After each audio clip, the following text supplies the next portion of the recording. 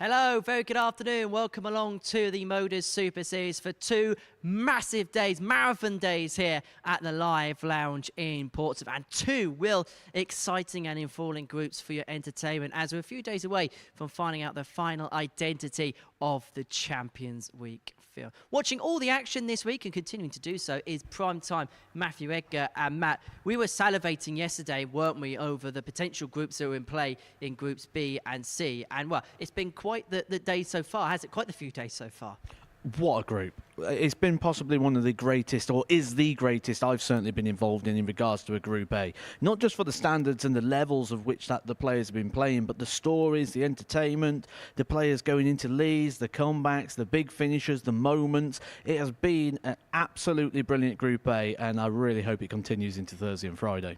Well, if you haven't seen so already, have a look at these groups for the next couple of days. Groups B, Group C really are going to enthrall us. Now, Sebastian Białecki was the first player to book his place into Saturday night's final yesterday. A dramatic end. Ted Everts was in cruise control with 2 rounds of matches to go, but it was the Pole who stole top spot. Group B, as you can see there in the middle of your screen, Ross Montgomery, David Evans, Lee Cox, Ted and Scott Taylor will be our focus from 9:45 this evening. But to this afternoon's Group C, it's littered with talents. You've got John O'Shea, Bradley Brooks, they've just dropped off tour. Steve Hine, who's rolled back the years so far this week, and Jimmy Van Schie, who we still think we're going to see the best from this week. He's done well on the WDF circuit, on the ADC European circuit, and if he finds it on this stage, we could have a real good group in offing here. He's been a very busy man, hasn't he, recently? He's going to be a very busy man throughout this year. Not only has he now punched himself 4 tickets to come here to the Super Series, he's now going to be in a position where he's going to have to do more WDF events. Winning that tournament in Romania has given him the opportunity now to get close to Lakeside. He's told me he wants to try and get some Pro Tour call-ups, which means he's going to have to do the Challenge Tour. So there's lots for him to do this year, and I'm really excited to see him unfold because he's really took a step up over the last sort of 3 months. Bradley Brooks, what are we expecting to see from him? Came close to retaining his tour card, just lost that, didn't get it at Q School last month. Now, he's going to come here as a fairly big name because of the reputation he's had in the past, winning a World Youth Championship, involved in that game against Willie Borland at the Alexandra Palace. Does that add weight of pressure on his shoulders? Or actually, can he come into this following the last few years on tour and maybe just relax a little bit? It shouldn't add pressure, you know, especially that Willie Borland game. We're talking quite some time ago now, and it was only the first round at the World Championship as well. He's gone deeper into other tournaments, such as the Grand Slam of Darts. We know who Bradley Brooks is because of the successes that he's had, and he will come here, and he's going to be one of the big players now at the Super Series. When we talk about like an A-star player, he should be considering himself in that bracket. And I had a little chat with him this morning. He's a little unsure where his form is at the moment. He had a bad end to the year last year, which is why he ended up losing his PDC Tour card. Narrowly missed out on a place at the Alexandra Palace, and that sort of hurt for a little bit. But now, the good thing about darts is the opportunities that are available, and this is a great product to come straight in and get involved in, especially a week out from Champions Week. He's so close here that if he can pick up this title, he's playing straight away for 20,000. And we saw John Henderson, didn't we, last year come straight off the tour, win a week 12 and get to a Champions League. Right, let's see how Bradley stacks up then in terms of the odds. This is how the outrights look for Group C. And I got to feel sorry for the odds compilers because this must have been a very, very difficult task because you've definitely got 4 players at the top there. You could say realistically are quite hard to budge. I think there's some incredible value in what we're seeing here in the outright odds for this group. There's 2 players that stand out for me. One, Steve Hine at 10-1. The darts he has played, he has been the second best average on day number 2 and 3. He didn't get the results, but he's hitting plenty of big shots, plenty of maximums, and he's playing well. Regularly around the 90 mark, he's going to be competitive. He's going to be in the running. Neil Menina, 25-1. I think that's a little bit of a stretch. Glenn Durrant has told me how good this guy is. He said he's that sort of player who is in the area, who doesn't really travel too much outside. He's played county for about 20 years. He's done a little bit now on the ADC, which is how he's got himself here. he's going to be a bit dangerous. 25-1. I'm interested to see that unfold. And he has got a very big following from Cornwall as well. I would make a joke about Cornwall, but I won't based on my past tries. Right, let's have a look at the bet builder for today. It pays just under 10-1. Highest checkout in the Brooks and Hine game, over 92.5 at 5-6. Bradley Brooks in the players' handicap to win 4-2 or better against Jimmy Van Schie at 13-8. And then Steve Hine in the match winners market against John O'Shea at 6-5. That gives you your answer right there. When I've just said there's value in a player like Steve Hine, he's then in the top 3 selections of the day on the exchanges to beat the favourite to win the group. If you ever needed another vindication to how much value is available on these group winners, case in point in selection 3. Well, 18 plus, begambleaware.org if you're going to have a flutter on the Super Series today. And our first game is going to feature John O'Shea, the 2019 World Masters champion, the last player to have won that particular competition over this famous set play format. He's in action here at the Super Series following a 2-year stint on the PDC Pro Tour. His first assignment is Ollie Holtkamp, one of our ADC European qualifiers this week. We've seen some good stuff from Ollie at times. We've seen some big finishes, and he is hoping to find that consistent touch as far as Group C is concerned. But John O'Shea, earlier on this morning, caught up with Paul Nicholson to get his thoughts ahead of his first stint here in Portsmouth. John O'Shea at the MODUS Super Series, and I know this is a silly question, John, but is it time to introduce a little chaos to Portsmouth? Yes, indeed. Indeed, you know my form. Bit of chaos, can't beat it, you know. I know that losing your card at the end of 2023 must have been disappointing, but with something like that brings another opportunity. How much are you looking forward to an opportunity this week in week 12? Yeah, losing the card was always disappointment, you know. But like you said, opportunities open up doors. Darts is in a great place. You know, there's just so much out there now that you can play in outside of the PDC. But, you know, I lost my tour card. It wasn't on my terms. I'd like to do it on my terms. But, yeah, such is life. Over the last few weeks, and maybe the last few months, have you sought any sort of intel about this place from the likes of Dylan Slevin and Kieran Tian, who was the first winner here about 18 months ago? Yeah, look, I'm always watching. You know, if I don't interact, doesn't mean I've not watched. You know what I mean? Like, but yeah, I watch it all the time. You know, I've contacted Conor Heenan, you know, the 9-Dart King. Just how he got here, you know, trains, planes and automobiles, you know what I mean? Like just, you know, so Conor was able to give me a few ways of how he got here. So yeah, so it was straightforward enough, you know, so yeah. How's the form coming into this? How are you feeling about it? I don't know, you know, and it's probably been a problem over the last 18 months. Form, 1 minute I'm playing really, really well, and the next minute it disappears, which it's a head wrecker, really, you know what I mean? Like, so I'd like to say I'm playing well. Well, we'll just let the darts do the talking and see what decides to come out today, you know. So We've got 10 games over the next couple of days. We wish you all the best, John. We'll hope to see you on Saturday. yeah, pleasure. Thank you. Well, John O'Shea is hoping to be the joker in the pack here at the Super Series. He takes on Ollie Holtkamp. He'll be hoping for an improved campaign as far as Group C is concerned. We saw glimmers from Ollie in his Group A campaign. He played some good games, particularly against the likes of Ted Everts. If he can show that on a more consistent scale as far as Group C is concerned, he will cause some problems. But John O'Shea, recently off the tour, former World Masters champion, and he will be hoping the 48-year-old from Cork to be re-entering that winner's enclosure in front of the cameras, in front of the lights here at the Super Series. Right, let's get into this one alongside Matthew Edgar. It's a very good afternoon for the very first time this week to the Asset. Hello to Paul Nicholson.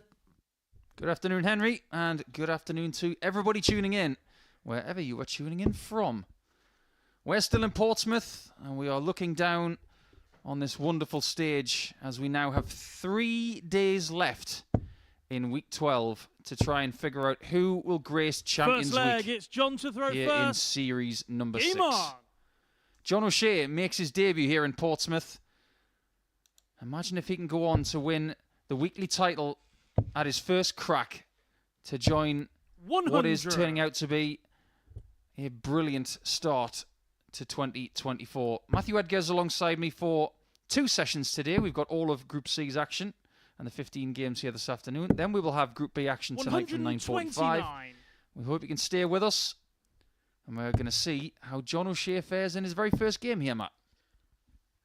Henry made a very good reference in the opening of the show when he said about John Henderson, if you remember, last year, dropped off the PDC Pro Tour, went to the Challenge Tour, came straight here off the back of that Challenge Tour, won the 59. week, and then got straight into a Champions Week. That's how you bounce back after being dropped off the PDC Pro Tour. And we've got plenty of people here this week that could follow 57. that exact same story. Bradley Brooks, who's going to be coming up a bit later on this afternoon. Ted Everts will be joining us again in the evening session. So history could repeat itself here at the Super Series. 99. A lot has changed in the last 12 months since John Henderson won that Week 12 title. Consequently, he did not go on to win the Champions Week. 58. The last champion, Jim McEwen of Scotland, will not defend that title. He did not get through his week.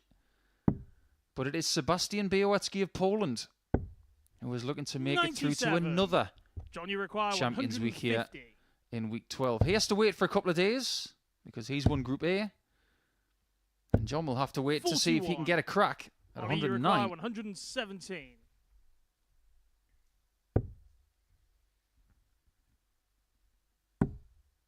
He will get a look at it now.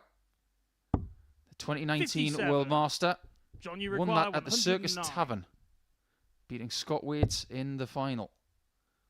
He does not get a shot at double 16, giving Ola Holtkamp of 54. Germany a chance Ollie, to you break require 60. in his first leg of Thursday to get off onto a good footing after what was a disappointing day 3 yesterday.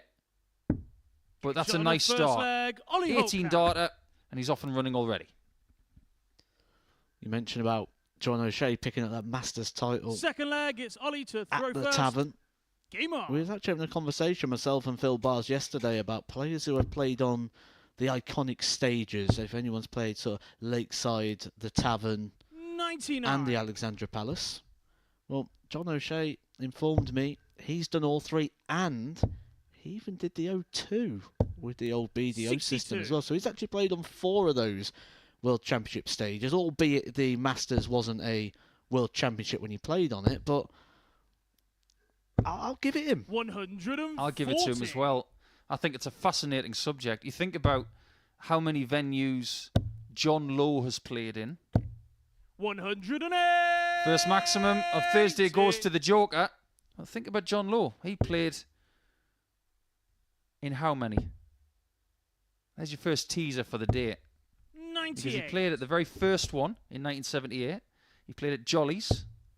He played at Lakeside. Played at the Tavern. He played in at minimum 4. 42. But he didn't Ollie, play you require at Alexandra Palace. 164.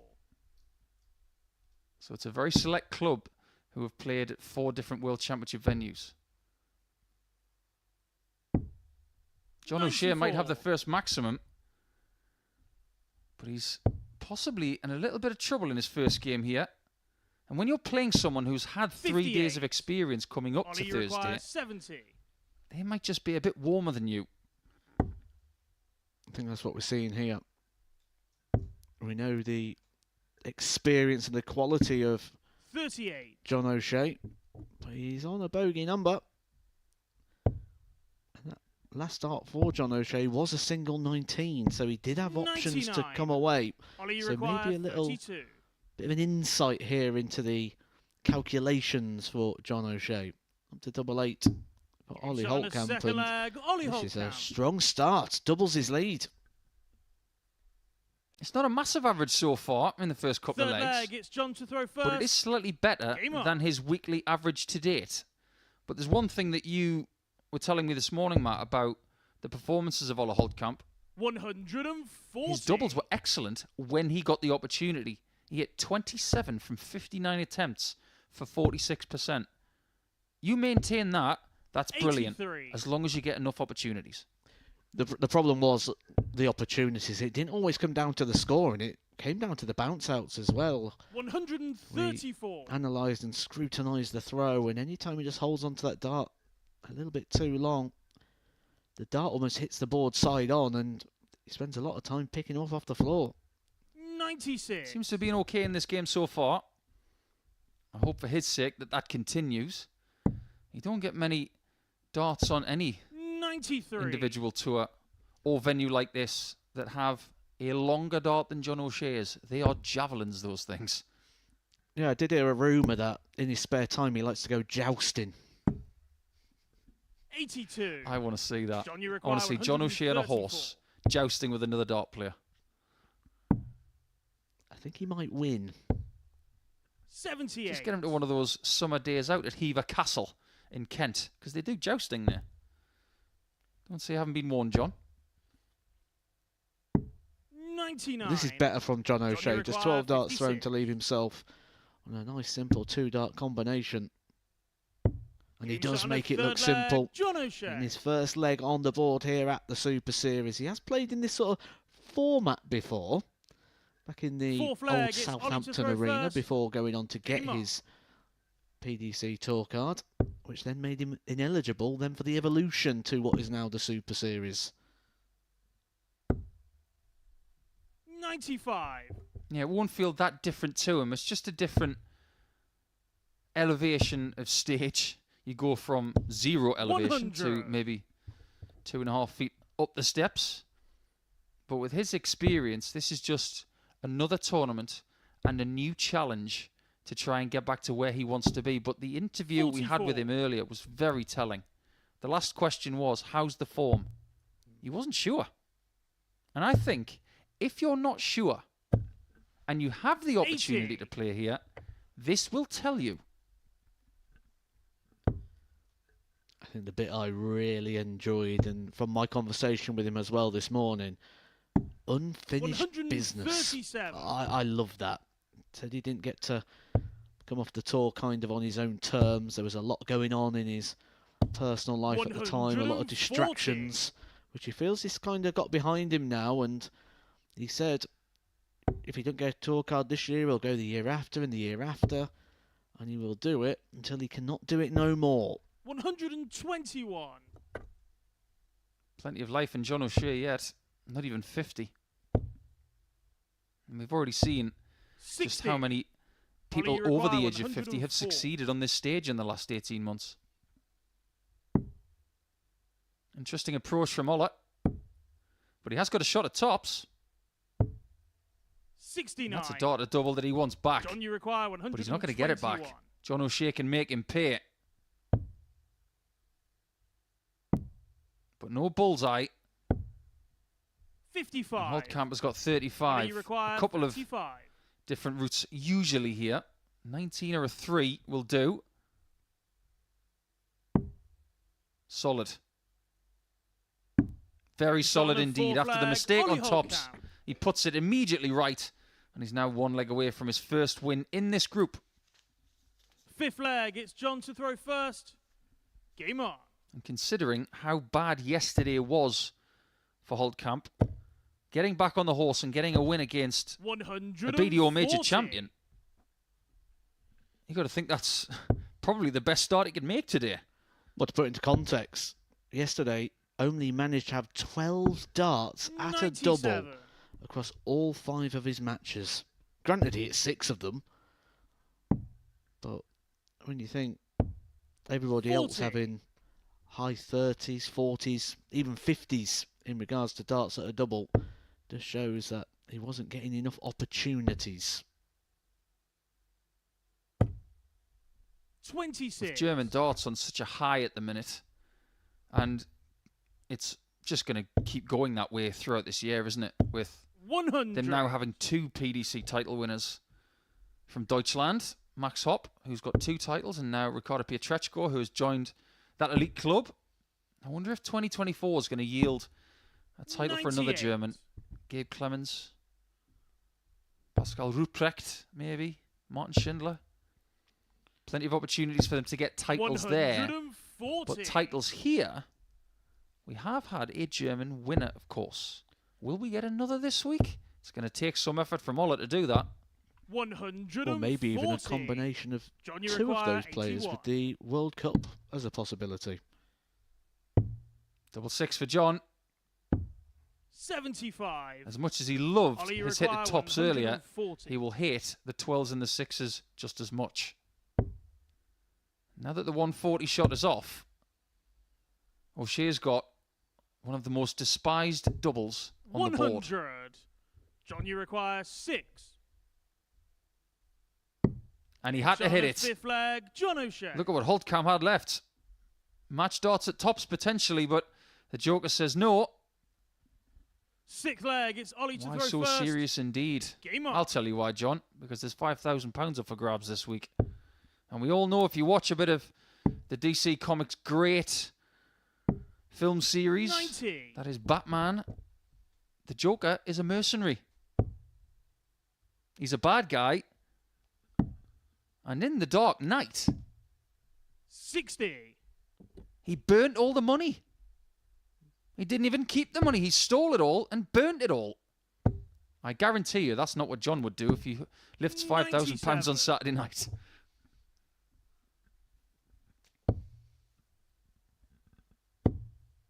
Don't know what he would do with it though. That would be an interesting one, wasn't it? 118. Because I remember the question being asked of Justin Hood what he would do with the money, and he said he'd buy a Chinese takeaway. And we don't mean just, I'll have a bit of sweet and sour chicken with some rice. We mean the actual 99. building. I think that'd be a decent Q&A with the players here this week. What would you do if you won £5,000? 140. And what would you do if you won £20,000 next week? Because it is Champions Week next week. It's time to write the big check. Who will join the likes of Raymond Smith, 139. Conan Whitehead, Luke Littler, the two-time champ, and Jim McEwen, of course. 59. Ollie, you require 76. Match opportunity for Holtcamp. Game shot. Match to and a match. Holtcamp. Ollie Holtcamp. That's a great finish and a perfect start to Group C for him. Finishing in the bottom 3 in Group A, I'm sure that didn't make him feel too good when he went back to his accommodation last night. But that is an excellent performance, averaging over 91 in that contest and 50% on the doubles. He will be elated in getting that 4-2 victory ahead of playing against Neil Menier a little bit later on. When we come back, it will be Menier in his debut match here, and he's up against Big Jimmy.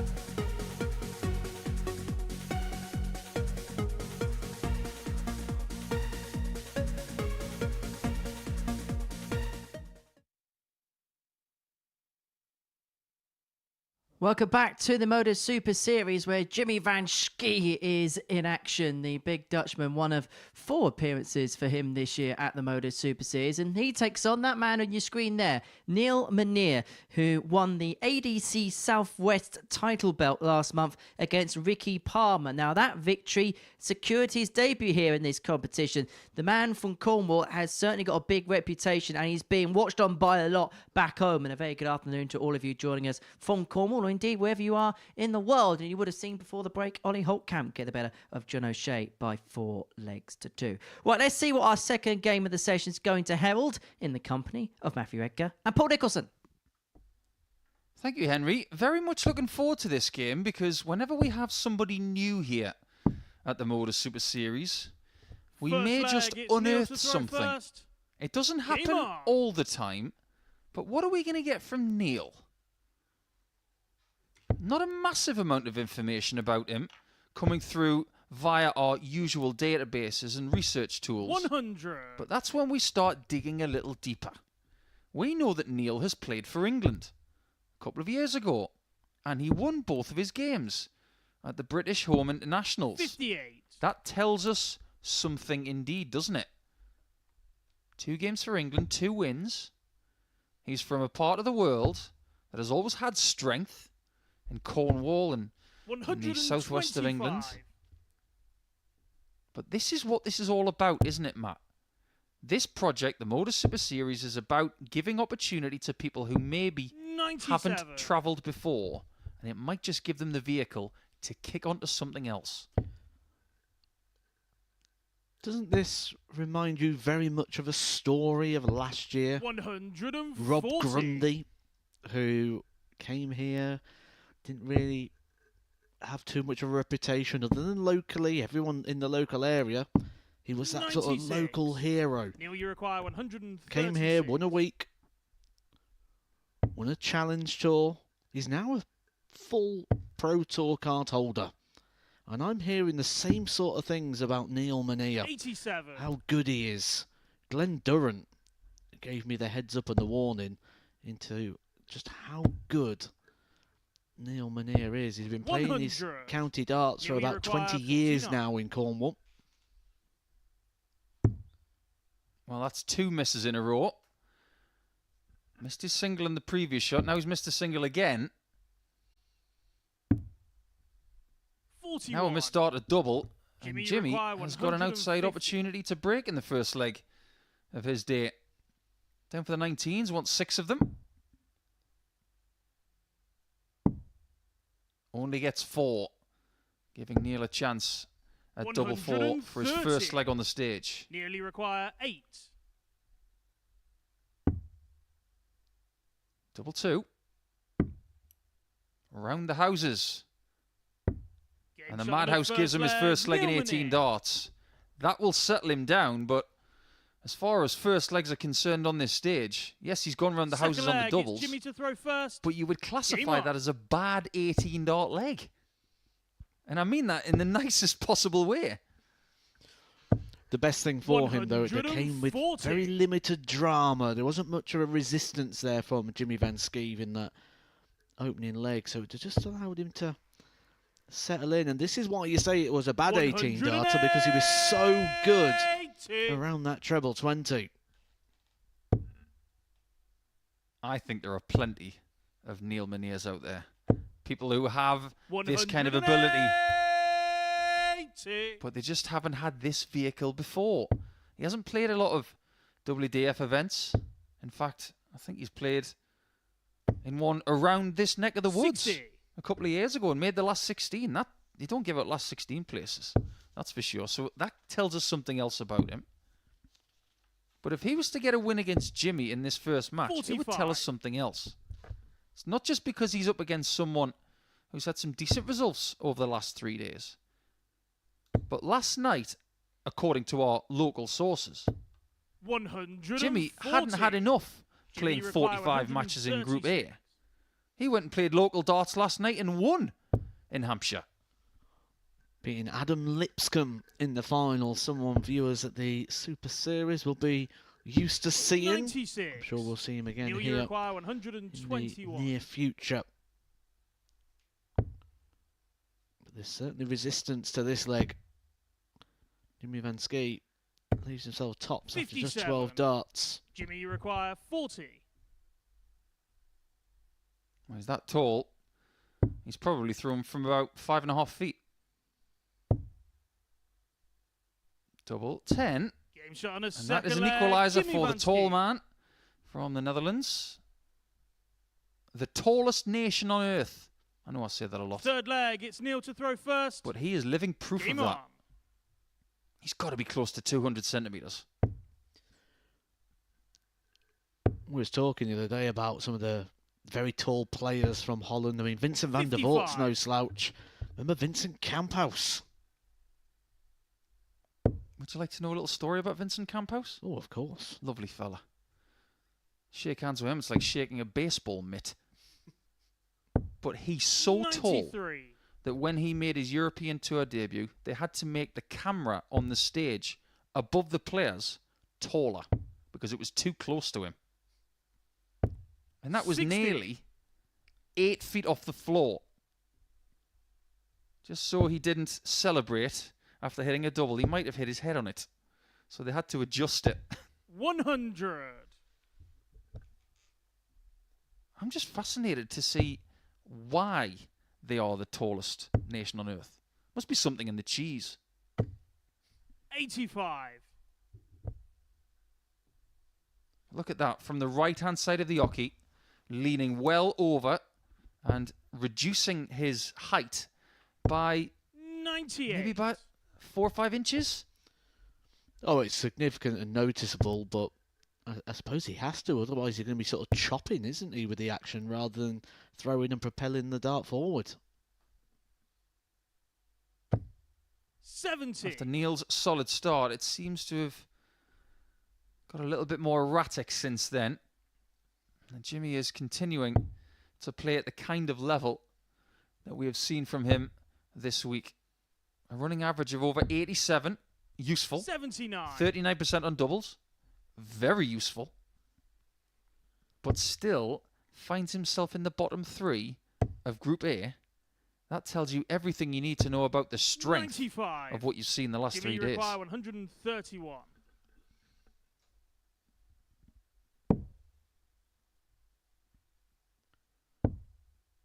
Be looking just to set this up nice and handy to come back and try and 55. get the break of Neil, you throw he'll require need at some point here 136. against Neil Mania. He will get a shot at the 76. Neil Mania has taken a couple of legs really 95. to settle into full Jimmy, stride. you require 76. He's been playing too much darts recently. He's not been getting the results he's used to on that county stage. But it's the bullseye for Jimmy.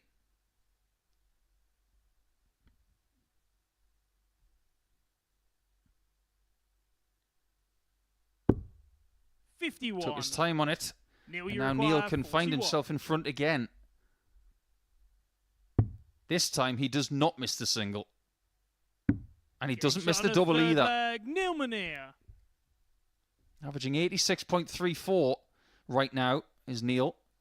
And that's the Fourth kind leg, of it's range Jimmy in a to Group throw C first. that you would expect Game to be on. very competitive. Will it be this week, Matt? I think this is a 140. week C that's potentially like a normal Group A in regards to the players we've got. I mean, we've got 2 players that's just dropped off the tour coming straight into here in 85. John O'Shea, who we have already seen get beaten in his opening game, and Bradley Brooks, who's coming up next against the Muffin Man, who really has sort of rolled back those 98. years in his Group A campaign.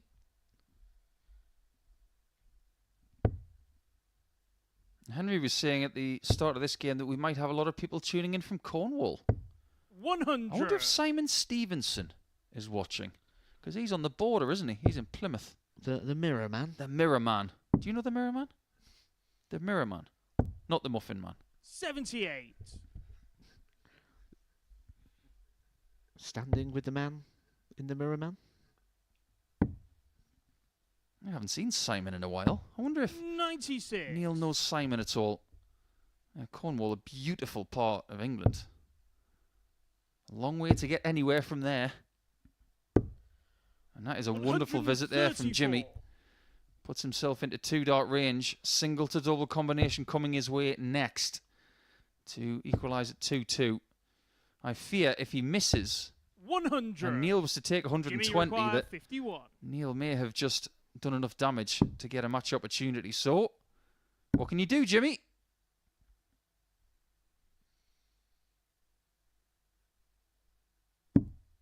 19. Opportunity for Neil. Nearly require 120. He needs to stay straight. He's the one treble. That is kind of a beautiful dart there for the way his darts lie. Not able to use it on this occasion. 100. Jimmy requires Always tends to go in 32. with the last dart, doesn't it, once you've lost the opportunity. But Jimmy taking his time. This is something we saw in his Group A campaign. He will despise that blocker. He's got to go over the top of it. And now things are even worse with 2 of those moulded flights in the way. Thinking about how tall he is, he actually wants to be taller right now so he can look over the top of it. That's one of the darts of the week. Flag, Jimmy Van That Schie. is exceptional from Jimmy Van Schie.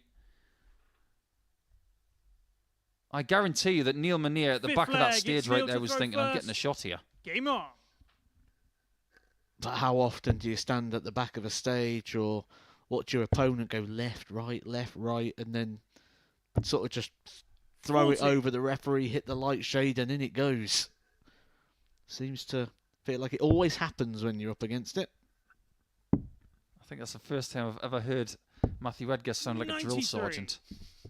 Left, right, left.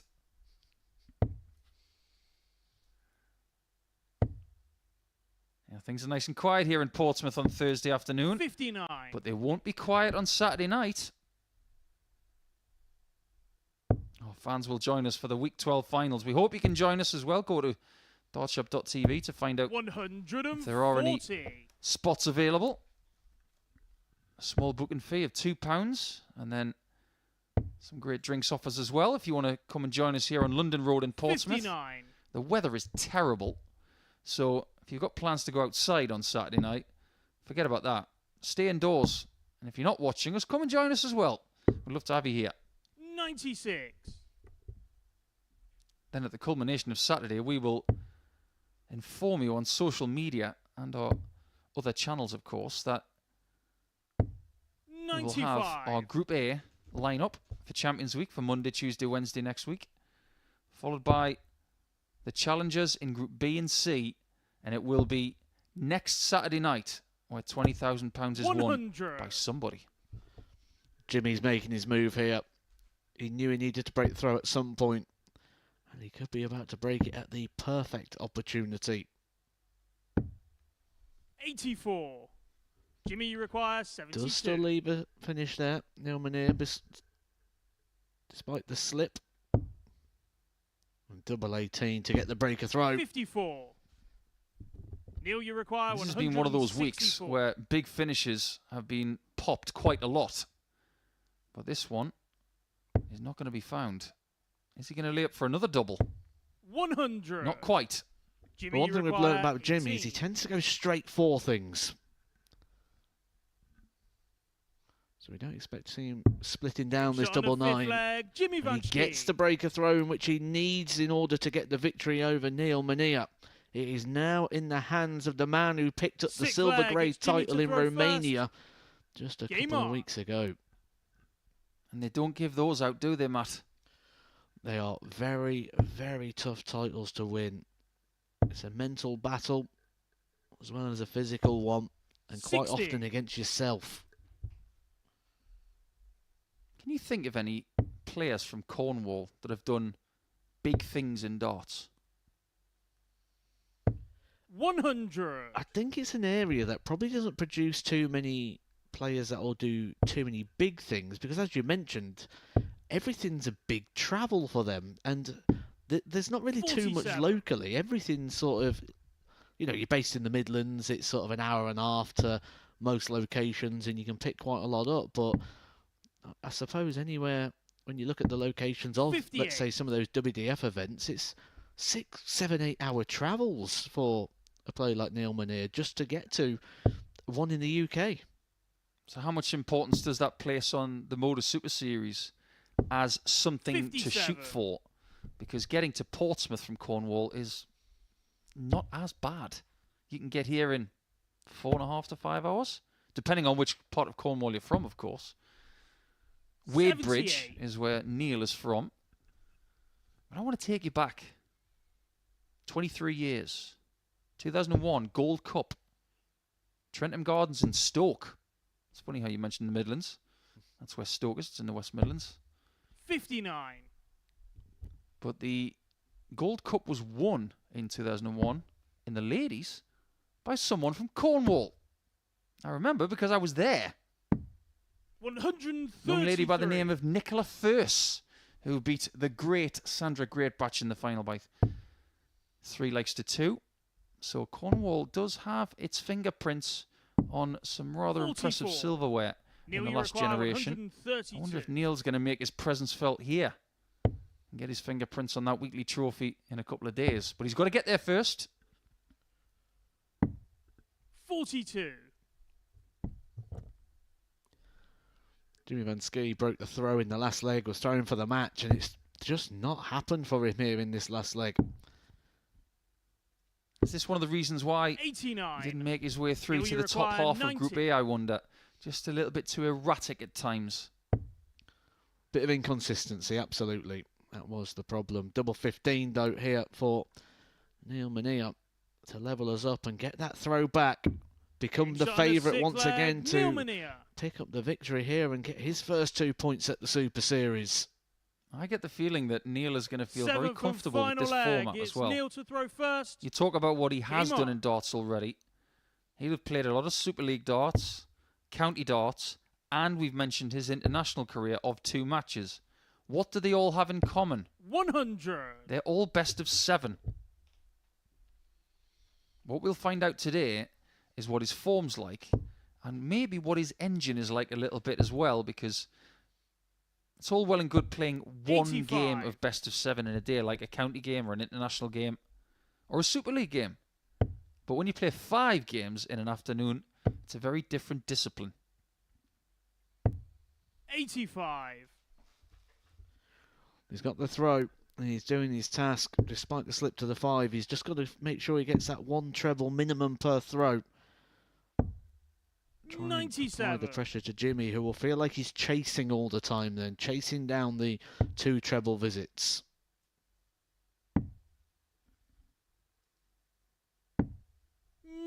There's that treble you were talking about, Matt.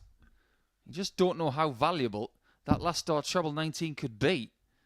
And him trying to get his first 2 points of this campaign, just like Ola Holtkamp 46. in that first game of the day against John O'Shea. Well, physically and psychologically, because Jimmy Van Ski may have been thinking, here we go, we've got a potential trebleless visit, and then the last dart in hand goes 100. He's doing exactly what you said he should do. Textbook darts, textbook leg. If you can be 15 darts with the throw, your opponent's got to go in 12, and Neil, you require now he's got the luxury of 120. 6 darts here at the 120 to get his first victory in his first ever game. 100. He's had a match dart, and he's got a frustrated opponent as well. There is nothing that Jimmy can do from this position. 54. Neil, you require 20. From that expression, it looks like he thinks the game is up. Double 5. 15. The game is not up yet, Jimmy, because you that's require 4 match darts missed by 160. Neil. Edgy darts as well. He said there wasn't anything that Jimmy could do from his previous position. There's only one thing he can do from this. And he's not up to the challenge. So Neil Manir, who's had 4 opportunities already 60. to get this match wrapped Neil, you up, require should get 5. more. But this single one becomes so tricky. No score. Case in point. Jimmy, you require 100. No more match darts for Neil. And now Jimmy, who was well outside the finishing zone a couple of visits ago, could find himself on a match dart. Misses the treble 16 84. to set up that opportunity. He Now only Neil has required another 5. chance at the single 1. This time he gets it, but only just. Game And shot, finds the and match. Neil But Mania. only just. It is an opening debut win for Neil Mania, who really did play pretty well at the start of that one. Ground his way through that one. You can see the averages are extremely similar, and not a great deal between them in the checkers as well, because they've both had 11 attempts, but it's Neil who gets that vital 4th success to get 2 points on the board in round 1. When we come back, it will be Steve Hine, the Muffin Man, up against Bam Bam Bradley Brooks of Blackburn. It's a mouthful for most. Is it going to be a handful for Steve Hine after the break?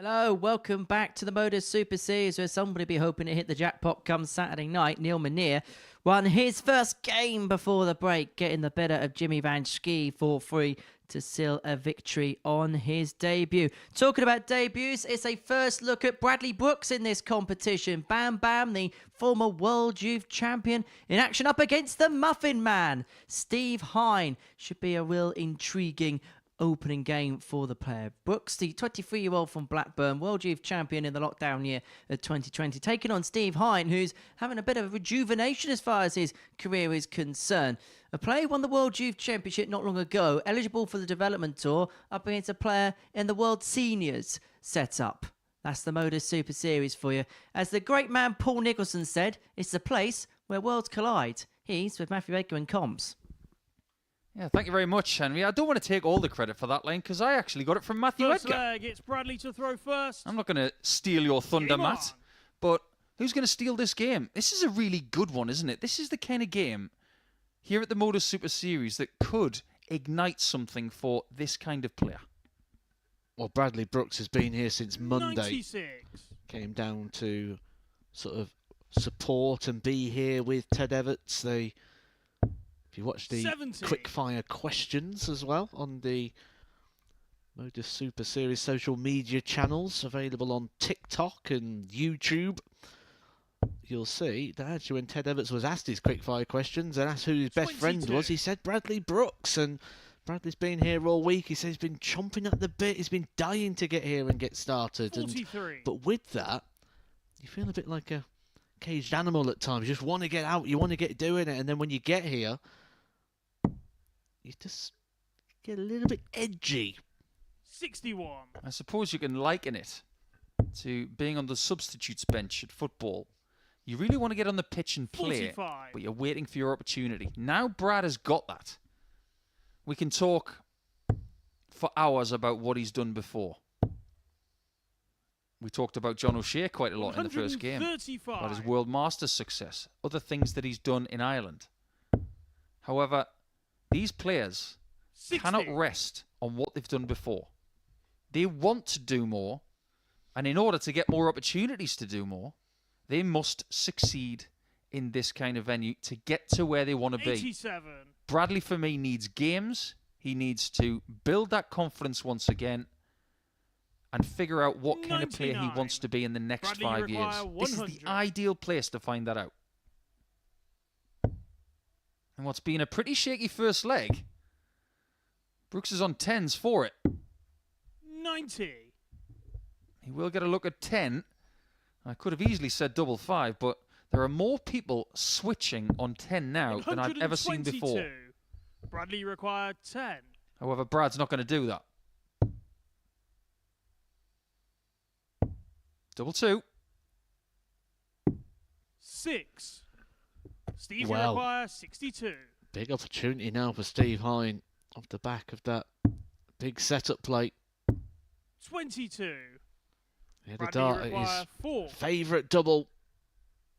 I expect to see Steve leave tops at every opportunity. Game shot Brad on does the a brilliant first job leg, there, Bradley forcing Brooks. that one past the blocker. Former World Youth Champion, like Henry mentioned.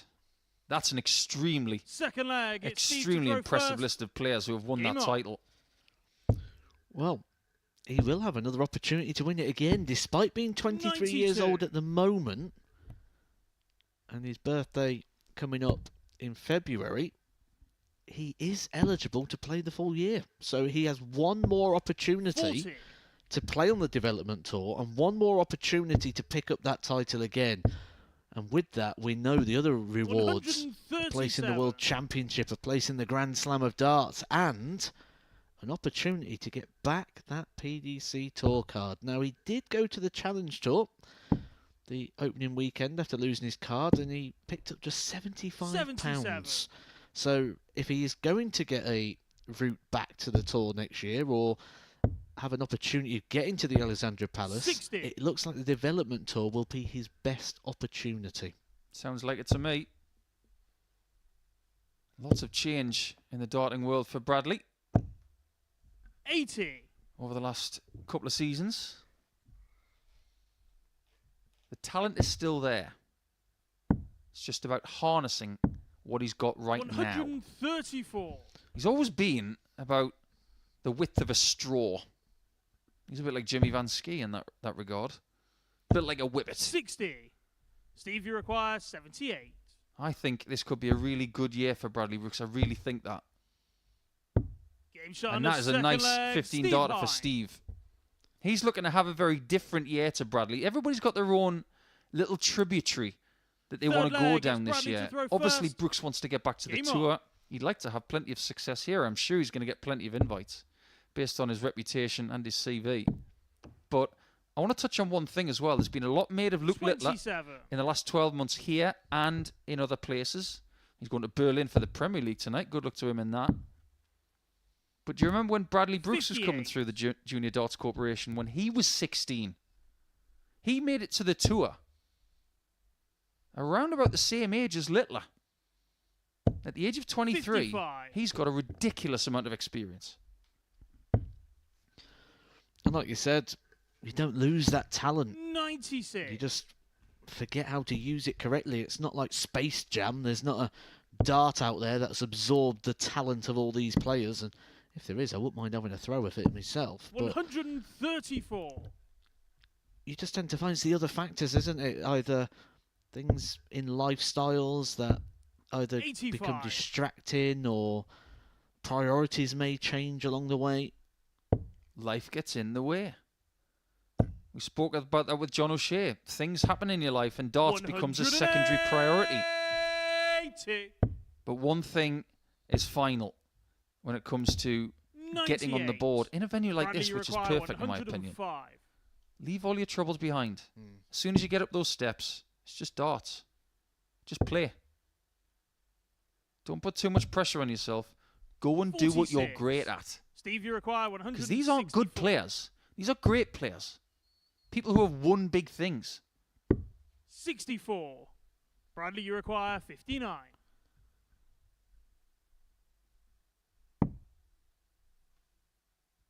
Just gets the single. And just gets a shot at double 10. 39. Steve, you This is require a nice 100. finish for Steve Hine. He does love the top of the board. And he's opted to come away rather than go tops. And this is something that always Bradley, you surprises require me with 20. Steve Hine. I'll tell you that absolutely Shot loves on the a top of the third shot. leg, Bradley Moved Brooks. away, and Bradley Brooks gets to hold on to his throw again. But just moving back to a word you just said there, when you said when Fourth you get on leg, that it's stage Steve and you to go throw and play, first. Game on. if you ask different age groups the meaning of that word, 140. ask a 5-year-old what play means. It means good, it means fun, it means going and enjoying yourself. You ask a player who's under 57. stress or in bad form, you say play darts, it's the complete opposite feel to what the word play is. And that's the thing, it's a 45. game, isn't it? And what tends to happen is all the surroundings around you tend to weigh that extra pressure on, whether it is the prize money or the trophies, or just because you're purely 44. thinking forward. That 5-year-old doesn't project forward what play means. So when you've had success at a young age 99. like Bradley, is there then also that risk that you sort of become expectant that it's going to continue? I think it's a fabulous point. And I think when you get to 56. the stage of Bradley's career that he's at the minute, he has to answer a question. Is he an extrinsic player 43. or an intrinsic player? Is he thinking about what he's doing, or is he focusing on what he wants to achieve? Now, there are strengths in both, but I think at this early stage of the 93. season, it would be better to be intrinsic, looking at what he's doing right, and then build towards something that could 96. provide that little bit of silverware or success. Get the mind right, get the technique right, get the approach right, and I'm sure 60. silverware will gleam Steve, at you him. require 78. However, it looks like it's going to be 2-2. He's not going to get 78 on double top again Shot on because the he's fourth left leg, hands Steve Hine. with dart number 3, and he gets it in a flash. The Muffin Man is fast. Now, I'm not saying this is what's happened with Fifth leg, Bradley it's Brooks Bradley by to throw any first. stretch of the imagination, Game on. but success can bring two things. It can bring hunger for more success, or it can bring complacency. That's why I find it so 100. admirable when you get people like a Luke Littler or a Van Gerwen who they get that success. Van Gerwen becomes a millionaire, 177. and he still wants more success. He still wants to win, that desire and that hunger. And I remember Keegan Brown, when he lost his tour card, he said, you don't 96. realise what you've got till it's gone. Maybe that's what Bradley Brooks is going to realise this year, because he's had his tour card since he's really been playing darts. 140. That's very true. Like John O'Shea said a little bit earlier on in our broadcast, there are more opportunities for people coming off the tour than ever before, but they must use them correctly. Use them to their full potential. 97.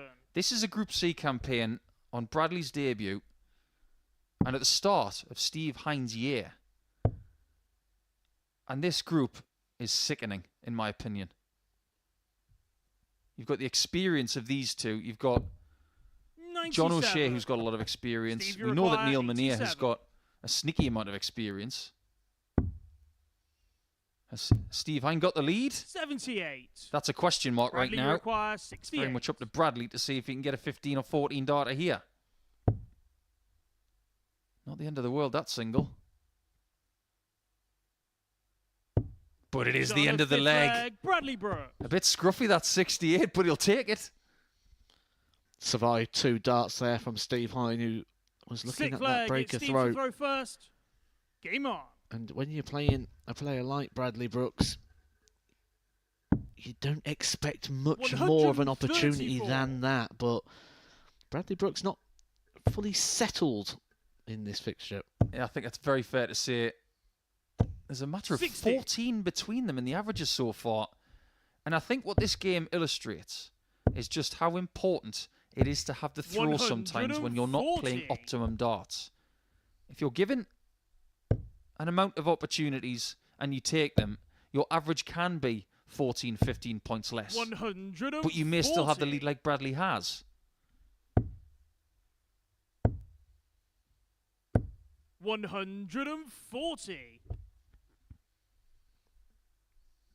Looks like we might be going the distance for the second consecutive game. And at that point, if that is the case, 132. Bradley will Steve, have you the require darts. 87. He hasn't left a finish. Did it make any difference? 69. It could have. Beautiful leg of darts again from Steve Hine, but again, missing the 2 darts at the end. He will return this time, though. Bradley Brooks ineffective at the 93. point of 169, Steve, but you he require now 18. is breathing down the neck of the Muffin Man. Oh no. No score. Or as our commentary Bradley colleague Chris requires Mason would say, 76. oh dear. Now Bradley's feeling rather hungry. Can he finish the meal?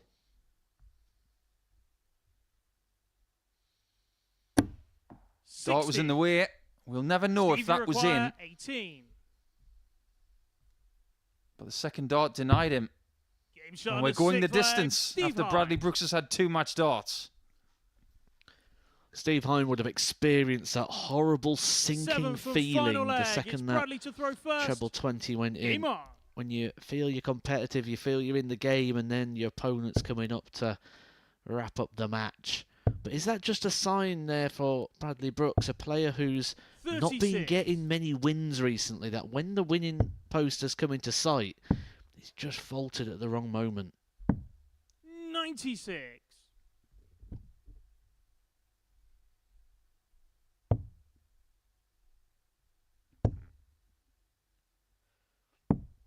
$99. Is this another one of those legs where you want that one big treble minimum?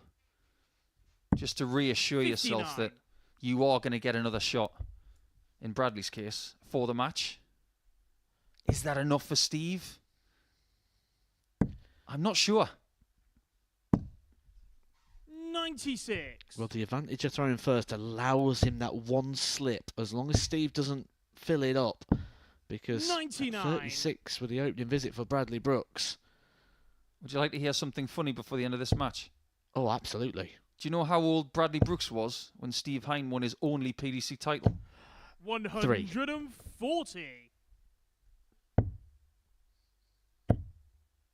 He was 4.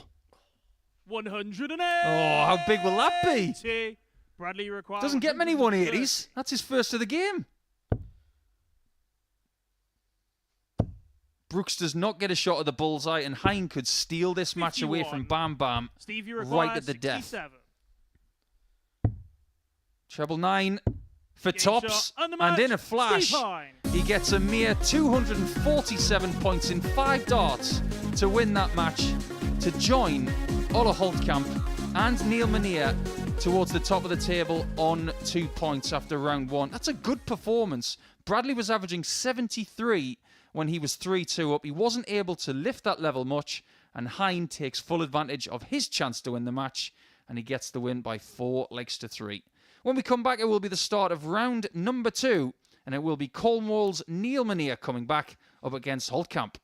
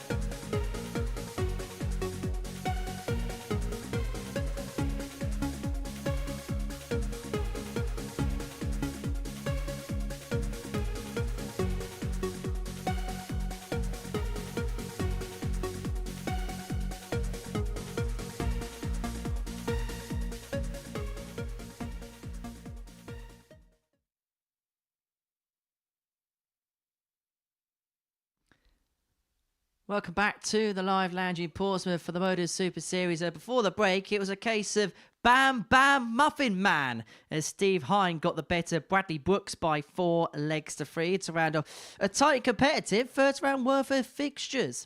Ollie Holtkamp got the better of John O'Shea in the opening round, whilst Neil Menin also won on debut in this competition. Somebody's O's got to go, but who's it going to be? Paul, Matt. Thank you very much, Henry. Bam Bam Muffin Man. It sounds like a really bad 80s track. Well, I'm sure people are going to be bopping to that at some point over the next few days. But who's going to be bopping their way to 4 points in game number 4 of the day? First leg, it's Ollie to throw first.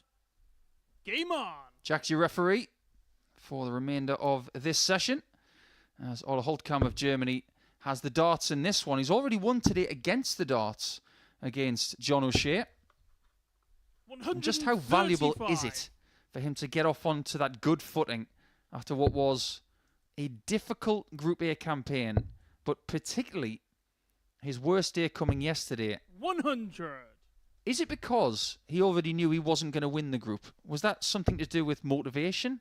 Or was it just that he had a bad day, Matt? What's your thought on that? He looked frustrated 99. at times. There was one leg I recall at the back end of a match where I specifically said on commentary, he's lost his head. He would just sort of throwing the darts in the board. And 60. it is hard to go into a venue when you know you're already beat. You know there's no sort of positive you can take out of it other than maybe some little side wins for 97. yourself, such as, okay, I've won my games, or I've played well, got the average, or got this finish. But ultimately, you come here to qualify for Saturday night, and he would have been in that position yesterday where he wasn't able 60. to do so. Ollie, you require 2 places 170. available in the Group C campaign, so a little bit more opportunity than in a Group 90. A, where only one player qualifies directly through to the Saturday. And now he's also got experience on his side of having 15 games on the stage, which has paid dividends today so 100. far. Our Ollie, 2 you require debutants who just 80. dropped off the tour, O'Shea and Bradley Brooks, both defeated. Early stages here in Group C, of course. We have 10 games per player to find our 40. 2 qualifiers for Saturday night. Holtkamp, with the good start in Game 1, is having a decent start in Game 2, leaving tops after 15 darts. 90. Ollie, you require 40. Very, very upright dart going in the board. Has to go for 5s. Didn't have the Shot on luxury first leg, of busting Ollie the Holtkamp. score or splitting it, because Neil Menin was just a little bit dangerous Second leg, in it's what he Neil had to throw left. first. Because Game he on. did take a 90 check out in his previous match when he won 4-3 against Jimmy Van Schie. We have had some people watching from Cornwall this morning. 95. Good pal of mine from Cornwall who I met a few years ago. Craig Harris has been in touch, saying that he's tuning in. Hope you're well, Craig.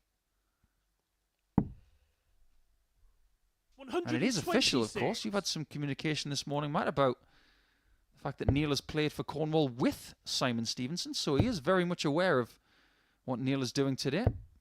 140. I don't think that there's any chance that these two would meet in a darts match if it wasn't for the MODUS Super Series. 135. Because they swim in very different pools, don't they? Oh, absolutely. I think you may be spot on with that. Other than maybe potentially if Neil decided to do a couple of WDF events. He's done a few before in the past, but 99. from chatting to him this morning, he's probably one of the most laid-back characters I've ever met. And just you sort of ask, have you got any goals? No, we'll just see what happens. Are you glad to be here? Well, I got here by a bit of Neil, you accident, require really. 167. He's the only guy to accidentally qualify for an event on the TV. Actually, I'll take that back. He's the second guy. Remember Edward Folks? From Japan. He's from Japan, you know. Best interview ever. 99. He's from Okinawa, isn't he? Did he turn up to thinking it was like a soft tip event and end up qualifying for the World Oh, Championships? just as good as Boris Krutchmer, who won his tour card, and then he said to someone, well, what do I do now? 42. Neil, you require I'll 68. never forget that as long as I live. 68 for Neil. Double 16. 36. Chance for Ola Holtkamp. Ollie, you require 140. It's a difficult one. But he has had a 167 this week.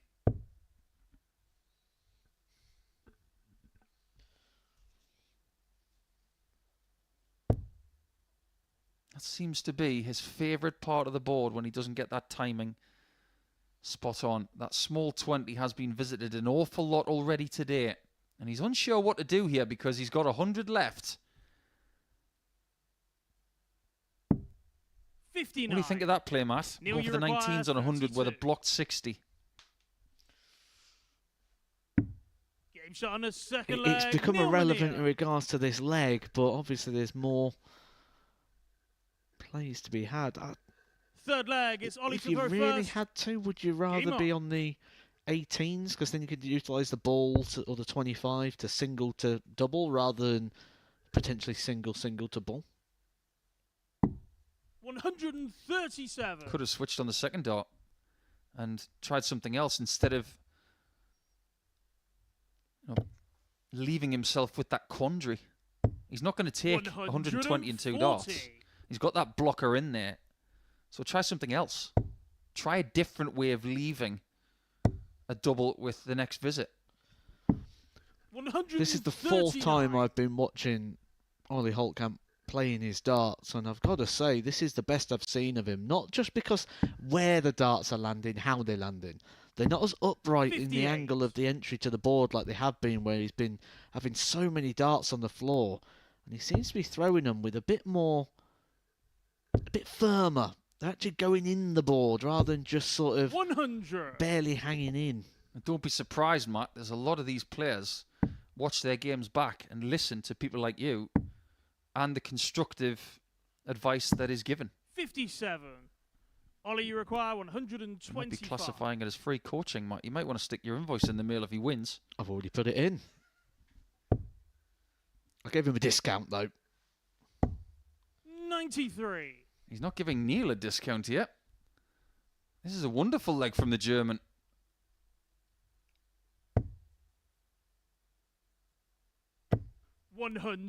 However, Neil's found himself Ollie, you require in that same sort of 32. range that he was in leg 1.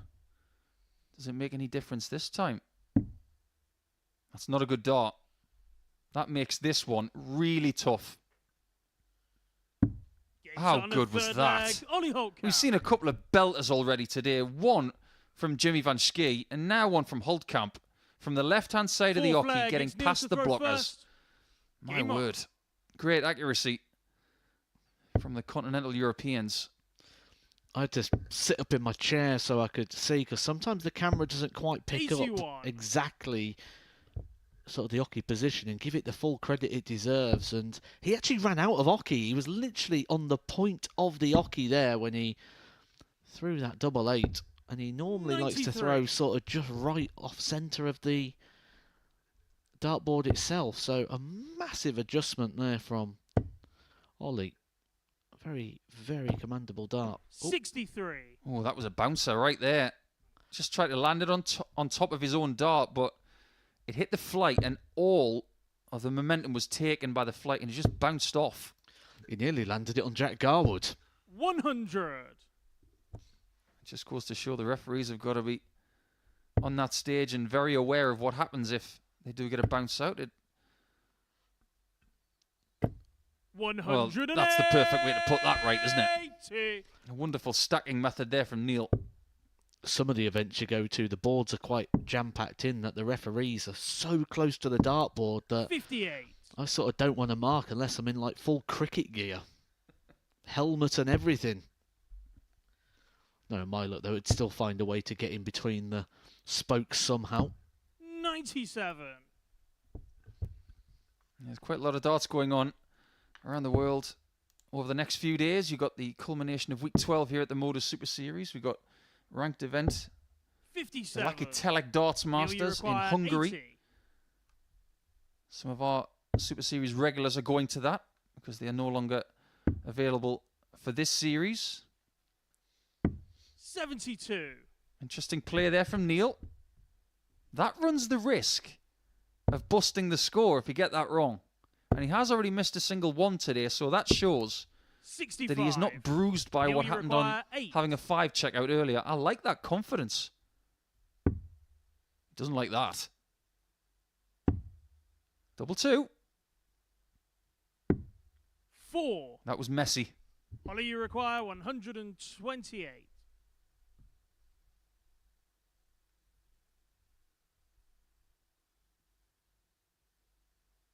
Taking his time. This is a somewhat tricky finish. If you get the treble, 18, you need another.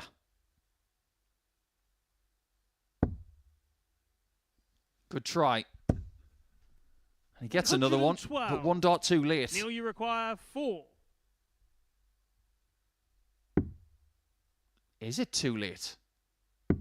Game shot on the It 4 is. flag. Neil And it's Mania. 2-2. I think we're going to get quite a few close matches here today.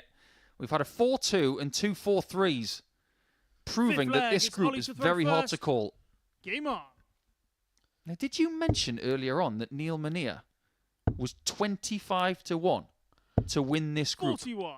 Neil was 25s and the Muffin Man was 10s, and I thought both of those odds was a little generous, shall we say.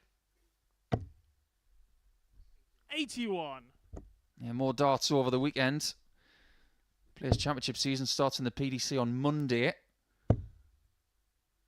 Interesting to see who gets off to a flyer in 100. 2024 in those. There are qualifiers for European Tour darts taking place in Budapest over the weekend. Some DPA action over in Australia as well. 99. And the Quebec Open is on in Canada as well. So it just goes to show that darts is a global sport with lots of action going on, but everybody wants to know who's going to win week 12. 140. And Neil could be the second weekly title winner in this series with a first name of Neil, of course. Because Neil Duff 60. got his second weekly title just a few weeks back when he beat Gary Stone in the final. That was a particularly stacked week in week 8. But I think this week is stronger. 100. Certainly in terms of the standard that the players have been playing so far this week, this has been one of the strongest, but also one of the most entertaining weeks I have ever 50. had down here so far at the Super Ollie, you Series. require 120. There's another blocker. Can he get past it? Was there a case for Bull there? Or did he do the right 40. thing? I think had Neil been on a finish, I think Bull may have been brought into play, but I think with Neil back on 211, it just sort of afforded him the time that if he does slip into the one, it 57. doesn't really matter Ollie, you too require much. 80. Neil's still not really put much damage in here, leaving himself on 154.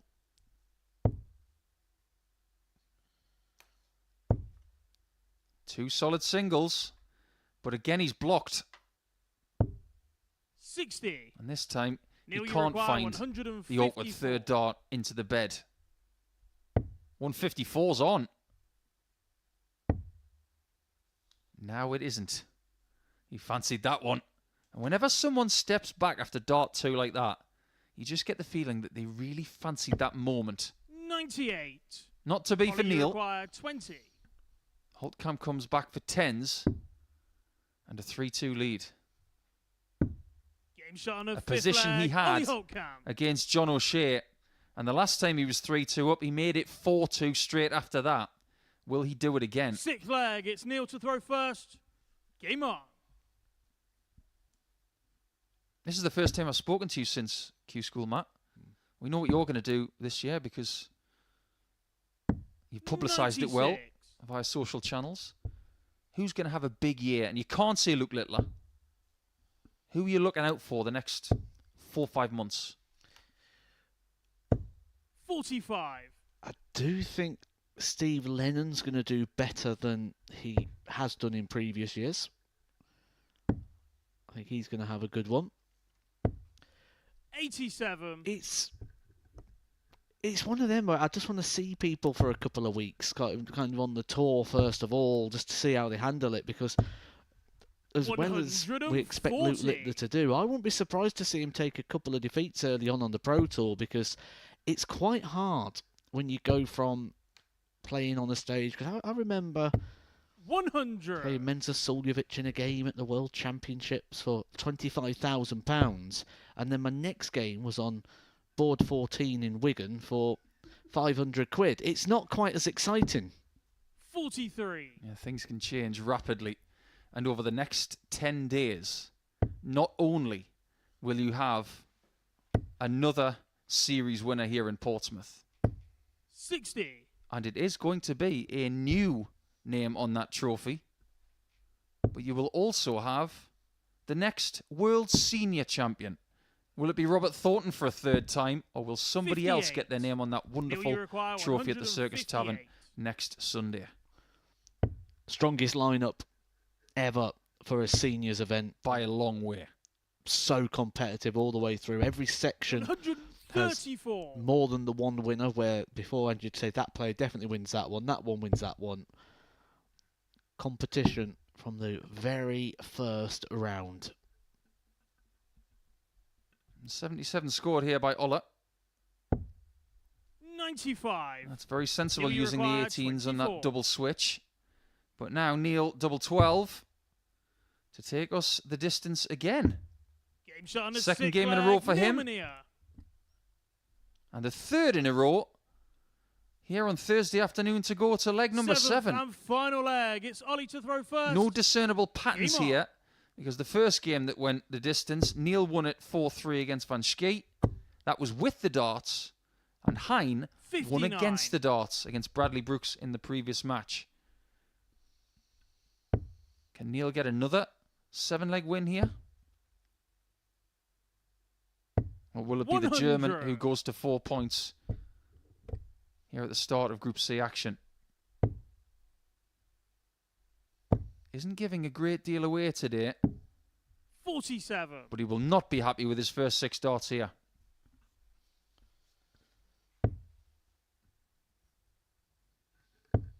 Last time Munir was in this situation, it was almost a textbook leg, finding that 45. one trebler throw. He's not going to be able to follow that in leg number 7 here against Ollie Holtkamp, who is all of a sudden 140. putting himself as favourite to win this match. You saw that dart going towards the treble 20. The line was perfect, but then it just seemed to fade at the end. 96.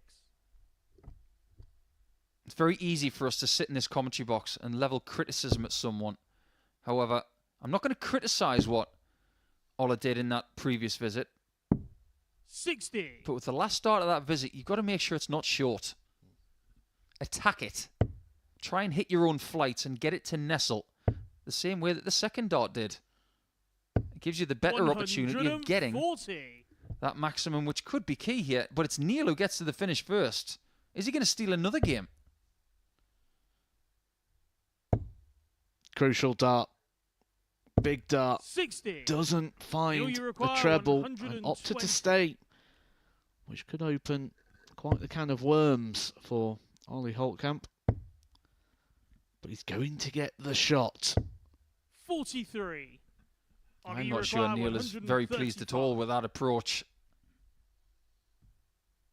He's looking over his shoulder as if to say, please, Ola, please give me a look. He might not get a look, though. Double top. 95. Fabulous attempt. Neil, you require But now Neil is in 77. John Part territory here. It was 21 years ago that John Part hit this shot to win a world title. He didn't do it this way. Double 5. 67. More match darts missed Ollie, you require for 40. Neil Munir. He got more opportunities in his first game after missing match shots. Does Holtkamp give him an opportunity again? He does Shot not. And the match, Ollie Holtkamp. And Ola, the German, finds himself on 4 points after 2 games, and he'll be feeling really, really good about his chances of getting into the top 2 by the end of the day. That's all he can affect. He can't get into the top 2 at the end of the group today, But what he can do is keep winning games like that if given opportunities, and he's had plenty of those, as you can see, with 12 darts at double. When we come back, it will be the end of our first third of action, and it's going to be all experience on the stage as John O'Shea takes on Steve Hine.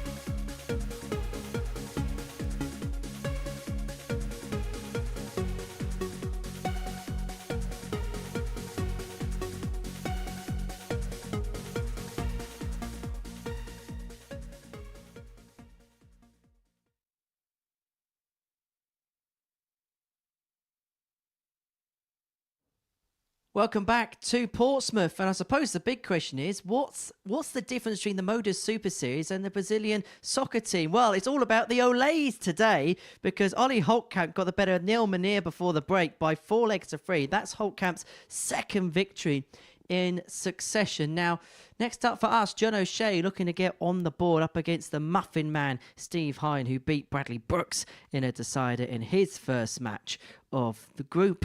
And we enter that territory now where this second game could be oh so pivotal. Matt, Paul. First leg, it's Steve to throw first. Game on. Welcome back. Match number 5 coming your way now. You've got John O'Shea against Steve Hine. And these guys have got 40. plenty of experience, but they've never played here before because this is John's first day here. We will reference that major championship win by John O'Shea plenty of times, I'm sure. That 2019 win at the Circus Tavern. It was a fabulous 3 days. And it was a potentially massive change for Irish darts as well. Because John won the men's title. Keane Barry won the boys' title. Katie Sheldon won the girls' title. And the only non-Irish winner that week was Lisa Ashton, who won the women's title. But my question to you, Matt, I know you're not massive into movies, but do you still have a favourite Joker line? A line from one of the many Jokers in movies? Because I guarantee you, whatever it is, John O'Shea will know it.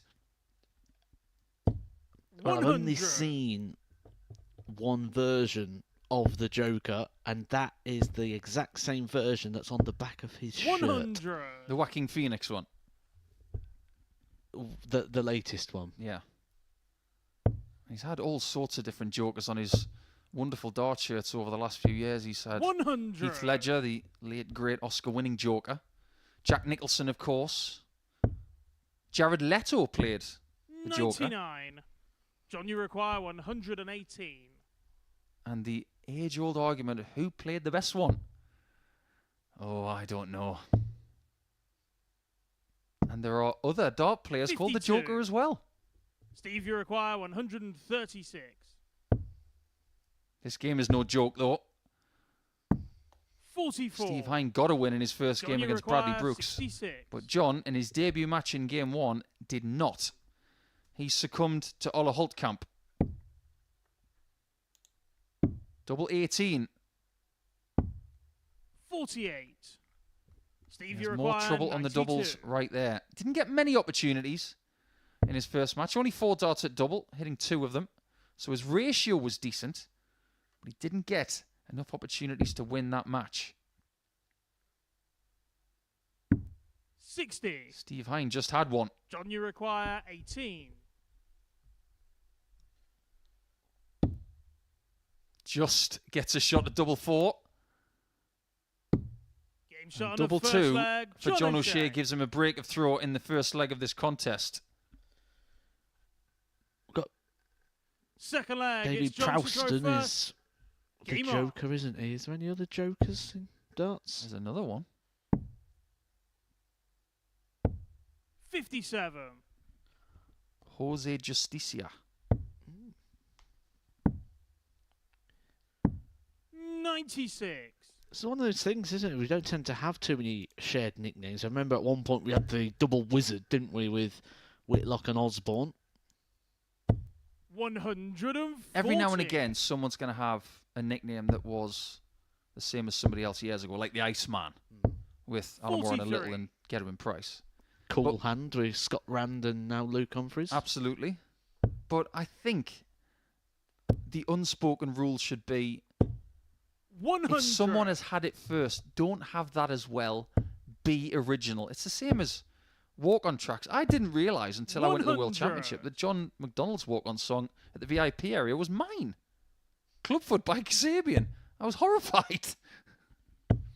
But then I started to laugh about it because he made it look better than I did. 45. Well, Louis Williams actually went round with the name the Prince 92. of Wales, and he actually went and asked Richie Burnett if it was okay to use that name. Well, that is a game that could happen here this year. Louis Williams against 59. Richie Burnett, Steve, you require Could happen. 170. because they're both eligible for Super Series darts. We were almost eligible for a fourth 134. 170 finish of the week right John, you there. require 100. Treble 19 for double. For the double. Game shot on a And second doubles the leg. lead. John O'Shea. John O'Shea with a great pick up there for 2-0 against Steve Hine. This is the ideal way to respond Third after leg. losing your It's first Steve match. to throw first. Game on. Well, I'm going to go full Joker on you here because I'm a big fan of the Joker, just like John is.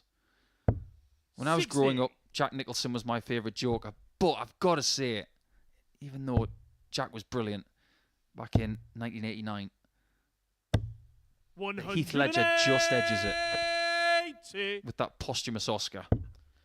And it's some of the lines that he came up with, or he was given by Christopher 59. Nolan. I know who Heath Ledger is, actually. There's an actor I know. And I never knew he was the Joker, but this is a Joker that is showing us the quality. I wonder what line he might have if he can pop out the 9 darter. 177. Well, John, John, you require if you're good at something, 141. never do it for free. There's one of the lines from Heath in that movie. 95. That's just a little bit of a drip feed into what John can possibly do here this week. He wasn't sure about his form coming 59. into this. John, But you every game require he plays, he will get 46. information. Take this for 3-0, and his confidence will start to grow. 36. Hates it with a Steve, passion. you require 146.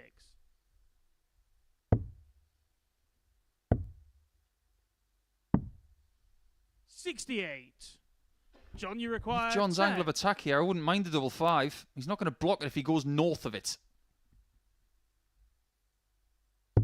Game shot on a third leg. There you go. John Upright O'Shea. angle, straight in for 3-0. And this is encouraging. A very good scoreline. Fourth leg. As John it's O'Shea is to averaging throw over first. 86. Game on. It may be less output numerically, but it looks pretty good. He's definitely building towards something. 97. He's got the double breaker throw over Steve Hine as well, who's been in the flip side of this on his Tuesday campaign. He was 30. 2-0 up, 3-0 up in pretty much all of his fixtures. Ended up being on the wrong end of the result, and now he's got an opportunity here to try 60. and retaliate back. Can he turn a fixture around from being a long way back? 100. You know, we've got this special week happening after Champions Week where it's going to be double start. What a lineup that is, by the way. Check out the MODUS Super Series social feeds to see who's participating in that at MSS Darts, as you can 62. see, from X, Facebook, Instagram, and TikTok. 98. But we've missed an opportunity here in Series 6, haven't we, after Q School, because we could have had the Joker versus the Riddler. Because Brian Roman was here a couple of weeks ago. We might even have a special week for you at 98. some point in the future with nothing but nicknames like that. I don't think there's a Batman out there. 60. There's a Spider. There's a Joker. There's a Riddler. There is someone called the Dart Knight. What's that guy from Yorkshire, isn't it? Yeah. David Copley. 100. That's him. 1-0 Nick. Oh, 85. yeah, David's played for England, John, doesn't he? you require 84. Good player. John O'Shea's a pretty good player as well. He's on the cusp of 4-0. Decides not to go 14 bull there, Matt. What do you think of that? I like it because the other way round, Steve Hine would have done exactly 44. the same, and in his mind, Steve, you require 128. he'll just say, if you're good enough. Shouldn't have done it, John. Oh, he just gets 103. away with it. John, you require 40. Living on the edge is the Joker. Does the Joker have points? He's Game got shot points and the match, and a point John to prove O'Shea. over the next 3 games that he plays, but he has got points on the board. That's the most important thing right now. And the man from Southwest Ireland has done an exceptional job there. It may not be his ultimate output that he wants, but it is a step in the right direction, and he creates himself some positive leg difference as well with that 4-0 win over the Muffin Man. Van Schie against Brooks is coming up at the end of round number 2. I wonder what's going to happen in that game. Join us after the break to find out.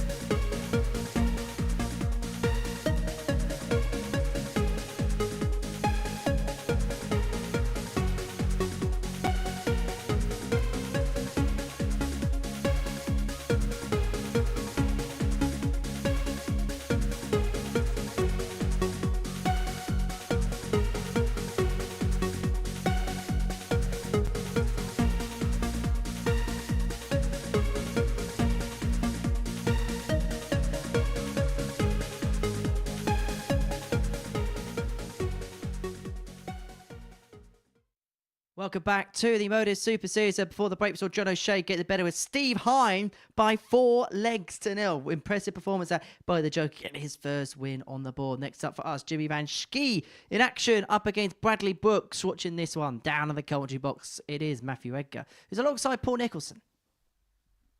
Thank you, Henry. It'll be interesting to see what happens with Bradley Brooks now after he lost his first game to Steve Hine by 4-3. But then again, Jimmy Van Schie has got similar experience of today. He lost his first game by 4-3 to Neil Menier. So one of these people are going to find themselves on 2 points.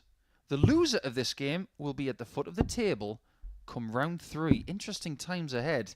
The early part of Group C, admittedly, but because this is only a 2-day programme, it puts extra emphasis on getting points First early. leg, it's Jimmy to And throw if you don't get first. them here, Matt, Game on. you're already in a bit of bother. I'm going to say you can lose 3 games in a Group C, and then after that, you're kind of hoping for a bit of luck. Both the players already lost 1. One of them is going to come off the stage having 100. losing 2. Do you think Jimmy Van Schie is the tallest player we've had here so far? Without a doubt. 134.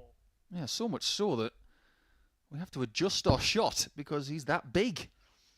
Would have also said he was the skinniest, but I think he's got some real competition here with Bradley Brooks. 97. That's an excellent point. I think when Bradley Brooks started to play on the Pro Tour, he got a bit chilly at some of the venues, and his mum came up to me.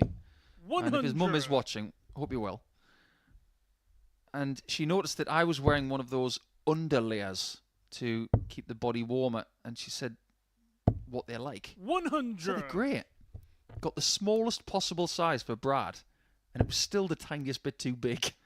I'm literally just watching it thinking, I wonder if they could both fit in my T-shirt at the same time. 180. Oh, there's a YouTube video for you. That's everybody in the social media team on notice. Can you get Jimmy Van Schie and Bradley Brooks in the same 100. T-shirt?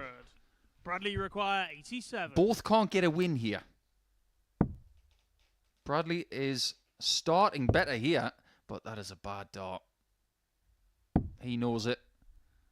63. He's done well to recover. Jimmy require 104. But does he pay the price? Double 16. 72. Doesn't pay for it this time. Bradley require 24. No hesitation. Gets And shot into on the double first 12 for a leg, 13 Bradley dart Brooks. leg. That's more like it, isn't it? It's not bam bam. In that visit, it was just bam. Second leg. That's the it's Bradley Brooks we to throw expected first. to see here at the Game on. Super Series, because when you've not really been in arenas like this before, or anywhere else but the PDC Pro Tour like Bradley Brooks has been, he should come in this sort of venue and really feel like the big cheese. 140. If he was a vegan, what would he be? He'd be the big vegan cheese. But there's 2 ways to look at it. 23. I get what you're saying, Matt. You can come in here and say, I am going to be the person to beat. But if he leaves his reputation at the door, he could be starting the next phase of his career. It could be saying goodbye to his 139. youth days and saying hello to the next chapter. Would that be good advice to him, saying that this is the start of the next chapter for him? 100. Exactly that, because too many times people think of it as a new version or a new story, but you've just said that new chapter. It's all within that same journey. It's all within that same book. It's all that same 84. story. It's just a different chapter of that story. So absolutely, fully in agreement there. Yeah, I'd have 2 words for both of these players at the start of today. 180. And Bradley require 130. after that 180 from Jimmy and Bradley's position, I would say the same 2 words. Don't panic. 85. Bradley's just plodding on at a very good level here, causing Jimmy all sorts of issues. And he looks way more relaxed in this second game, Bradley, than he did in the first one. 98. Bradley require 53. 100%. He has been sat around for 3 days just dying to get up on that stage, and that sort of transferred itself more as a nervous energy in the opening Shot on game. the second Where leg. this is Bradley more Brooks. about quality. Third leg, it's Jimmy Really to is throw quality. first. Averaging over Game on. 107 in the first couple of legs. This is so far the best performance of the day. Crank it up a notch. 140. Might even do something similar to what Scott Taylor did the other day. And averaging 107 in a match. Coincidentally, 96. there's only 2 weekly champions involved here in week 12. Sebastian Białecki, who was in Saturday night again, and never fails to make 60. Saturday. I'll say that as well. He's 5 from 5 now in making Saturdays in qualifying weeks.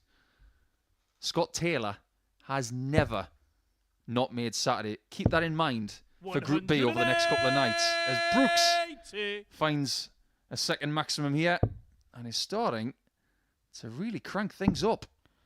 Group B kicks off this evening at 9:45 96. p.m. on Sporty Stuffs TV and the MODUS Super Series YouTube channel. Scott Taylor joined by Ted Everett, who will probably feel he should be in Saturday night already, missing out his opportunity 58. in Group A. They'll be joined by David Evans, Lee Cox, and another player making his debut here at the Super Series after dropping off the Pro Tour from last year. Ross the Boss, Ross Montgomery.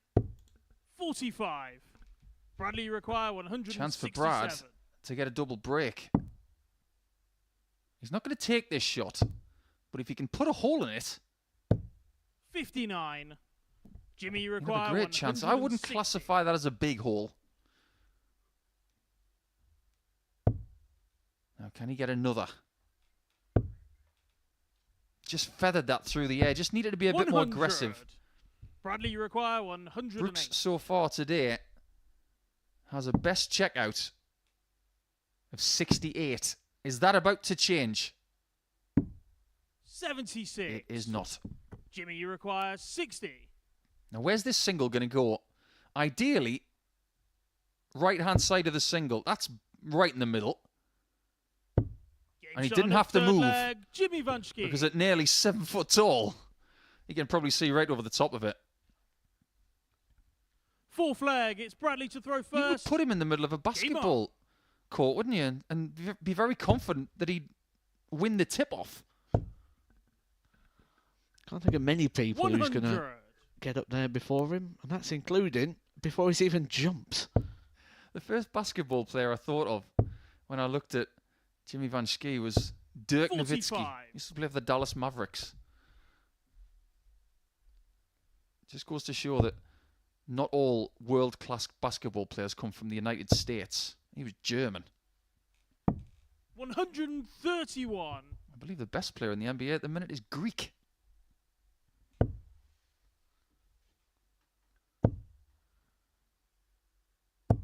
$100. Isn't it great that we've got so many nations represented in world darts at the minute at such a great level? Specifically here. English, Dutch, German. 100. We've had Kiwis in this series. Ben Robb made a final against Steve West in week 5.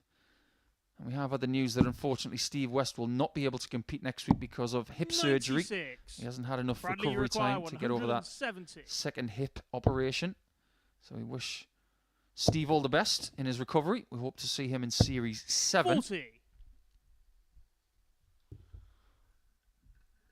Yeah, we're looking forward to seeing Steve West back up on that stage. He is someone that really likes to insert himself on that conversation of who is the best player without a tour card. I mean, last year 28. we always spoke Bradley, about you Luke require Littler 130. and Andy Bartons, and both those players now have tour cards. So who is the best player without a tour card? That's something I guess we're going to find out in the next coming months. 106. While Jimmy's not on a finish here, one thing that even Luke Littler didn't do here. Steve West won 4 weekly titles 44. Bradley, you require in 24. 2023. Will that ever happen again? Double 12 again. And this Shot on time the it gives fourth Brad a leg, Bradley 3-1 Brooks. advantage. Excellent last dart. And the previous two weren't that bad either. They were great guides. Fifth that leg, Northwest it's Jimmy double. to throw first. Game on. You could say that double 12 is a bit like Blackburn, where he's from, up in the northwest. If you were going to associate a town 45. with each double around the board, or a city, you could give double 12 Blackburn. 58. Doesn't like that one. Give him that visit the right old stare down his bam bam.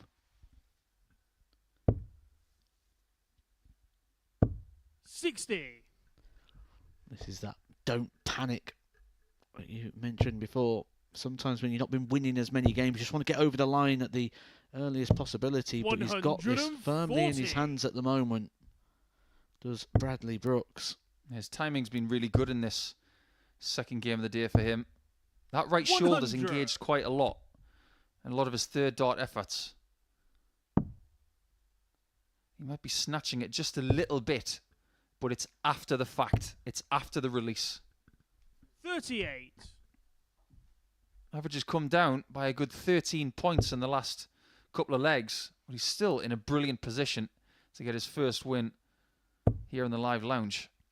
And that average coming down at the back end of the game 44. just goes in with that point of just not having that winning feeling too often. You just start to panic when you get a bit closer. You want it done 6 darts 31. ago. You don't want to go through the drama and the stress. And right now he's causing even more drama for himself. And I'm sure his family and friends will be tuning in that go through the ringer just as much, if not more than the players do at times. I think what he's got to get through his head at the minute, which is what a lot of dart players are going to get through their head, in fact, 80. is do what Jimmy's done there. I'm not just talking about the maximum. It's be in control of the moment. Be in control of the next 10 seconds. And don't look 134. past that. Jimmy, you require 72. Take your life 10 seconds at a time. Double 6. And Jimmy controlled the that fifth 10 leg, seconds Jimmy to Vanchky. keep himself in the match. Hi, I'm Tom.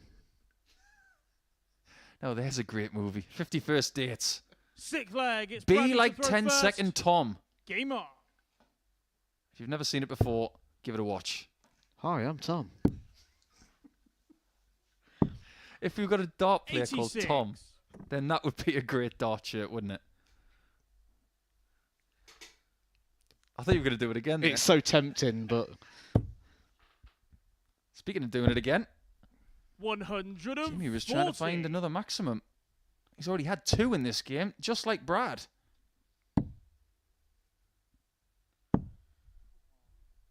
$80. if you are a little bit void of confidence as well, what you tend to do is you tend to break the game down a little bit too much. And the danger for Bradley here potentially is that he's gone, right, well, 100. leg 6, I'll have the darts, that's the leg to win. And you sort of almost feel like you dismiss leg 4 and you fear leg 7. 97. There is no defence in darts. It's all-out offence. Yes, that was an NFL reference. It is Super Bowl week. 140. And I'm sure our good pal Remco van Eyden is watching here today via the Modus Super Series 60. YouTube channel. I'm sure he's pretty Jimmy, you nervous require 120 for Sunday night because he's a big 49ers fan. Good luck to San Francisco and to Kansas City as they play in Vegas for the Super Bowl in a few days. 65. Now, Bradley, get yourself into 2-dart range here minimum and hope that Jimmy does not complete that 56. 100. 2-dart range it is. Jimmy, you require 56. Beautiful last start there from Bradley Brooks. Just to put Jimmy Vanchky on alert. Oh, he's used the sixth guide to leg, Jimmy perfection Vanchky. there.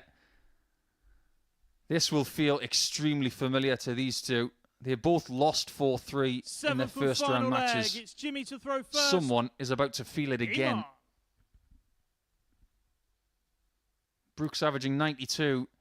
Jimmy Vanchky averaging 87.59, which is not that dissimilar to how he's played all week. 60. 87.24 for the first 3 days. So he's playing to type. And he has got the darts on the last leg here. Just how much? 58. belief has Bradley got left, because he's been reeled in from 3-1 up.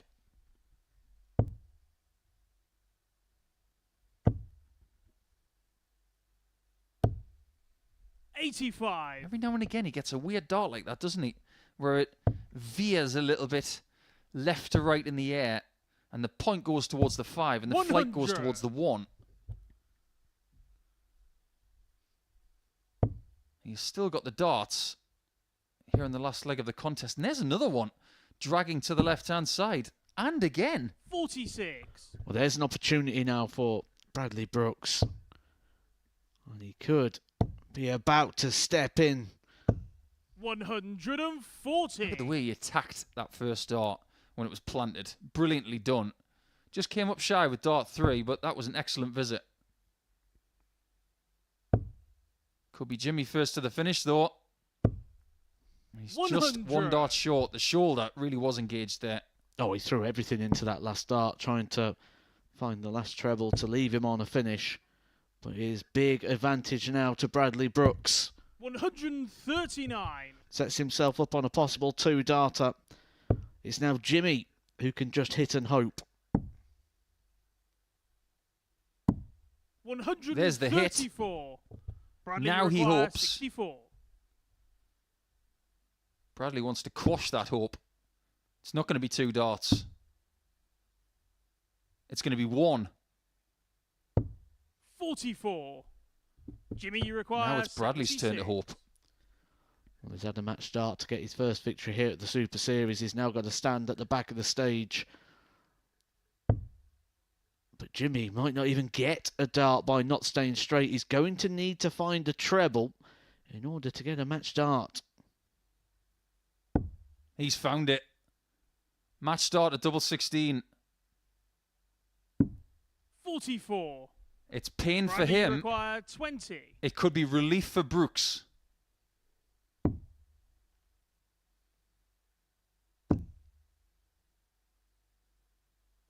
It is relief Shot for on the Brooks. match, He had Bradley match darts Brooks. in his first game and lost it by 4 legs to 3.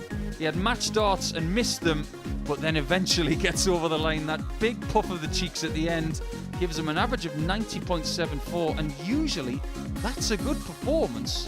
But considering he missed 7 darts at double and the average came down by about 17 after the second leg, I think there's more in the tank for Bam Bam. But more from Jimmy is going to be needed as we go into round number 3. Steve Hine will take on Ola Holtkamp in Game 7. Don't miss that. It's coming up after this.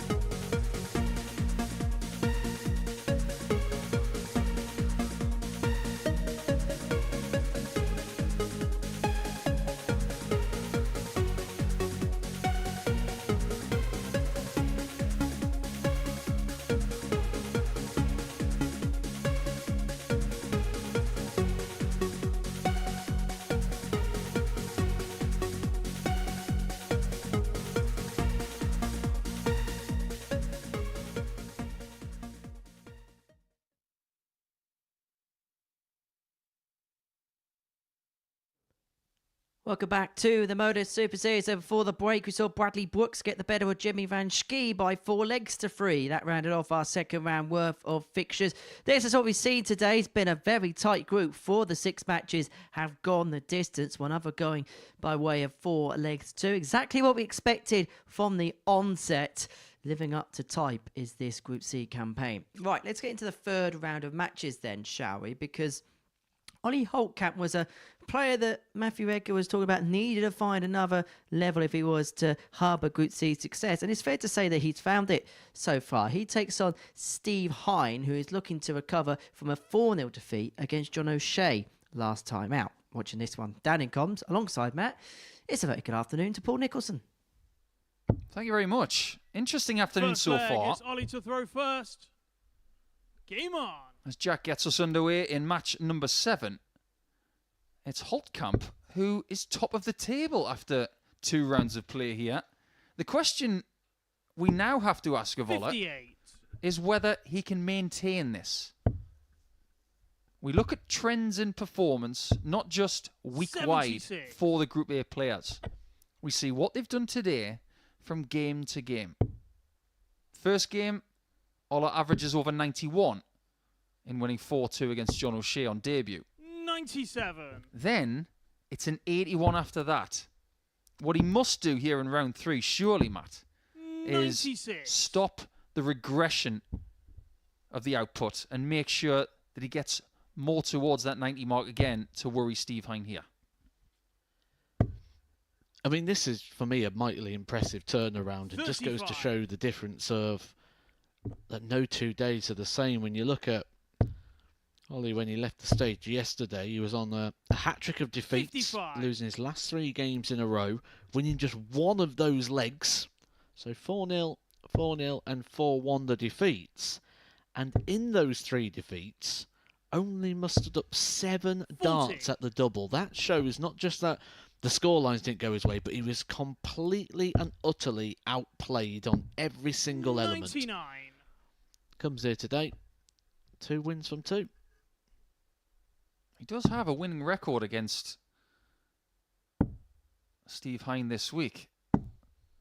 83. Now, I'm going to say that first dart slipped out of his hand, but the way he's recovered was admirable.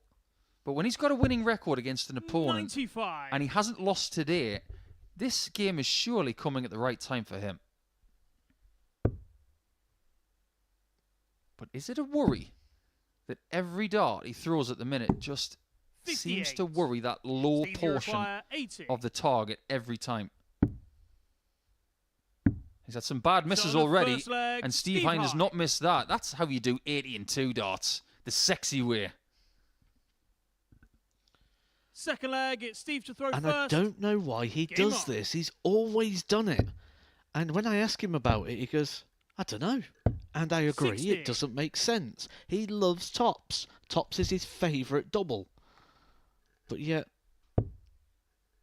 goes the 16 route, where he might not even get a dart at the double unless he hits the treble. He seems to be from the same 100. generation as Mervyn King. For years, people lambasted King for going treble 16 on 80, even when his opponent was on a double. 80. Hine has found his first maximum of this match and his second of the day, giving him a grand total 90. of 17 for the week so far, which is almost 1 per match. 100. Holtkamp hasn't really shown up in this game yet. He's already shown signs in this match of something that is quintessentially 85. Max Hop, Steve, you require 161. being too stubborn on the treble 20 with darts in the way. 129. But he's being mauled by Hine here. This is a great performance from Steve so far. He did show these levels yesterday. A daily average of 91 59. peaked in match Steve, number you 3 require 32. with 102.46. That is the same Shot on time the of second day leg, in Steve terms Hine. of the fixture list that he has here in this game with Ollie Holtkamp. Third leg, it's Ollie to throw first. Game on. I said I was expecting big things from German dart players this year.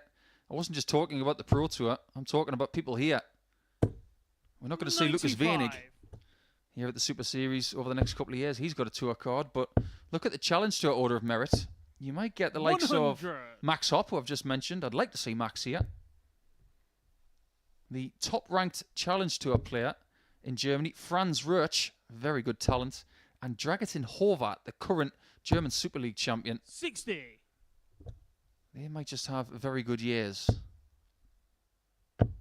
But at the minute, Steve Hein is like a badminton player at the 140. back of the court in the air with the racket ready to smash.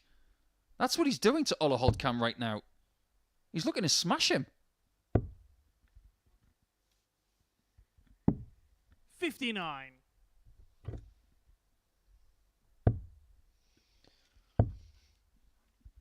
I do have to 84. point out, though, while we're talking about the smashings, he did get smashed himself last night, Steve Hein. We went out together for a meal, and he told us a story about the time he beat me at a game of air hockey. So we found a local arcade, and he got absolutely annihilated. He got 1 goal in 4 matches. I'm sure that's going to go down well with Steve. I know how competitive he can be. 87. I spent a bit of time with Steve myself. Around 2009, 2010, we went around the world together. We went to Australia and 99. America and Canada. Great company he was. Fabulous to travel with. A real pleasure.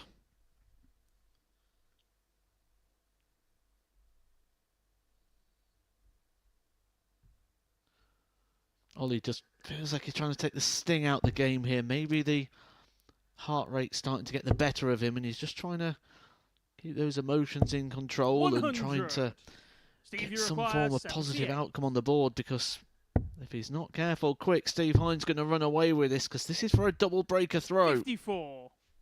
That was Ollie, such a you big require opportunity for 100. 3-0. He might still have the opportunity to get that 3-0 scoreline. But I think you're right, Matt. I think Holdkamp right now is trying to take the pace away from Steve Hein and make him think a bit more at the back of the stage. That is a horrible shot. He almost wants that dart to fall at the board right now. But I hate to tell you this, Ola, but that's not going anywhere.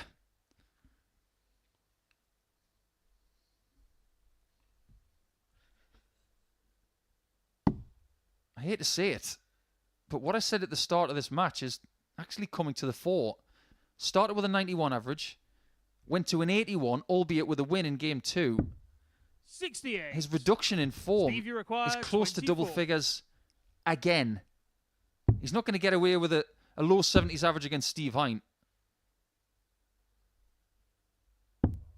At least he shouldn't. 18. Ollie, you But he require shouldn't be coming back here for 32. 32. Steve knows that. Game shot on the third leg. Well, Ollie he's got Holdkamp. away with one there, Ollie Holtkamp. He's managed to hold on to his throw, Steve Hein. A couple of visits to the board there to Fourth get that leg, double it's breaker Steve to throw throw. first. And Game on. unfortunately, you've got to bring it up again, and reminds of what happened on Tuesday when Steve Hein 84. was 2-0 up, 3-0 up, 2-0 up. Couldn't get over the line and ended up losing those first 3 fixtures from winning positions. He was in a very strong position there. Darts in his hand for a double breaker throw, and all of a sudden we've kind of gotten back to a game on. Well, that makes this 97. format really exciting to watch, doesn't it? Because you might get somebody winning 4-0, like John O'Shea 81. did against Steve Hein in Game 5. And it looks fairly uniform in its nature. But you're never safe. One of my favourite phrases in this sport is that there are no gimmies in darts.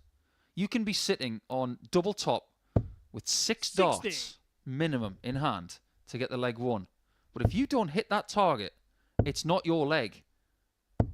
140. But imagine in golf, in any sort of tournament, you might be 3 inches from the cup. In match play, if somebody doesn't give you that, you've still got to put it in the hole. However, your opponent might just say, oh, you can have that. We don't have gimmies in this game for good reason. Because there are no assurances that you will hit that 100. double. There are no assurances that Steve will win this game from 2-1 up. But if he plants a max, 123. or something like that, he will have an opportunity to win leg 4.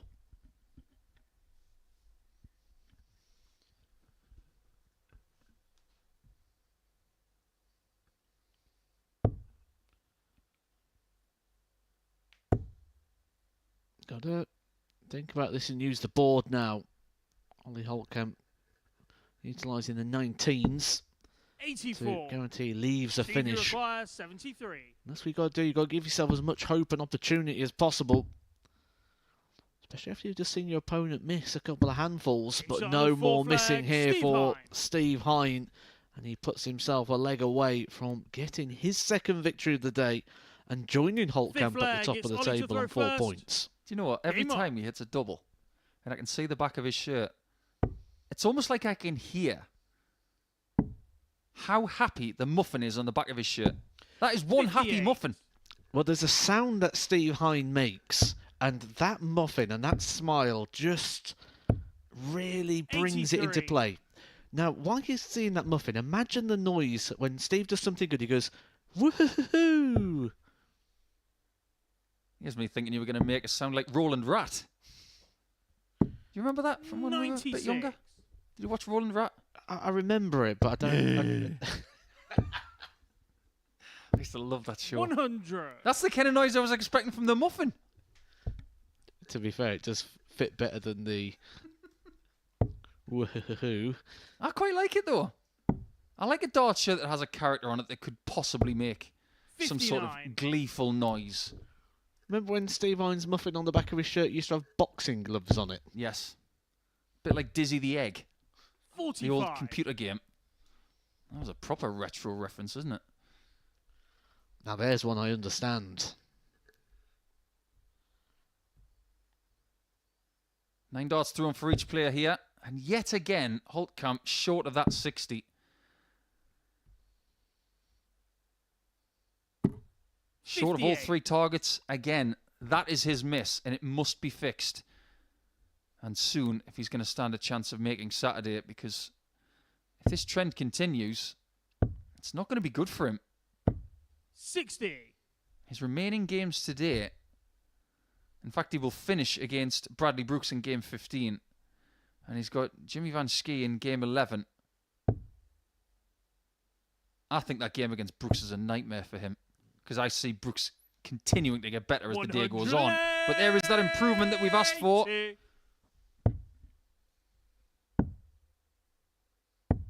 57.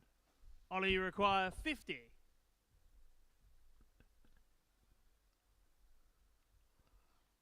Really is drawing the pace out of this game, isn't he? Ollie's trying to Game shot on the control fifth Steve leg, Hine's Ollie time at the Holtkamp. back of the stage, just trying to make it that little bit longer. When you play these faster players, sometimes that is a Sixth bit of a leg, strategy Steve for to the throw players, isn't first. it? Try and Game suck on. the pace out of it. Don't let them play at the pace they want to. Is that something you would have done? Because 93. you're a quick player. And the reason I ask you that question is, if you were playing someone who was uber quick, as in quicker than you, is it something you would do to maybe give you more thinking time? Or 140. reduce the possibility of your opponent feeling comfortable? It's not something I have done because I feel like it'll upset my 139. rhythm more than anything else. But I have been caught in whirlwinds before where you play those fast players. I think Ricky Evans is the case in point where he's kind of meeting you halfway down the hockey.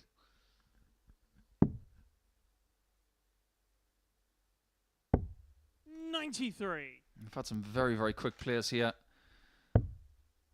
over the last couple of series. 177. That's a wonderful, wonderful visit there from Hine. That might be his last 3-dart scoring visit. 92 left to get himself to 2-2 against Ola Holtkamp this week, with a decider to come tomorrow in game number 9. 58. Steve, you require He has the 92. luxury of going for the 60 here.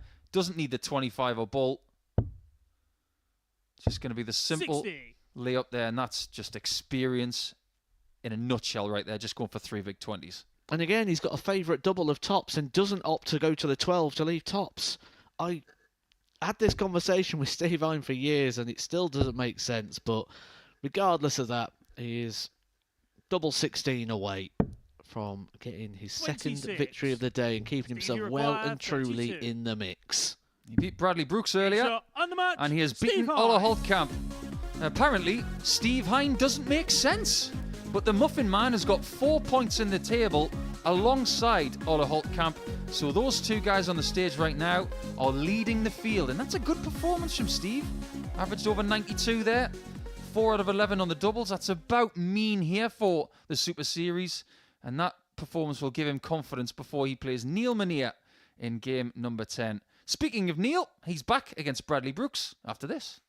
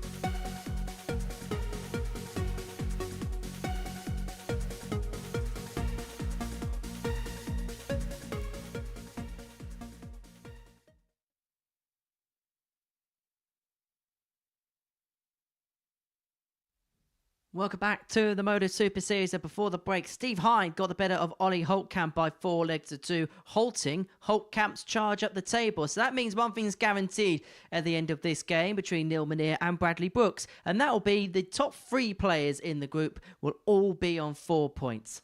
Everything we said in the build-up is coming to fruition. Let's get into this one. Matthew Edgar, Paul Nicholson.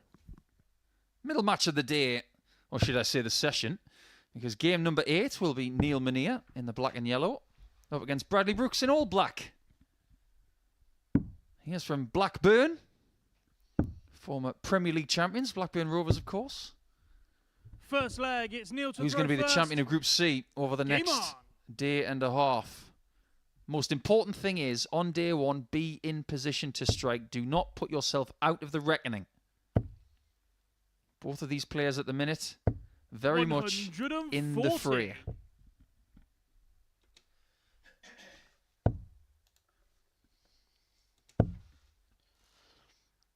Only Jimmy Van 59. Ski currently without a victory. He's lost both of his fixtures so far today. He did lose to Neil Menier in his opening game. That was by 4 legs to 3. And then 60. he lost to Bradley Brooks by 4 legs to 3. So this is the battle of the Jimmy Van Ski Slayers. 60. I bet you can't say that 3 times quickly. I'd say it very slowly. I don't know if you noticed there. I like it though. I'm not sure Jimmy does. 38. It's a very vibrant dart shirt that Neil's got on today. You can't miss him. If Bradley Brooks was to turn to his side, you'd 76. probably miss him. He's that thin. He's about the same weight as his dart.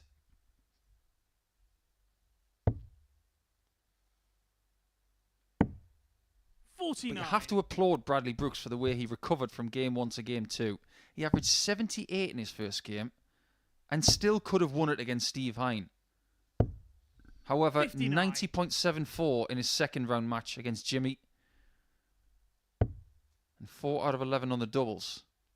Consequently, our last 3 matches have all been won 43. with 4 hits from 11 attempts in that department. I wonder if that's going to be good enough for a 4th consecutive game to be won against the darts. Bradley is hoping so because he is against the throw in this game. 42. You mentioned earlier, Matt, that John Henderson won week 12 around about this time last year. I remember what John said when 50. he won week 12. He said, this was a real learning experience because of the endurance factor. Playing that many matches in the 96. week. Neil, you Because he require played 121. 27 games that week. For someone like Bradley, he's only got to play 14 to win. But you've still got to have something in the 57. tank to be able to do it Bradley, daily. you require 109. And of those 14, he's going to have to win probably about 11 of them. 57. He's already Neil, you require tasted 64. defeat. That was at the hands of Steve Hine 4-3. Double 16 for Neil. Game shot on And he the takes that first leg in 8 Neil visits. Slow start from both players, has to be said.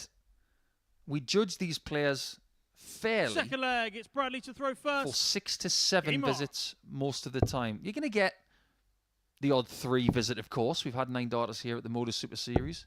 57. Quite a lot of 4 visit stuff and 5 visit stuff especially. But every now and again, you've got to win legs like that. You've got to win the scruffy ones as well as the good ones. 100. 6 legs, the 6 visits to the board is sort of the expectation, is it? What do you think it'll be when we have our special week in a couple of weeks' time, when we go for the double start, 140. double trouble week? Well, how many of those players have actually played at the World Grand Prix? Well, Robert Thornton's in the lineup, a player who's had the perfect leg 60. at the World Grand Prix. Kevin Painter, who famously upset Phil Taylor. Steve Brown's played at the World Grand Prix before, so that's 3.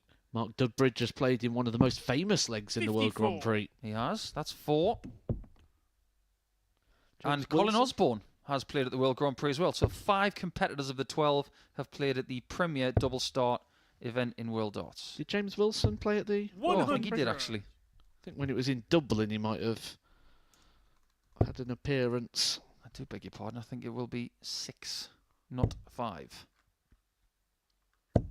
He's actually had 2 140. appearances. One in 2016, he reached the second round. He also reached the quarter-finals in 2018, of which he went out 97. 3-2 Bradley, you to require Peter 110. Wright, following victories over Simon Whitlock and Adrian Lewis. Not bad. 144 for Neil will give him a 2-0 lead. 78. Bradley's done his job Neil, you there. require 144. to leave the double. He might not be back. He might not be back. He's not coming Shot back. on the second leg, Neil Mania. That is a dagger to the ribs, and he's just twisted the dagger as well. Welcome to the Third Super leg, Series, it's Bradley. Neil to throw There are lots of first. players who can do that. Game on. That's one thing you learn as well when you come off the tour, because when you're on that tour, you're in like a little bubble environment where you're sort of detached from the darting world, and you don't realise 41. just the sheer level and the sheer depth of the darting talent now in the world. Well, 2 weeks ago, when we had our finals night, with the likes of James Wilson, Darren Webster, 60. and eventual champion Tom Sykes. There was a really good interview between Abigail Davis and James Wilson after the first day. And James said, I didn't 100. realise this level of darts was so difficult. And that tells you everything you need to know. And I think Bradley is starting to realise just what it's like. 140. James Wilson did not win that week, like I mentioned, but it did go to a Yorkshireman, Tom Sykes. Beat Darren Webster in the final. 60. And Rhys Colley beating Ryan Harrington on Saturday night. Many, many congratulations to the Aston Villa fan. He did his job. 41. His football team have not been doing their job recently, isn't that right, Matt? We had a good 5-0 victory over Sheffield United the other day, but we weren't too bothered about the FA Cup. You know, we got the 140. Europa Conference to contend with this. You fibber. Too many midweek games at the minute, you see. So Oh, there you go. 140. Page number 4 of the Neil, you excuse require book's just been opened. 160. Oh, Bradley Brooks on 120 here, and you do get the feeling that he might have to hit this 100. to stop Bradley, you himself require from going 120. 3-0 down. And that doesn't help. 21. Neil, you require he's not left 60. it very handy. He's left himself on the ice cream. Neil Mania, the way his darts lie, that's going to give him a nice On the open third target. leg, Neil Mania. When your darts land flat like Neil Mania, it means you can throw quite high in the bed because you're not worried about the dart standing up and Fourth being in the leg, way of it's the Bradley double. to throw first. And he is Game now on. 3-0 up and looking very, very comfortable here against Bradley Brooks. Isn't he just? Now, I had a conversation with 129. one of our hosts here at the Super Series, Abigail Davis, a little bit earlier today, talking about Neil Mania. There's a very famous episode of the sitcom Frasier where 85. Martin Crane is sitting in his very famous armchair and he's watching the Antiques Roadshow with his sons Fraser and Niles. And he invented a little bit of a drinking game. Every time somebody on the Antiques 57. Roadshow would mention the word veneer, and they had a whole sketch about it. You could even have yourself a little game with Mania, because it sounds the same. 100.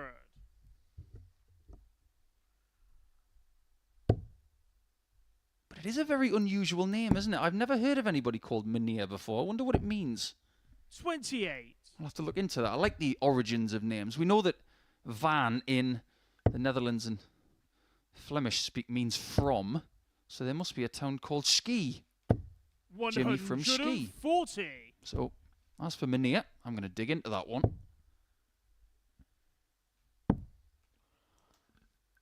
Oh, you learn something new every day, don't 57. you? And one thing that is new for Neil Mania is experience up here on the Super Series stages here on debut, as is Bradley Brooks. But this debutant, Neil Mania, is getting stronger as the day goes on. And he's looking good here for his second victory of his campaign. And our second 4-0 of the day. 81. Neil, you require 40. In just under 10 minutes, he's on a match dart. And it's the Big only shot one he and the match. needs. Neil He's just Mania. beaten a former World Youth Champion by 4 legs to 0. Bradley Brooks is shocked by that game, but you've got to say that game turned when Neil hit that 144 checkout when Bradley was on a double, and Bradley could not recover from that point. That is a really impressive display. The average isn't massive, but 4 out of 4 in the doubles for the first time today from anybody, and Neil Mania is here to play and possibly here to qualify over the next couple of days. We're going to see John O'Shea back at the hockey next. He's up against Jimmy Van Schie, who needs points, and he needs them fast.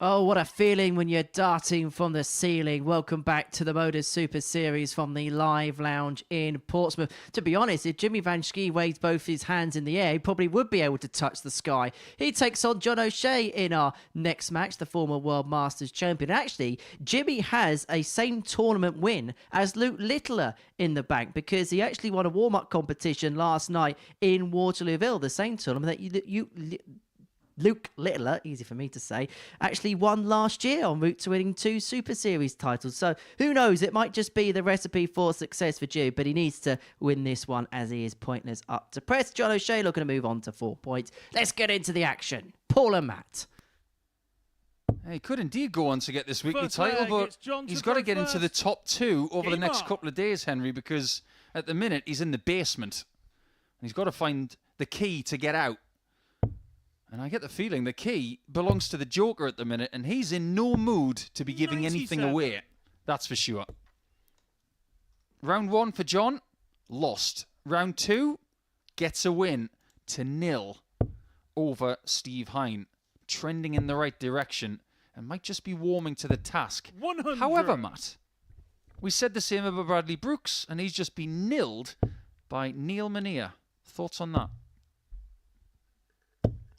43. Well, I'm just looking at the table. I know it's very early. I know we're only 3 laps of fixtures, but if John O'Shea is to win this is what the key part is. We'll have 4 players on 4 points on those 2 wins. No 95. one's running away with this group, which is exactly what we expected to see. So with that in mind, although Bradley Brooks has lost that second game now and only on 2 points, 140. he'll still only be 2 points off of being joint top. That's how tight this group's going to be. And dare I say that maybe this is one of those weeks where 12 points might be enough for someone. But if it is, 97. I feel leg difference could be vital. We might even have 3 groups in qualification for week 12 and the finals 100. where multiple people are on the same total in every group, because it's already happened in Group A. 20 points for Białecki and Evitz. They had to be separated by leg difference. 59. That's happened before John, you require 121. with Steve West and Wesley Harms. In fact, they had to be separated by average. 96. That was an aggressive one from John. Jimmy, you require 150. A lot of people these days with their opponent on 150 would lay up because they think it's the right play. John's going to be aggressive in this game, obviously, and we don't 58. mind that. John, you require 25. 25. It's double 10. Game shot on the first leg. Definitely John starting O'Shea. to look more comfortable on the hockey now. That's 5 straight leg wins for the Joker. Second leg, it's Jimmy to throw first. I'm going to try Game and on. bring up a line from a Batman movie with the Joker. Every game he plays. One of the best ones 92. from Heath Ledger. How about a magic trick? Ta-da! That's when he makes a pencil disappear. When he's trying to make this game disappear as quickly as possible. 100. Always had strong dart shirts, hasn't he?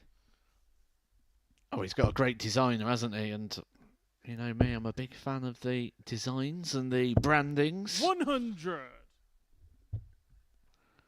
When you say about him making this game disappear, he made his last one disappear pretty quickly as well. 4-0 victory over Steve Hine. So when you talk about warming to the task, he may not just be warming to it, he might be boiling. I just get the feeling that this format is going to suit John O'Shea really well. 99. On the Pro Tour in the last 12 months, lost in the first round an awful lot. When you only play 1 game a day, it's really hard to grasp form 100. by the throat. Here, he's guaranteed 5 games on Thursday, 5 games on Friday. He has the opportunity to let the form come to him. 58. It didn't happen in game 1, John, you but require it's starting to get 121. there. His confidence, I am positive, will grow in the next couple of days. And he will be buoyed by the fact that people he knows extremely well have done very well here. Dylan Slevin made Saturday on his 47. debut just Jimmy, over a you year require ago. Then he went to the 152. tour straight after, so we only saw him in 1 week. Kieran Tian has won here. Conor Heenahan's got 2 9-darters here. 60. 60. Thus the constant John, you development require of Irish 74. darts. Not to mention Niall Cullerton as well. 20 for tops for John O'Shea. 54. Jimmy, you require 92. I said it like that because that's how he says it. He likes the full pronunciation of the name like it's one word. Oh, double 18 again? 74. I was positive he was going to stay on the 60 John, there you because the lie require was so 20. good. I was wrong. Is John right?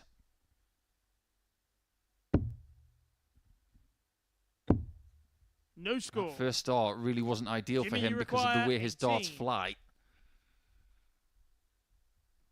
You could see the second and third dart just clipping that flight on the way through to the double 10. That's a okay miss, because by coming low, he's still giving himself the opportunity here at the double 2. Game shot Had on he the kept the second height leg, on the Jimmy dart and gone in the Vanschke. single 9, he would not have had that opportunity. And maybe he feels that's a bit of justice, Jimmy Vanschke, who's Third leg, it's is John to bottom throw of the first. table at the moment after losing Game his on. first 2 fixtures. But they have both been by 4-3. He will feel a bit unfortunate to be 100. sat on 0 points. Do you know what that feels like? When somebody hits 18 points with 14 and double 2, it's like someone has put salt in your coffee. It really doesn't feel good. It doesn't taste good. 60. You didn't mean to do that, but you still did it. Ugh. 134. That's darts, though. It can be slightly unfair. But John had his chances to take care of that leg before that even happened. So, in the words of Michael van Gerwen, I only had myself to 57. blame. And I think we could all be a bit more MVG in that regard. We've all had our excuses 59. in the past, but if we can just point to ourselves and say it was my fault, maybe we'd all be better players for it. 140. And I'm pretty positive that Jimmy Vanschke would love to have 10% of what Michael van Gerwen's done in his career, because that would be something like 15 80. PDC titles. I won't mind 10% of his bank balance either, would you? I'll take 10% of his tax bill. Because the tax bills are rather large in the 140. Netherlands. John, you require 128. Beautiful first start from John. Almost gets the second. And it may just be that same department 88. that Jimmy visits Jimmy, you now require 104. to try and get a chance to take the lead. Oh, he went for the 60 instead, and he was caught right in the middle of 2 segments that might give him a chance with dart 2. 68. John, you require 40. Game shot on the third That's leg. good. John O'Shea. Doesn't need double 10 this time because the Premier double top gives him that 2-1 advantage. And you're going to win Fourth games leg, here, it's Matt, and Jimmy you to know throw this First. Game on. probably better than I do because we've both played on this stage. But if you're going to get multiple wins in a day, like John wants, you're going to get them different ways, aren't you? You're not going to dominate 100. everybody. Absolutely not. You do need to, as you said before, just be patient. Just trust 60. the process and enjoy the battle. That's the key. Because you tend to find people want it done quite quick and they want to dominate games because they're not enjoying the enthrallingness and the battle 125. and the backwards and forwards that a game brings with it. Yeah, I get what you're saying there. Don't just look forward to the result. 80. Actually enjoy the fight. Every boxer who goes into a ring wants to win. They want to have their arm raised at the end. 60. But sometimes you've got to enjoy getting punched in the face. I was literally just about to say, as someone who has stepped through those ropes myself, the one thing you accept, the second you start 58. wrapping your hands when you're about to get in the ring, it doesn't matter how good you are, at one point you're going to get punched in the face. So you've just got to accept it. And that's the same with this. Your opponents are going to take big finishes. They're going to hit 180s. You're going to miss things. 40. It is part and parcel of the thing that happens when you take part in this sport. Yeah, Mike Tyson once famously said everybody's got a plan until they're punched in the face. But to put it in a darts concept, 95. how about the fact that Bradley Brooks had a plan and then all of a sudden Neil Menier hits a 144? everything was fine until that moment. So everybody's got a plan until somebody hits a 144 against you. And that would have felt like a punch in the face as well at the time. 60. Sometimes those emotional scars weigh just as much as the physical. I think more so in this game, which is, 100. for me, 75% Jimmy, you require mental. 116. Hard to get past that dart, but not impossible. Oh, Shot that's on a the full world-class flag, 116 Jimmy Vansky. from Jimmy. Insert Fifth your flag, it's John to throw phrase first. right there, Game because on. that really was an elite out from Jimmy Vansky. 96. People who aren't playing well don't hit shots like that. It's that simple. And that's just the confidence that he's been building up over the last month. He's had 2 very successful 100. trips out in recent times. He went to Romania, picked up a singles title. He was playing on Sunday night in the pairs final in 100. Asan. And when you think about the amount of darts that he has played, so he played the Dutch Open pairs, then he played the Dutch Open pairs final on Sunday, travelled over here through the night, 3 days of Group A action, went to a local tournament yesterday, and now he's playing again today. This is what his year's going to look like, because we know he's got tickets to be 79. here. We know he's going to be doing the Challenge Tour. We know now he's got to go to the WDF events because he's got a chance of Lakeside. There are just so many doors open to him that if he does start getting some Pro Tour call-ups 134. as well, I think he's going to need more than 365 days this year. He could do a couple of extra. Well, the good thing is this year he's going to get 366 140. because it's a leap year. He must be a Depeche Mode fan because he just can't get enough.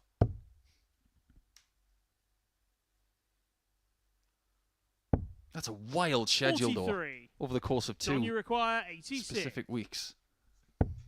O'Shea's got double 16. Game And a shot on 3-2 fifth flag, lead. John O'Shea. Great doubling here from John. 3 from 8 is more than satisfactory when you're Sixth flag, getting it's those Jimmy kind of to throw opportunities. first. Game on. Do you know what it reminds me of? Scott Williams of a couple of years ago, who was sort of playing darts every single week in some form of 58. high-end competitive competition. And look what it's doing already for Jimmy Vansky. Because let's be honest, he's been playing on the tours now for 100. a good few years. And it's only now we're starting to talk about him. And maybe that's because of all that experience and play that he's getting, that it's just a continuum now, 100. rather than him going to something and it feeling like his big moment. Everybody's journey is just a little bit different. 137. Case in point is that John's journey is nothing like Jimmy's. But they're involved in the same match here, where John is looking to get rid of this. 55. And that is something that Jimmy needs to get rid of. That shoulder jerk cannot come into his game. It could be poisonous. 140. He's really trying to force the process, isn't he? Trying to make sure of something. Just push past the tungsten. We said that John O'Shea was trying to make the pencil 140. disappear. John, you And the require pencil is this 44. game. If he hits tops, it's gone. Game Ta-da! shot and the match, John O'Shea. Just like that, the game disappears. 4 legs to 2.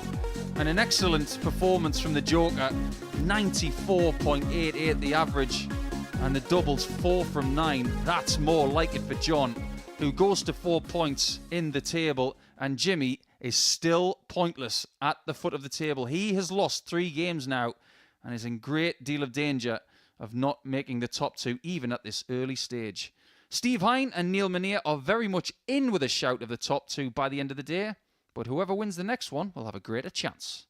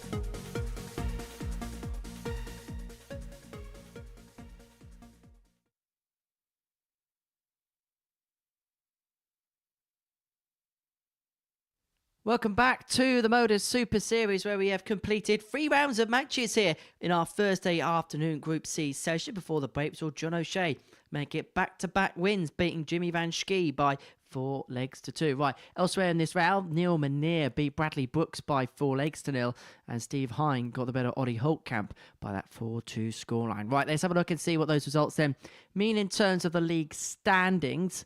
As you can see, Neil Manier on debut, top of the pile, plus 4 legs difference, same as John O'Shea, but has won 1 leg more than the Irishman there. So the top 4 players, all on 4 points. Bradley on 2. Jimmy Van Schie, the only player yet to get off the mark as of yet. So that means that Neil Manier and Steve Hine have both got the opportunity to put themselves at the top of the pile because of the fact that 4 players are on 4 points. So an opportunity to put a statement out to the rest of the field in our 10th game of the day. And watching this one down in the commentary box, it's Paul Nicholson alongside Matthew Edgar.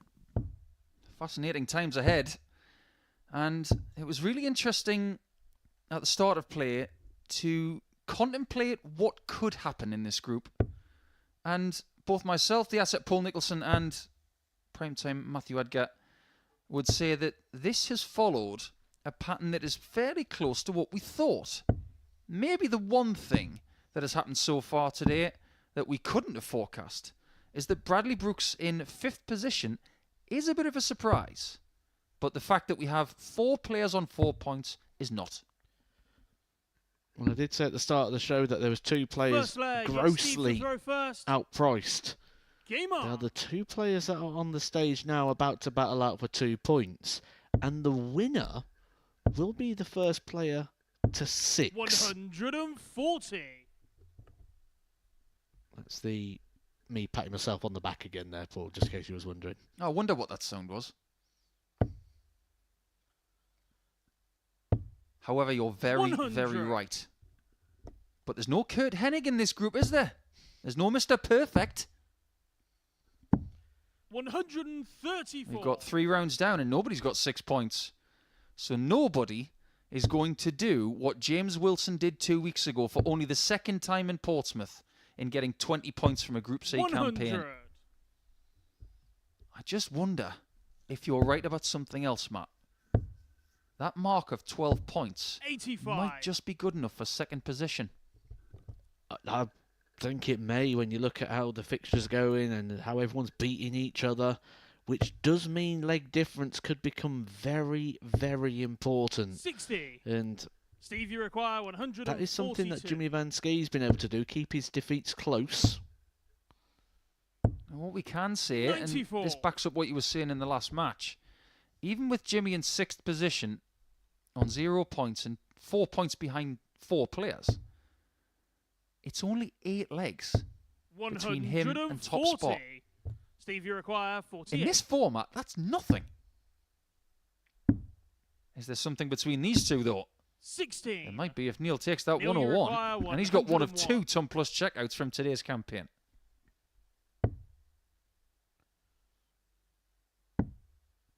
Double 12 89. was for a Steve, you break require of throw 32. over Steve Hine. He's looking to be mighty fine on the double 8. Game shot on He the gets first the leg. holder Steve throw, Hine. and on the live in-play table now, that puts Steve Hine level. He actually is Second leg. 4 It's Neil to points, throw first. 2 wins from his 3 Game on. matches, but he was on a minus leg difference. The fluctuations are plenty, that's for sure. We've seen people win by 4 legs to 0 today, but that means that somebody has to lose 4-0, and Hine has had that against him today when he lost to John O'Shea in 58. game number 5. It could be games like that that cost you a space in Saturday night, and Steve Hine's not been to Saturday night before. We've got players here in week 12 who know 125. nothing about failing to make Saturday. Białowicz and Scott Taylor have got perfect records in making Saturdays when they come to Portsmouth. 134. But there are players here also who've never done it. Well, here's a bit more light on that for you. No one in this group has been to Saturday night. 97. Trying to tell me they've never listened to that song by Wakefield. 99. Well, 2 of them are definitely going to Saturday, that's for sure. As to who they may be, it's up for speculation. We will have a much more vivid picture of that in around 24 hours because we will be back 98. for day 2 of Group C tomorrow, live on the MODUS Super Series YouTube channel. That will be from 1 p.m. local time here in 78. England. Neil, you require 96. And remember, if you want to be reminded of when we are live, just hit that notification bell and subscribe to the MODUS Super Series YouTube channel and you won't miss a trick. 56. That's decent from Neil, Steve, you require 132. but this is inviting. No more. 67. Neil, you require Neil 40. Mania, who was 4 from 4 in his last game, 100% in his 4-0 demolition job over Bradley Brooks. 20. He's now 0 Steve, you require from 4. 65. Has had a few costly shots at double. Where did that go? Game shot on his I'll tell you where leg 2's gone. Steve Hine. It's gone into Steve's pocket. Again, for a man who loves tops, he's Third leg, it's relentless Steve in to his throw attack first. to leave double 16. Game on. It's working for him, though, at the moment. Steve Hine doubling up his lead. And it's looking good to be the first man on to 52. 6 points here. And he's in with a genuine chance. And we've been saying it all week. When you look at the performances, he averaged 86 on Monday, 88.94. So we can 58. give him the 89. And then a 91 for Tuesday and Wednesday. Had the second best average 108. of anyone's play across that day. So he's been playing well without getting the results. And maybe he's going to get the results now at the right time. Getting them here on the Thursday and Friday to book his 61. place in Saturday night. I hate to mention this, Matt, but when Steve got that maximum, he left his hand out there. He looked a bit like Darius Labanauskas. 81. We don't talk about him around here. I wonder if he's going to be here this year. I hope it's a week I'm not. It's okay, I'm safe up here, I'm 26. fine. Yeah, very, very safe. Don't you worry about that. Actually, I'm going to give you a question. Did you ever play county darts for Warwickshire? Yes. 100. Oh, he's done it again. He's trying to keep us off topic here. He's left himself on double 4 after 12 for a 3-0 lead. Who did you get your first win against in county darts? Do you remember? 60. I don't, but Steve, you require 8. One moment, caller. Is it 3-0? Game shot It on is, the you know. third leg. Steve Hine. Really good performance here from Steve.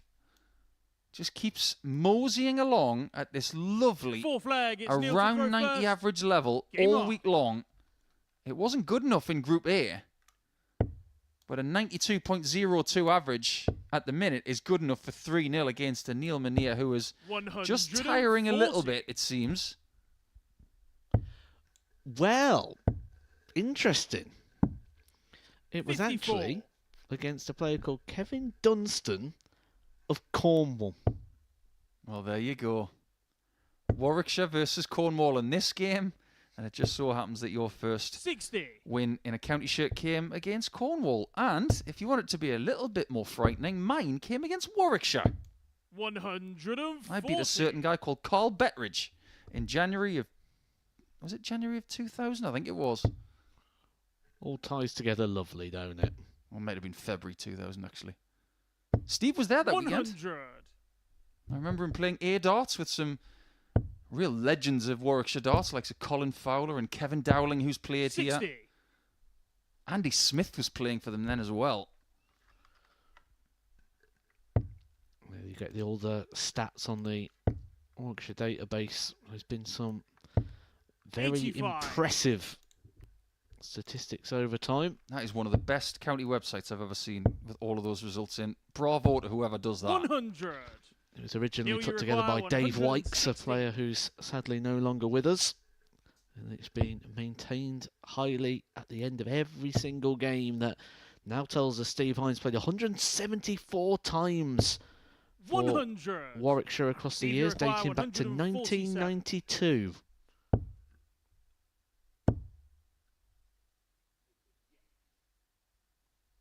Menier in this game, like Matt mentioned, is 97. 0 from 4 Neil, you on require doubles. 16. If he misses 3 more, Hein could steal this game. But he doesn't Starting at miss. four flag, Not this Neil time. Menier.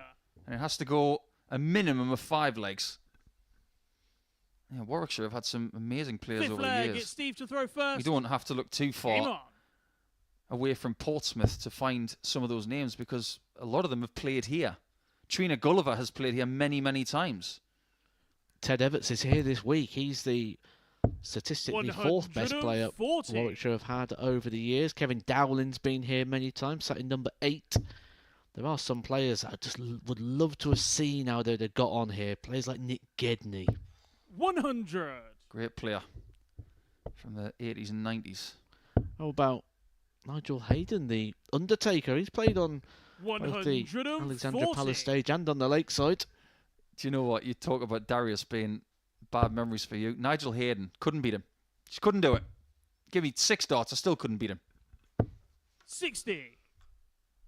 Absolute pain in the ribs kind of dart player, Nigel Hayden. Lovely fella, but awful to play against. He was just 60. really good. Probably a pain in his own ribs as well, wasn't he? Because he used to lean right over, didn't he? Probably pain in the ribs and back. He would have been a world champion at picking up your keys. 100. Steve, you require 161. 100. Superb darts from Hein.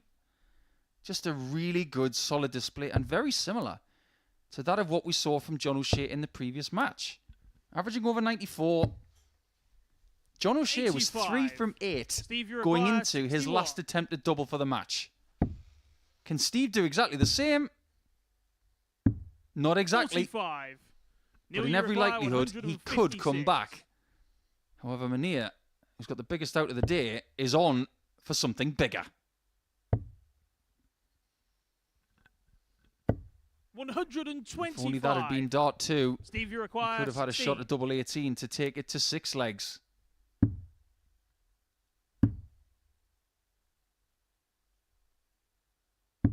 Game shot. And Steve and the Hein match. does Steve find the match Hein. start for 4-1, and he is going to go to 6 points in the table.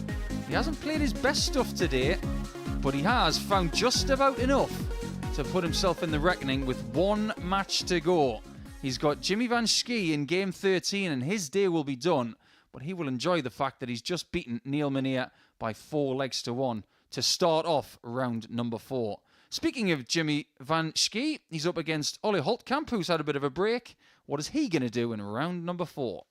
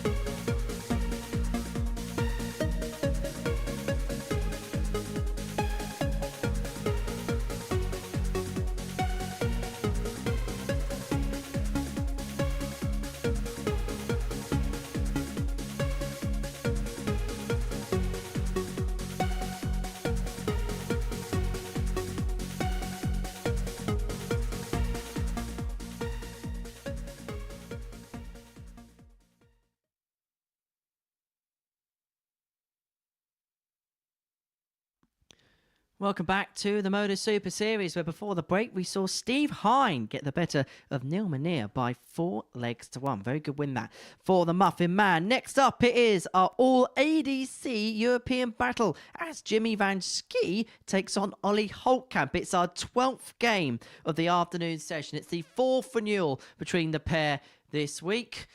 Ollie looking to pick up victory in this one. Had a very good start to the day. Won each of his opening 2 before then losing out to Steve Hine by 4 legs to 2 in the last one.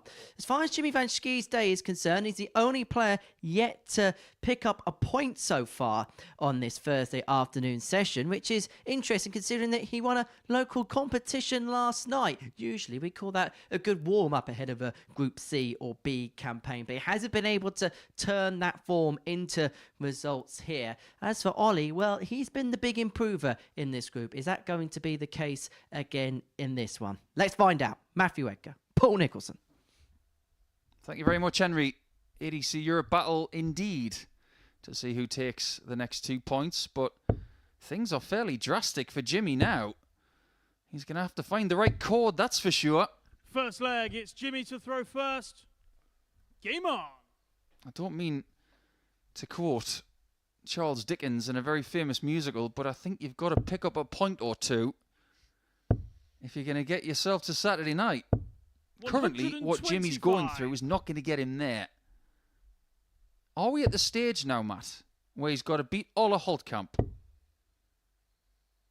And he's going to have to beat Steve Hine in game 13 and then hope that the points are spread around evenly so he's got the best possible opportunity come Friday. I think at the moment he's still kind of in his own hands because 14 points is normally enough. In very, very rare situations is it not. So I think at the moment he's still in his hands, but I don't think he'll be aware of that. This is his first time here at the Super Series, as it is for a lot of players debuting at the Super Series here this week. That 100. He'll probably be looking over his shoulder or looking around the room, shall we say, to hope for results to go his way to try and play himself into a bit of form. And normally you'd say, well, he kind of wants to play her at the top of the table just to sort of run away with it a little bit. However, he's got to play him.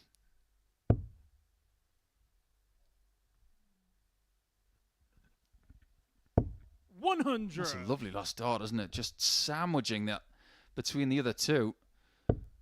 It's actually a lot easier than people think, that dart. Because if you miss it slightly high, the high dart will bounce it in. And if it's slightly low, it might get cushioned and sneak in the middle anyway. That's a wonderful 13 dart leg for Jimmy. I believe he's from the town of Breda, which is a beautiful town. I've been there myself. Throw first. Game on. A lot of these towns that you might not have heard of from the Netherlands have just got wonderful atmospheres about them. 100. And they seem to breed dart players aplenty. Do a lot of things right, as I'm finding out on my travels at the moment, that there are plenty of 60. nations that you'd think are probably behind at the moment in terms of darts, but they have these development plans and these systems in place that are soon going to be catching up with the standards and producing some fine players.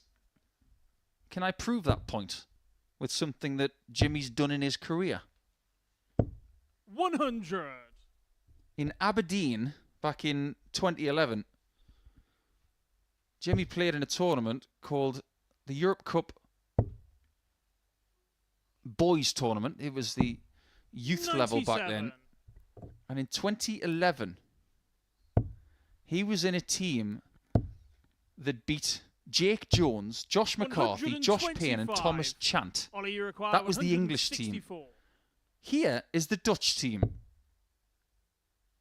Jimmy Van Schie, Mike Zeidwijk, you might not have heard of him, but he was an exceptional talent when he first joined the tour. 94. Don't see much of Mike anymore, which is a shame. The other two players, Jimi Hendrix and Jeffrey de Zwaan. I guarantee you've heard of them. Back when he was a young lad at just 6'5" tall. 80. Ollie, you I wouldn't be surprised 70. if that's true. Pick your single. Use the double. Double 16. Game shot on a He's second been pretty leg. useful Ollie down in that Holtkamp. department, has Ollie Holtkamp. 1-1 scoreline in this one. Third leg, it's Jimmy Jimmy's to throw got to first. take full advantage of the fact that he Game has on. got the throw in the odd-numbered legs. It just goes to show, doesn't it, that people like Jeffrey Desvan, people like Jimi Hendrix, who have gone on to 134. make Alexandra Palace, and in Jeffrey Desvan's case, make the last 4 of the World Match Play in 2018.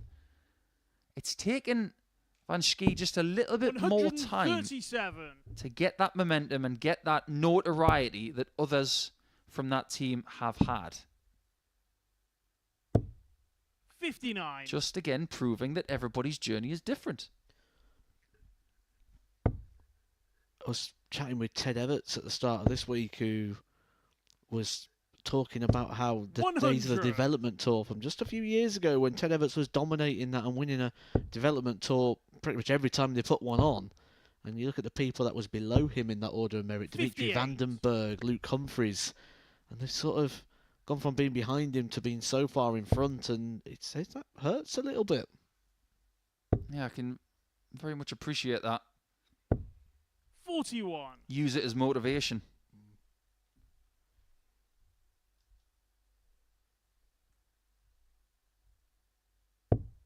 We've had quite a lot of players who have come off the PDC Pro Tour to play here in the last few weeks. Their reaction to 100. that has been fascinating. But they all have something in common. They all feel disappointed that they're not on the Pro Tour 59. come Monday morning. Jimmy, you require 150. But they're all grateful for being here as well. Another one of those leaves double 18, and we know he likes this. 132. He doesn't like that Ollie, shot. you require He 164. did take that out on Monday. Jimmy Van Schie, exactly the same way.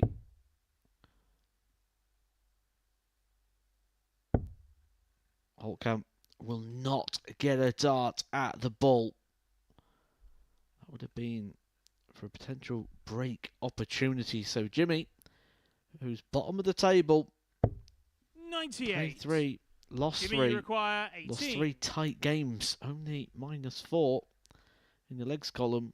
Game Puts shot on a himself third leg. halfway Jimmy Van Schie. towards his first victory of the day and his first points in his Group C campaign. Fourth leg, it's Ollie to throw first. Game on. He's up for this, and so you can tell the focus, the determination, that little fist bump at the back of the stage to himself. He's averaging 100, 45. Matt. I think it's fair to say that Jimmy might be that kind of player that thrives when the blood is pumping and the adrenaline is very evident. 60. It was evident when he won that Romanian Classic just around about a month ago, less than a month ago, beating Alexander Merckx in the final by 5 legs to 4. 31. He also beat Laszlo Kadar in the quarterfinals. Best player currently from Romania. He 85. has dual citizenship of Hungary as well. Do you fancy seeing him here this year, Laszlo Kadar? Do you think he would do any damage? I'd like to see it. I'd like to see how he gets on. There's a few players that I've seen out on the 140. WDF tour that you think, I'd like to see what you can do under proper conditions, proper preparation. 140. Yeah, with all due respect to some of the tournaments that you do see in that part of the world, they aren't as professional as this. This is a top-notch setup where there are no 95. excuses, there are no drafts. This is elite-level lighting and the best dartboard in the world on the wall. So take all the excuses away, give them this venue, and let's see what you can do. 60. That's one of the best things about this place. Oh, absolutely.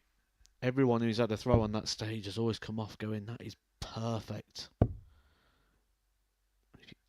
I think it was, might have even been Glenn Durrant who said when he came off there, if you can't play darts here, Jimmy, you require can't play darts anywhere. 156. He's got a point. It's a setup made for dart players by dart players. 56. Ollie, you require 50. And this dart player from Germany has got to find this. Very good single.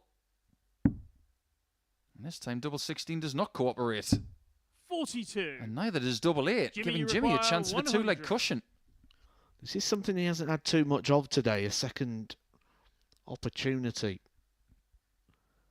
Or being able to get away with too much. He did miss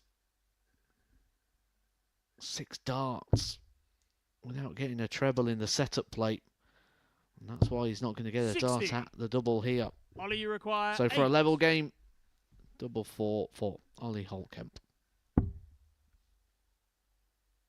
Desmond. 6. Unsuccessful. Jimmy, You you feel his require pain. 40. Because things are starting to go wrong in that department. And they weren't happening a little bit earlier when he was winning his first 2 matches. He's Game shot losing on a this 4 one by flag, 3 legs Jimmy to 1. Vanchky. His previous game in Game 7, he lost 4-2 to Steve Hine. Fair to Fifth say leg, he it's was Jimmy to thoroughly throw first. outplayed by Steve in that Game on. contest. But he has had his opportunities in this one. But it's Jimmy who has the jump. And he might just be getting his first points in round 4. 85.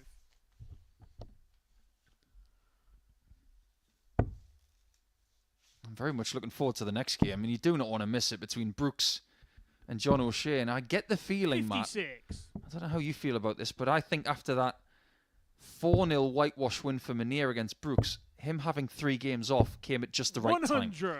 The fixture breakdown does make a difference. It certainly does. And as someone who's played in this many, many times before, it is one of the things you look at, how much of a break do you get between the games. There's ideal 135. fixtures out there in terms of how the games condense. And on the other side of that coin, 134. you've got Jimmy playing now, 182 points away from victory. If he bolsters his confidence with a 4-1 win, he wouldn't have 60. to wait long for another game against Steve Hine. It would only be a 1-game break. And at that point, I think a 1-game break is good for him. It's obviously very subjective and very 56. personal as to how you want the fixtures to go. But for me personally, the Ollie Holtkamp route is what I would say is the worst one. He plays the first game and he plays the last game, which means his 45. games are very stretched Jimmy, in you between. require Yeah, I couldn't agree more. 126. Doesn't have to go the 19s here. He's got 6 darts from this position. And that is 94. ideal.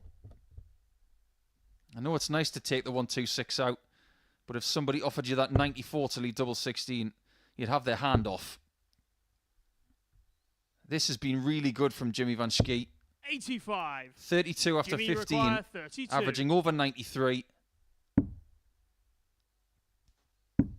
Game shot. And the job match, is done this Jimmy time. Vanchky. And he gets his first points of the group. And he might just have 2 points after 4 rounds, but don't be fooled. He is very much part of the equation if he can get a result against Steve Hine in his next game, which won't be far away. That's what he's just done.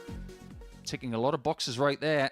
No 180s, but good doubling and an excellent overall performance, averaging over 92. He will wait that 1 match and then be back against Steve Hine. That match is coming right up, and it's Bradley Brooks against John O'Shea.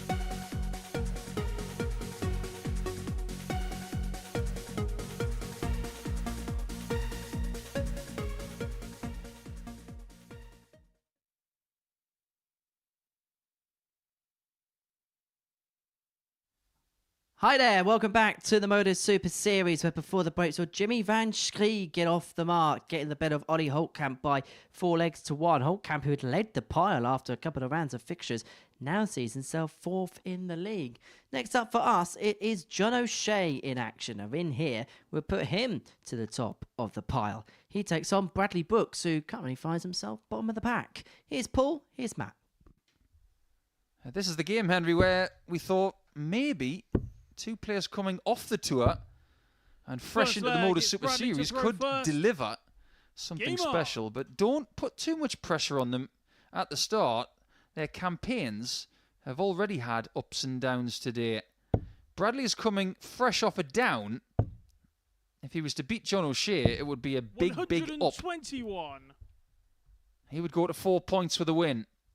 As for John, though, after losing his first game today, he's got 2 victories. A win for him, and he'd go to 6 with Steve Hine after 4 completed rounds.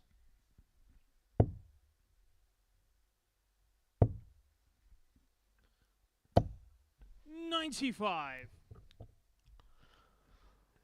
You do feel John O'Shea, though, has just got stronger and stronger with the experience as he's got used to this or got reacquainted with this, because he has played this sort of environment before, just not in these sort of conditions. Very fair comment. 96. Bradley Brooks, over the last few years, from my recollection, has only played round-robin darts in 2 venues.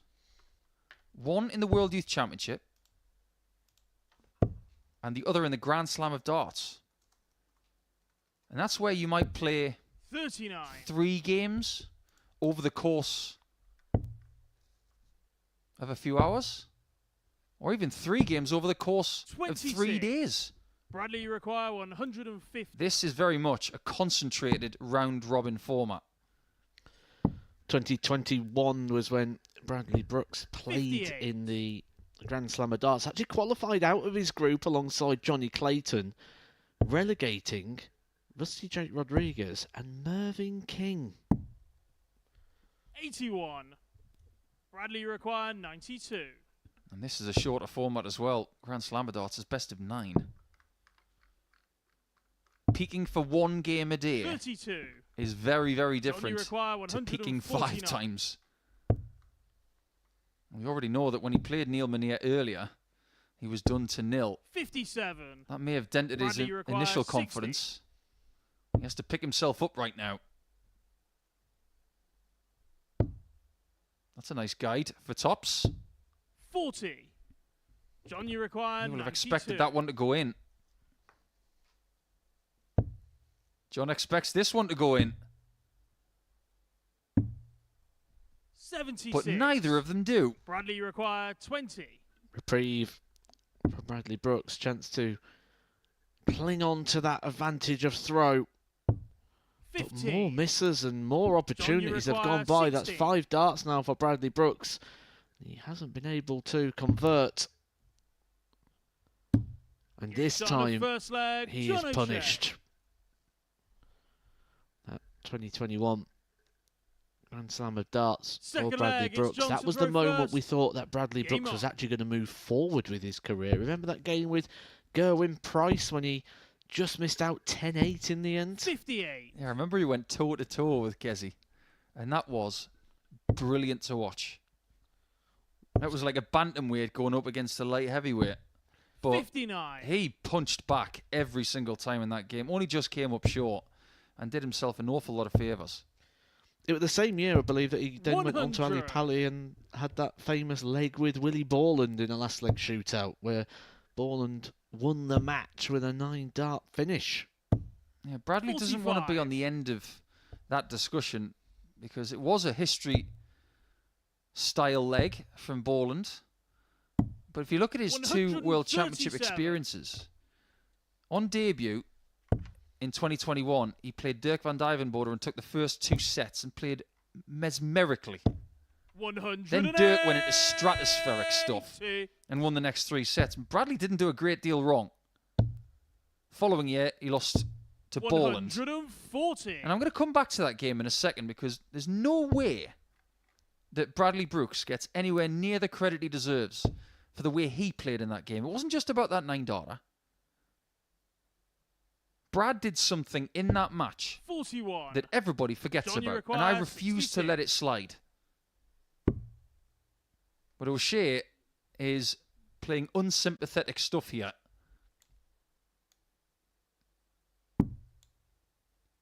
Double top, Game shot on the and that second is the leg, epitome John O'Shea. of ruthlessness. Yeah, back in that game with Willie Borland, Third leg, it's Bradley I to don't throw think Bradley first. would mind me Game mentioning on. this. He was on the cusp of elimination from that tournament, and he was on 134. He found that 134 26. when Borland was on a very small shot to win the contest. Bradley took it further in that last set because he hit 96. treble 17, and double 16. If you want to know the full story about that game, watch the whole thing. Don't just watch the last leg. 180.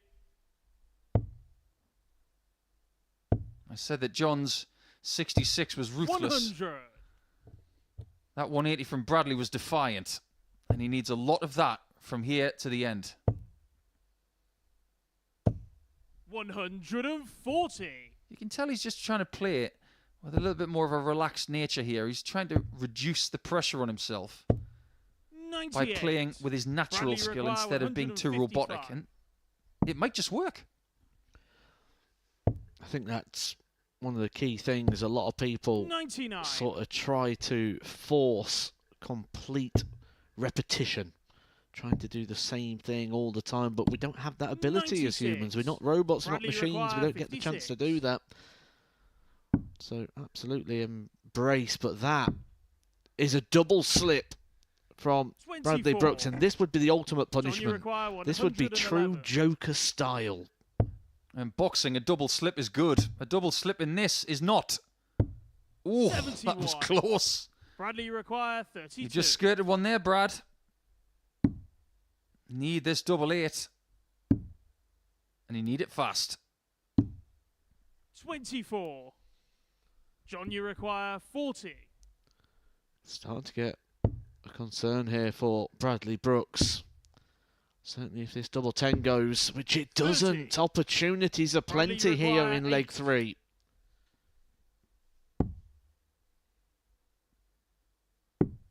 Got to go in. And it does. On a third That's leg, really good, Bradley isn't it? Brooks. That is not an easy dart. No wonder he's scratching his head. He can't hit Fourth open leg, doubles, it's but he can hit Johnson the throw most first. awkward of the lot. Game on. Well, it was starting to build up to be a bit of a problem when you look back through the card and you see 54. that he actually left the stage after his last game as a 4-0 defeat to Neil. 140. Have you ever seen the original Batman movie with Michael Keaton and Jack Nicholson? I haven't, no. You got to watch it. And you've also got to listen to it as well. Very famous soundtrack. It used to be 140. one of the highest grossing soundtracks in world music because the entire song list was by Prince. 96. Great cast as well. Michael Keaton as Batman, Jack Palance as one of the baddies, Jack 45. Nicholson as the Joker. You had Kim Basinger as well as the, I suppose you could call her the arm candy. She played Vicky Vale.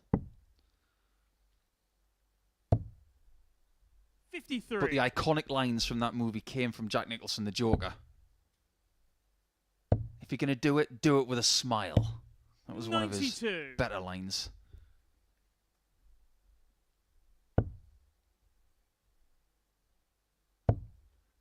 Well, if he hits this 170, I'm going to quote Jack Nicholson 41. again. John, you require So, over to you, John. 170. What do you got? I'm going to have to keep this one in reserve. Are you starting to sense that 60. frustration's now starting to creep into the game with Bradley Brooks? If it is, I don't blame him. He is somebody who expects to hit the majority of targets he goes for. 139. John, you require 110. But he might turn things around. Now that he's got the opportunity to get to 2-2. 58. This game has changed. Bradley, you require 32.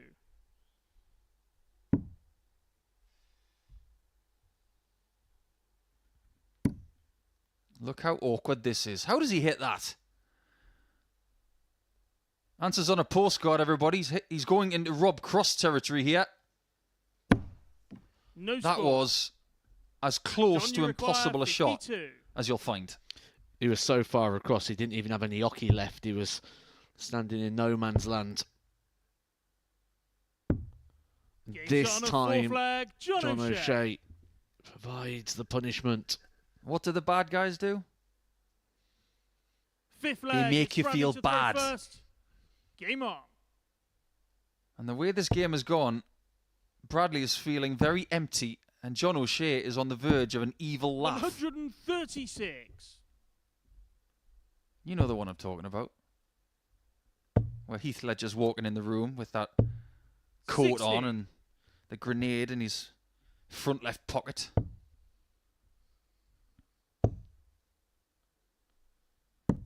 We might have to do that with 59. John by the end of the week. We'll have to do a quiz with him on Joker questions. I wonder how many of them he'd get right. I think you'd win. I don't know about that. He has got a lot 42. of knowledge.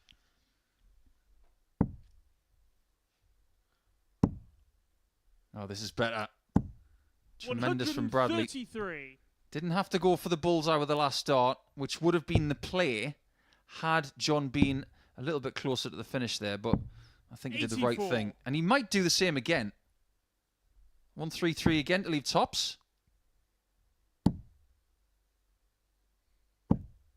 95. Almost gets it as well. Seems to be getting a lot of success down in the 19s. It might be something he uses a bit more for the rest of the day. 140. Bradley requires We have seen that 78. tactic employed a few times here now at the Super Series. People just having a bit of a break from it. Game shot on a And fifth that will give flag. them a break Bradley from the Brooks. disappointment. A nice, clean finish, confidence-building finish there for Bradley Brooks. Sixth flag. It's John to throw first. John, Game on. the advantage of throw here, looking to get himself over the line and move himself on to 6 points, joining Steve Hine at the top of the table. 127.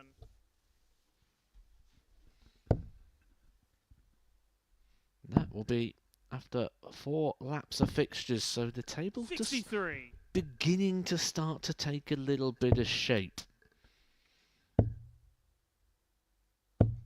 83.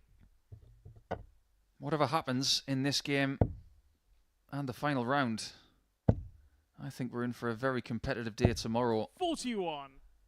And it seems even more important because we're in week 12. Qualifying spots 93. for the last Saturday night before Champions Week. A lot of people are tuning in to see who's going to get that last spot. But we know that multiple 45. champions from Series 6 can't make it next week for various reasons. Injury, the fact that they're on the 60. tour. The lineup for Champions Week will be confirmed on Sunday. 100. John, you require 138. 138 told a bit of a story in 2023 for Luke Humphreys, one of Bradley's rivals on the development tour over the last 5 years. He's gone on to become world number 54. 1. He'll be playing in the Berlin Premier League tonight.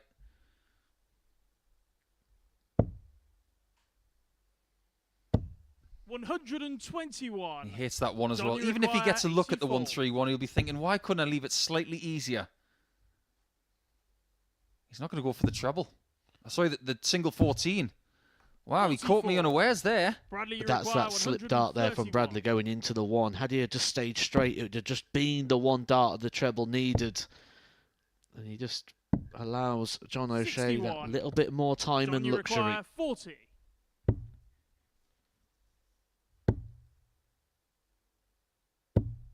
No score. Can't use the luxury, though. Bradley, you require 70. Does Bam Bam take us to leg 7? 1 dart at tops. 30. Really well thrown. John, That was you not require far away. 40. Double 10. O'Shea wins it this Shot time on with the a match. pinpoint John 10s. O'Shea. That double cost him a little bit earlier on.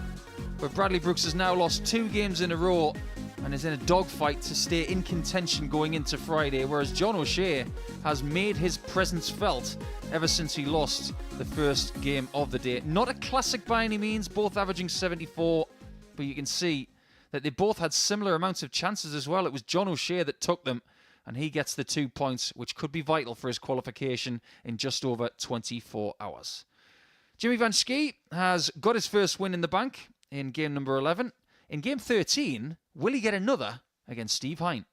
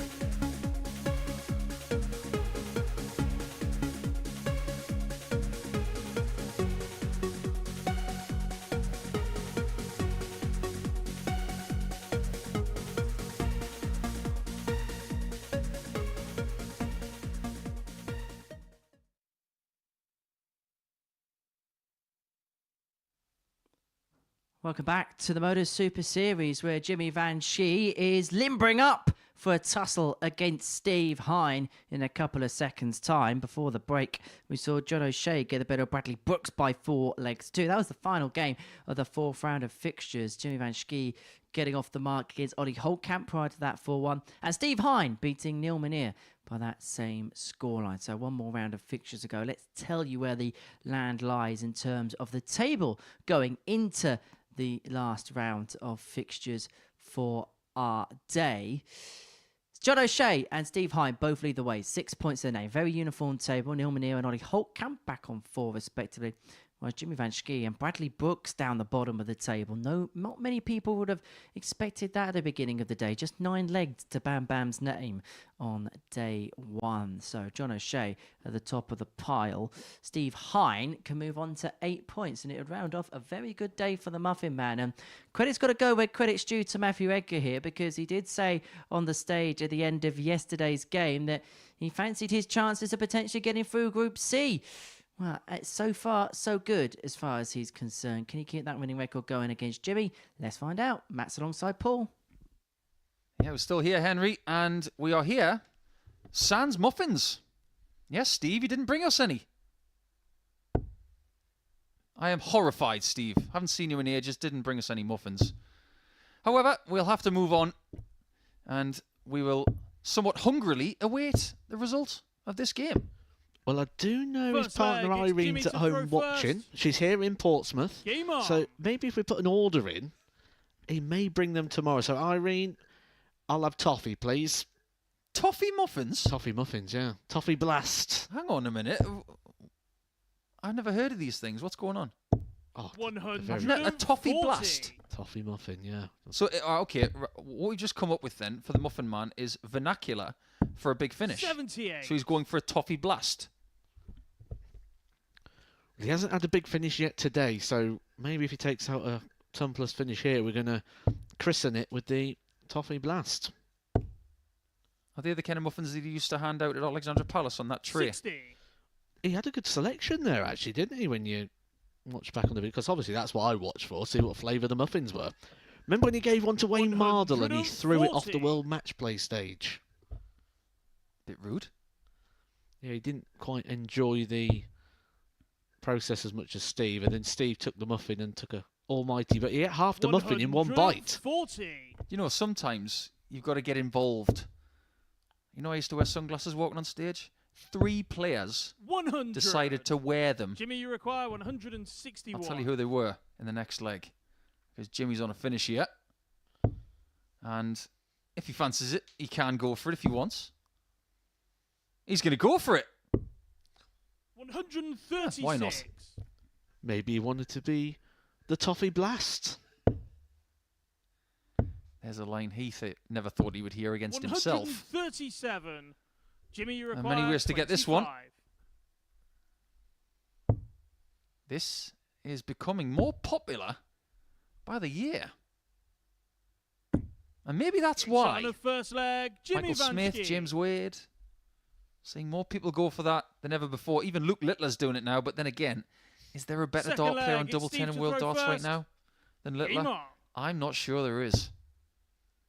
Yeah, 3 players decided to take my 42. sunglasses and wear them as a joke. Can you name them?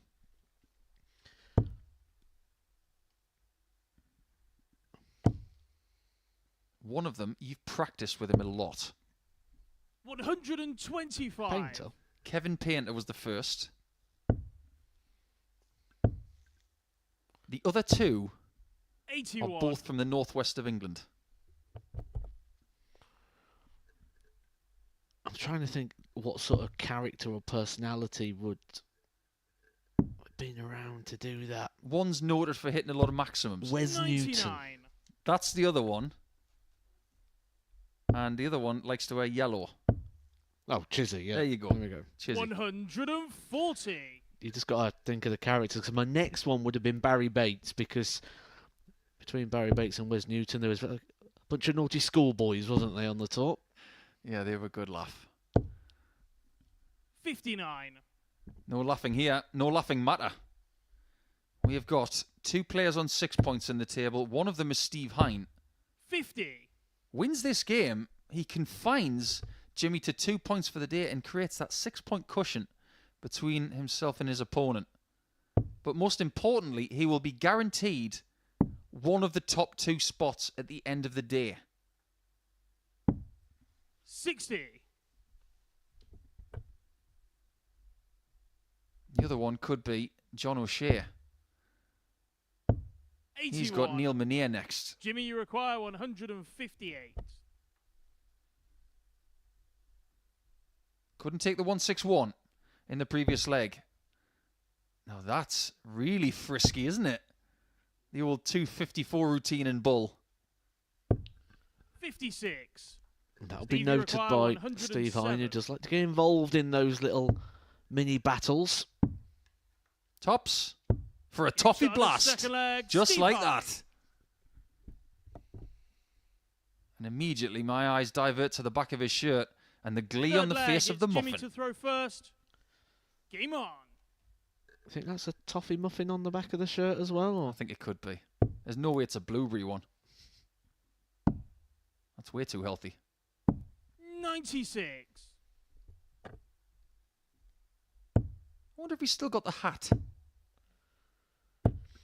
And the apron. 125. That would have been something really good to frame and sign. Unless someone offered him a tenner for it, I reckon he's still got it. 100. I think it's one of those trades, you know, that doesn't get anywhere near the credit it deserves, because the hours. 121. Was it 3:30 in the morning? Yeah, you just go to work very early. There's the Muffin Man. And it's hard work as well, really hard on your hands. Kneading all that 57. dough and weighing all that flour out. When you value food the same way that we do, Matt, 140. you pay homage to the people who make it.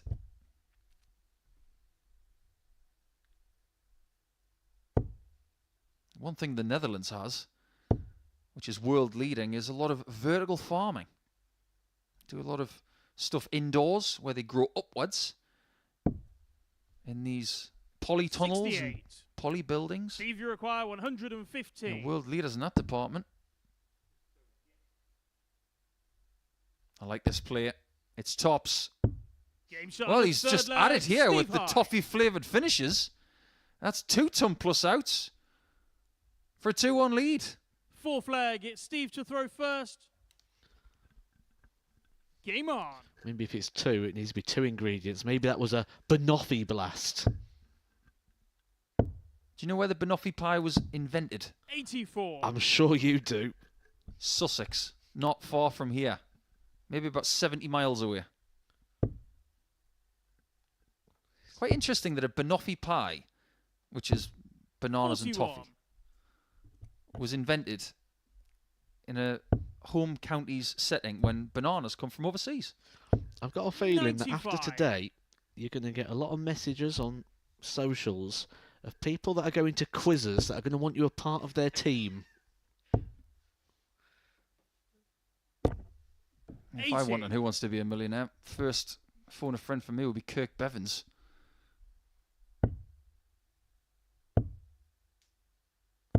If there was a baked goods section on questions there, I would definitely call Steve, that's for sure.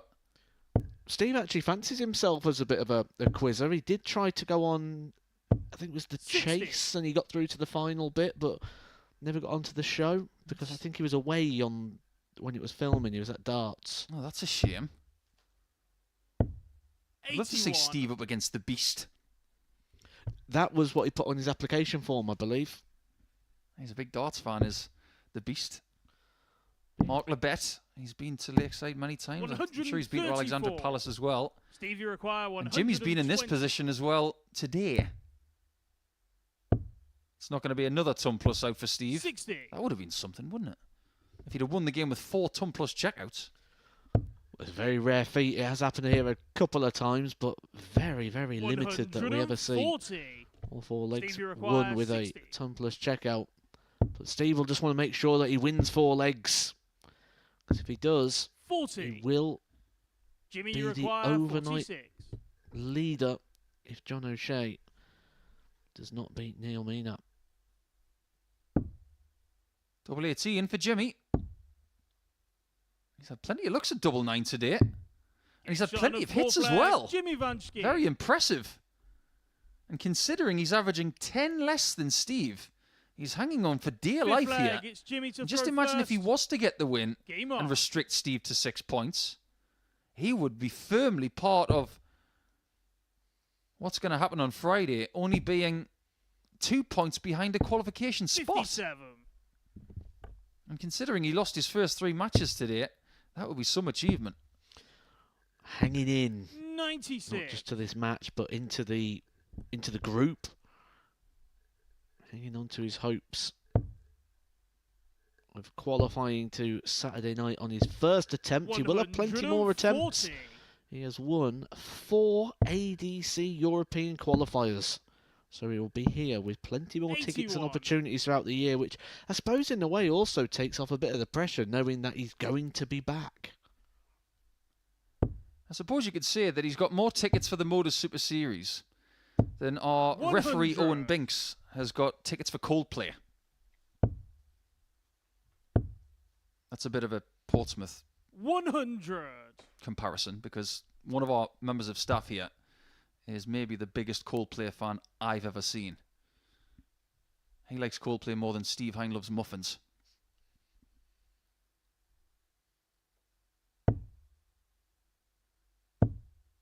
But it brings up an interesting point. 100. Jimmy has all of those invites. Is this just his first experience?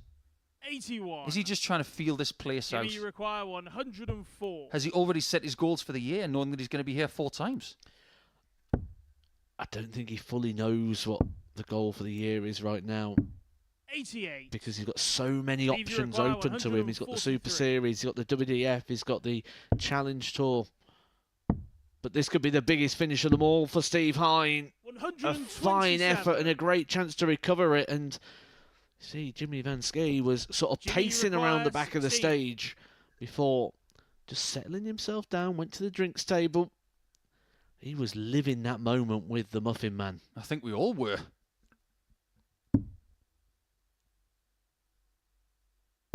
Monstrous. On a fifth He takes the leg, Jimmy lead. Van Hine Skee. just misses that 1-4-3. Had he taken that, that would have been the shot of the day. Not just because Sixth it would be leg, the it's Steve highest, to throw first. Game on.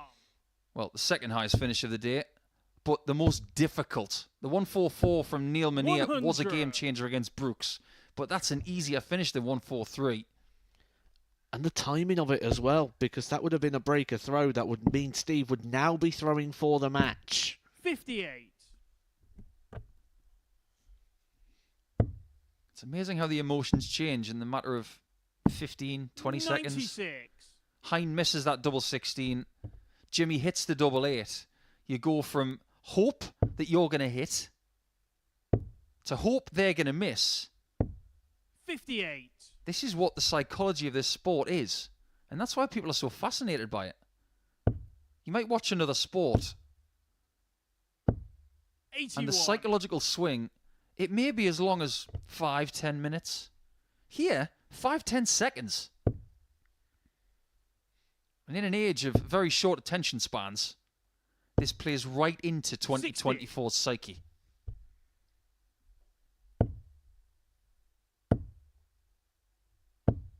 $140. If you look at the way that Steve plays the game as well,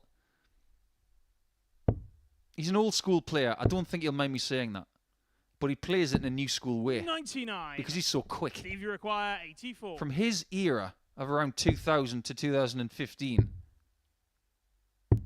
Game shot on a you've got sixth more leg, quick players than Steve ever Hine. before right now, but he was quick before most people were.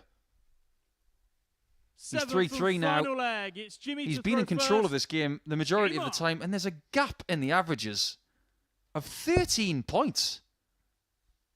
97.47 for Hine, 60. 84 for Jimmy. And it proves again what we said earlier about if you've got the darts, you can have a much lesser 95. average and still win. Steve Hine deciding just to take a little extra moment there, leaving the arm that you referred to as the Darius Labanauskas out there. Sorry, Matt. But it was a big last start, that, from 96. Steve Hine. The same for Jimmy. Clutch trebling. But this is quality trebling. 108. What a time to hit the first maximum of the game. Steve Hine, he's up against it. He's up against the darts. And he's got a chance to leave here today with 4 wins from 5.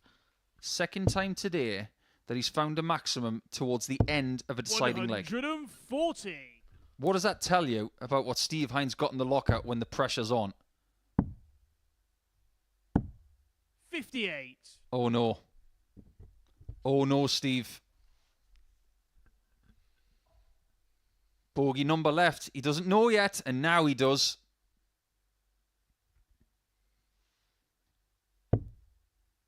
Jimmy is hitting. Jimmy is going to look potentially at the bullseye here. 88. He should get a dart of the double if he can just find the one treble, but you can see the frustration. He's worried about what Steve Hine is 100. capable of. Jimmy, you require 170. Jimmy knows he could have been in 2-dart territory here. Instead of being on something like 96, he's got to find that, and this. Game shot on the match. What Jimmy a wonderful Van way Skee. to end your day. And Jimmy's just done himself a favour But don't underestimate just what he's done for everybody else as well. He's restricted the Muffin Man to 6 points and embellished his chances of getting through this group in the top 2 by winning there against a 98.74 average. And he will finish the day with 2 consecutive wins to be part of the equation and in the chasing pack come tomorrow at 1 p.m. John O'Shea has now got a chance to be at the top of the table on points on his own if he beats Neil Menier next.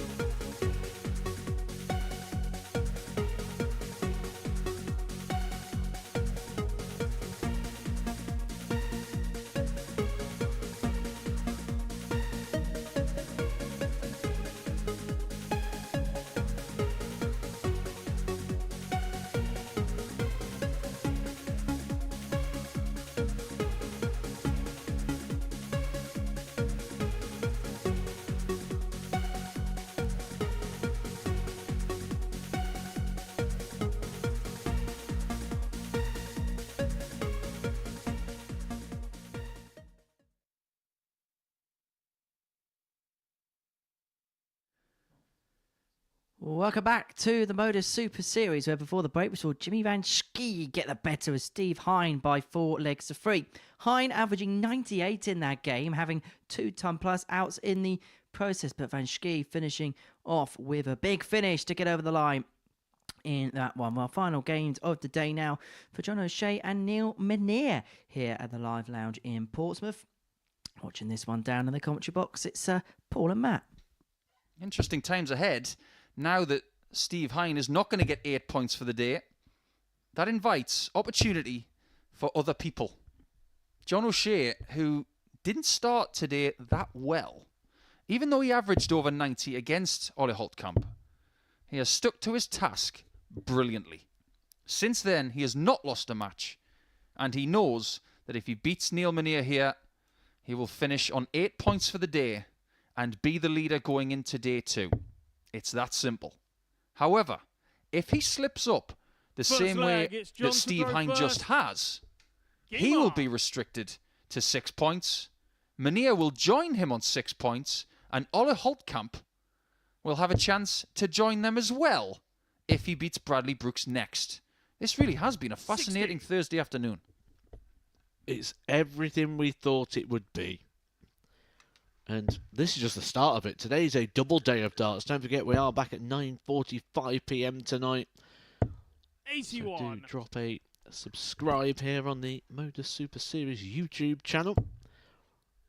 We have another quality lineup coming your way tonight for Group B. 5 players Two we've seen already this week. Scott Taylor, who's been popping in 100 averages for fun. Ted Everts, who missed out on qualification to Sebastian Bieletsky, who needed 60. 4 results to go his way.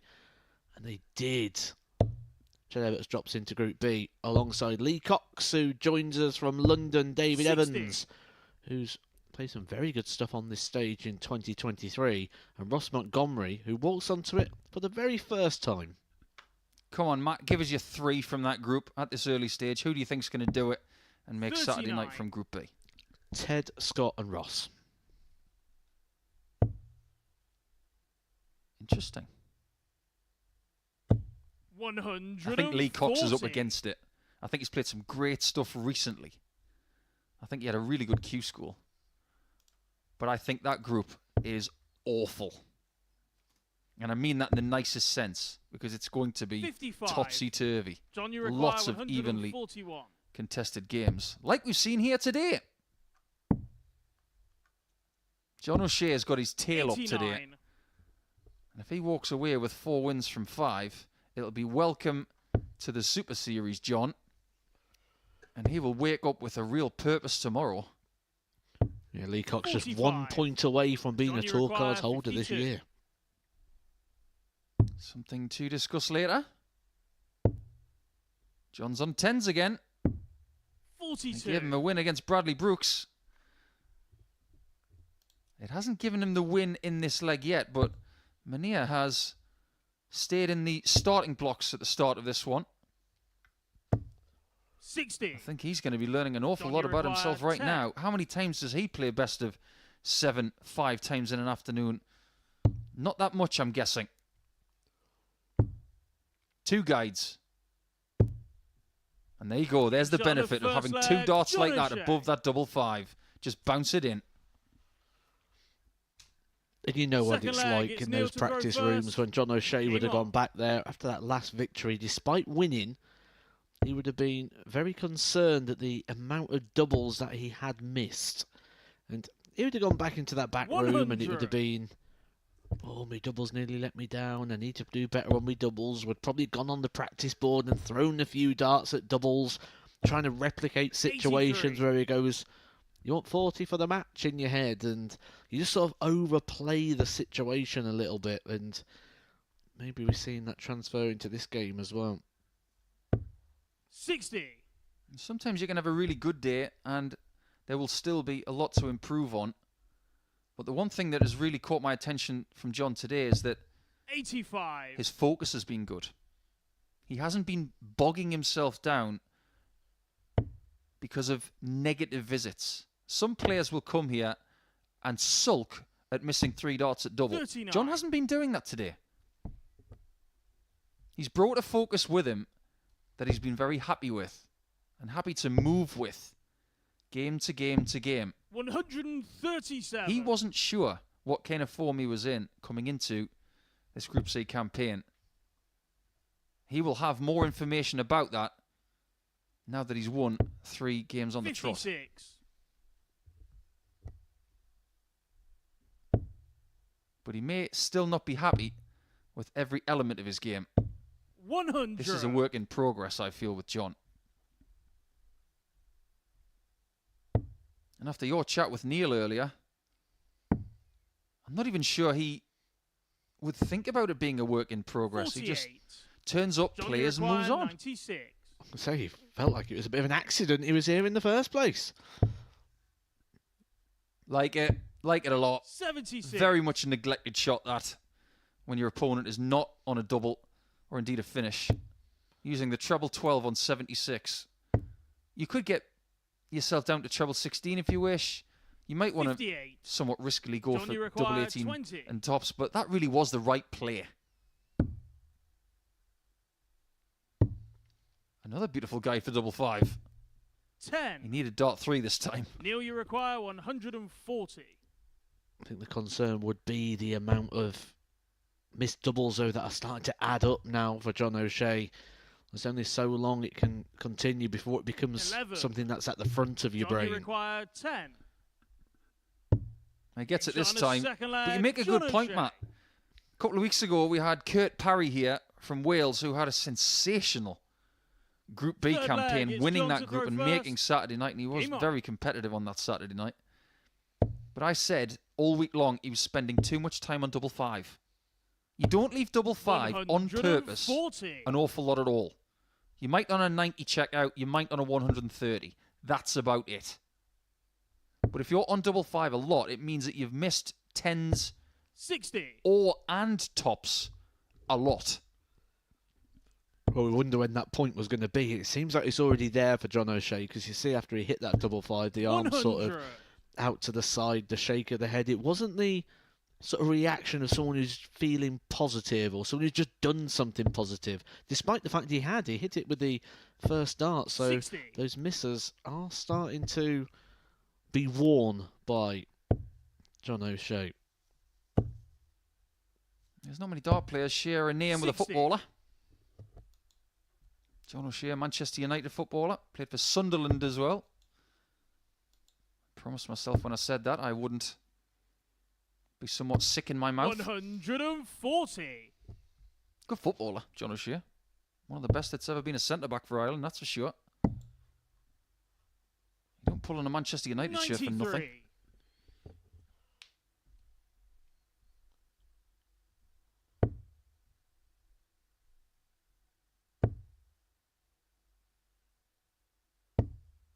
He's in firm control of this John, you game. require 108. Neil is really not playing well in this game at all. And this new experience for him, maybe just taking its toll. 48. And if he thinks he's alone on that stage, he's correct. However, plenty of players have been in this situation where they're very, very good players. But come game 85. 5, they John, you just require feel 60. about twice the weight because it's just hard playing this amount of darts per day. 50. Oh, guess he's on double five Neil, you again. require 96. Well, Neil's first game was around 1:20 this afternoon. That was about 4 hours ago. Adding all the practice time and everything in between, 56. maybe John, 2 you hours require before. 10. He's probably been playing now for about 6 hours and trying to play at that top peak performance. He's had plenty of practice at this double. And he hasn't hit it this time. I was No just score. about to say, if he hits that, has anybody Neil, you won a game require here at the 40. Super Series by hitting double five 4 times?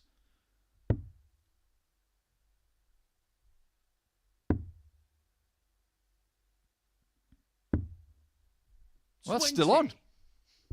John, you require It's still 10. on.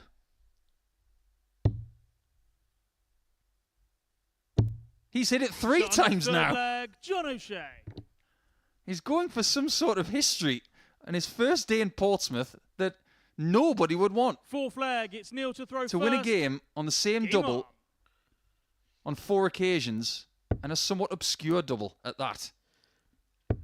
But if he is to do that, those points will guarantee that he will be top of the table overnight. And there's something else as well.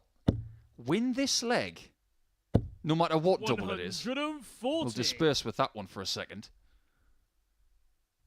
8 points plus 10 leg difference. The next closest challenger, 96. as it stands, if he wins this leg, would be Steve Hine on 6 points and plus 1. He'd be 9 legs ahead. That's like having another 2 points. 140. Leg difference, I do believe, is going to come into play in this group as well, with how tightly contested it has been. 96. However, at the halfway point, having a lead of 9 legs, it could be extinguished in as little as 1 match tomorrow. 140. But this really is a sensational leg from John. 3 consecutive 140s to leave 81. And he's accelerating towards the finishing line here. Just needs to think about this last start, Neil. 81. And now he's just John, you offered require John 81. O'Shea 6 darts. I said at the start of the day that John O'Shea wanted to Shot introduce and a the little match, bit of John chaos O'Shea. to Portsmouth. He has thrown chaos to Group C. With a capital C, it's chaos for the Joker, and the top spot is his overnight. a brilliant 4-0 win, and he averages just over 80 in that game. Not a vintage performance, but that's all down to the doubles. 4 hits from 18, but the key thing is 8 points out of 10, and he will top the table going into Friday. One more match coming your way to finalise our situation here on Thursday afternoon. Bradley Brooks to take on Ole Holtkamp.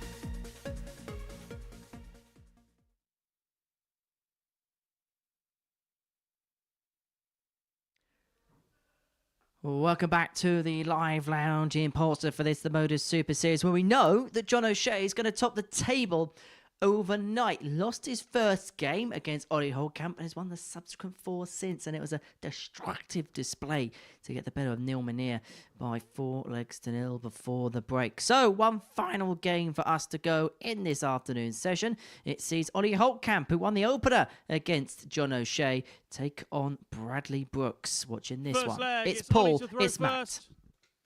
Game on. Many thanks indeed. We've seen some great success for John O'Shea today. We've seen a continuation of very good stuff from Steve Hine. 140. What are we going to see next? Because if Bradley Brooks can win this game, he will still be part of the equation come tomorrow on 4 points. We'll talk about the leg difference in due course. But if he wins this game by 4 legs to 1, he can 60. overtake Ole Holtkamp by the end of the day. And considering that Holtkamp won his first 2 games today, that's quite the turnaround in fortunes, isn't it, Matt? 30. Absolutely. It's the opposite of Jimmy Van Ski, really, who lost his first 3 games and has actually found himself now in currently 3rd place. 137. And dare I say that I'm not in the slightest bit surprised by any of these 100. sort of possibilities. Ollie, you require 164. I say that. I think I'd be surprised if you told me at the start of the day Bradley Brooks could potentially be finishing bottom of the table on just 2 points. I think it just goes to 39. show how difficult this discipline is. You can't expect to turn up and think that you're going to succeed. 100. Got to have that work ethic. Ollie, you require 125. Bradley has that. But what you need to do is make sure that you have a chance to succeed tomorrow. That's what Thursday is about. Don't put yourself out 65. of the picture. Bradley, you require 137. This will feel like a final to Bradley. Win this game, we've got a chance tomorrow. And he plays Holtkamp in game 1 tomorrow. 37. He could be on 6 Ollie, points require before 60. John O'Shea or the other parts of the chasing pack are involved. Game shot on the first But he must leg, win Ollie 4 Holtkamp. of the next 6 legs. He's lost the first one in 17 darts. Second leg, it's Bradley to throw first. Game on. It would be some turnaround for Holtkamp if he was to get into the top 2 by the end of tomorrow. He finished in the bottom 3 of Group A. That's why he's in 100. Group C. And if you had one word to describe his campaign yesterday, what would it be? Erratic. 97. Possibly wouldn't even just say yesterday. I think it has been a little bit erratic, a bit hit and 121. miss. But today, plenty more hit. 93. I've just found out what erratic is in German, but it would take a bit of practice. Unberechenbar. I thought I said Unterbuchner then, which is another 96. player. Are you trying to say that the former Lakeside semi-finalist was Mikhail Erratic? Yes. Yes, it's in the 96. translation there. Good guy, Michael. Did an exhibition with him once in Nuremberg at a soft tip festival. Great fun that was. 42. Beat me in the last leg decider of the exhibition as well. Beat me 6-5. He had 148 out in the last leg. Cheeky thing. Sounds very erratic. 59. Bradley, you require 142. Bradley could use a bit of a jolt in the right direction, and this is one of those shots that can give you that. He gave that shot every chance. Don't be disappointed with that dart. You did almost everything right with it. 74 left. Not a bad miss, 101. actually. You'd rather have the treble Ollie, than you the require single there. 156. So the 156 is not going to be plugged. But you do think 100. that Brooks Bradley, needs to require find this 41. He's had some problems on double 16 today.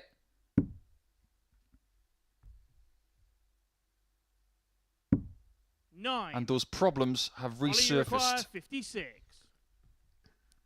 I think he's had problems just on doubles today. Bradley Brooks not taking his opportunities when they present themselves. 46. That was something that Bradley, you require Holtkamp was very 32. strong on in his Group A campaign, taking those opportunities when they presented.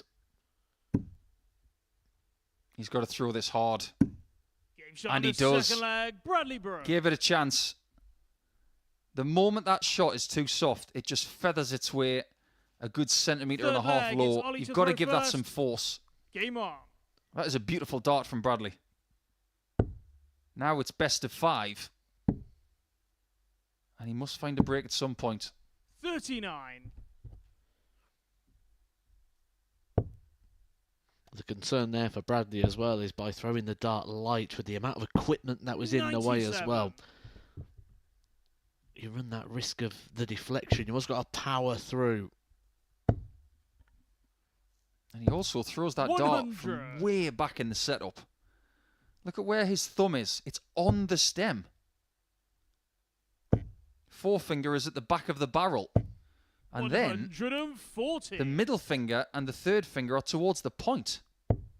That grip must be very, very light. Otherwise, there'll be too much pressure on it. 100. He's thrusting from the back and stabilizing from the front. When he gets it right, it's exceptional. 89. But every now and again, those darts just go in a bit too feathery, and they tend to wobble when they hit the board. Funnily enough, they've both got that issue. Has been very improved today, though, for Holtkamp. 170. He's not had many bounce outs today. Over the last couple of days, he's been having 2 or 3 bounce outs per match. Couldn't say that about his bullseye challenge earlier.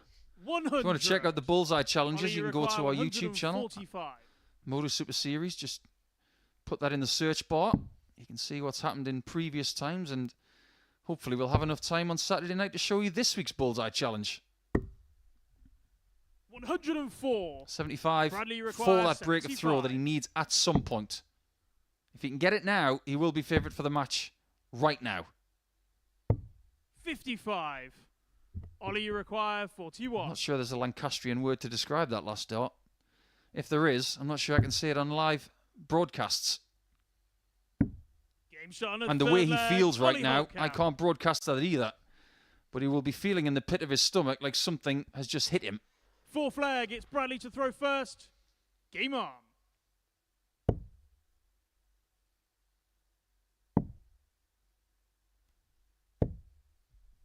If you 93. think Bradley using an orange setup with the stem and flight combo is an accident, think again.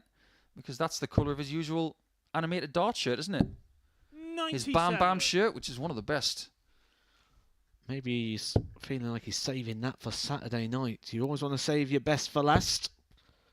Oh, and they just saw the 99. case in point of what you're saying about sometimes the dart just being a bit loose in the board. We saw that first dart just waver a little bit, and apparently Brooks moves away. He wanted no part of losing those 60 points to the floor. 99. I like the fact that he's acknowledging that too. As soon as he sees that wobble, if there's 54. any risk of that dart being displaced, he moves. And doing it is one thing, but doing it in rhythm is another. That's what the elite players can do. 58. Humphreys, he can do it. We know that Littler can't. MVG. Chisnell, not so much. He'd probably step back and take a bit of a think about it. 140.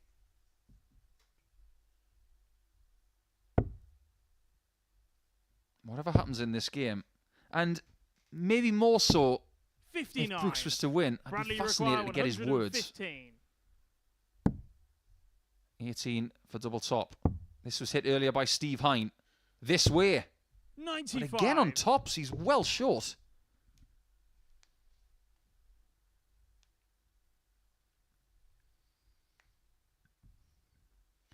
Ollie, a long way back. Nothing you can do at 188 to affect the outcome of Bradley Brooks's next visit to the board. He wants 58. double 10 to Bradley level us up required and keep 20. everything just ticking along with consistent holds a throw up to double 5, which has been one of the most Shot on spotted the fourth doubles flag, today. Bradley Brooks. You're not wrong, Matt. Especially Fifth if your flag, name is it's John Ollie to throw O'Shea, first. the Group C Game leader on. overnight.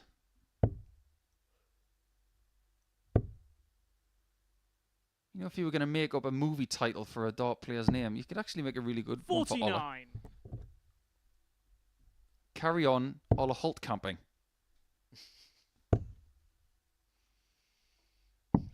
59. With Brooks, it's just anything starring Bradley. Brooks. 180. A great maximum there from Ollie Holtkamp. You obviously don't know the most famous actor in the world called Bradley. I don't tend to watch too many movies, to be honest. 100. I watch like 10 movies on repeat. I'll tell you later. Oh, this is good all of a sudden. It's not good. It's incredible. 180, 174 to leave 98. And Bradley Brooks has probably just thrown up in his own mouth. Because when he gets 99. himself back in the game, Ollie required Holtkamp 98. just finds another gear. What's going on here? That Game shot on a is fifth leg, unbelievable. Ollie Holtkamp. 8 perfect darts to win that leg. That may be Sixth the leg, best it's Bradley leg to he will throw first. here this week. Game on. Maximum 174, 98 and 2. World-class darts. And he may be slightly erratic. But when he gets it right, my word, it's impressive. 84.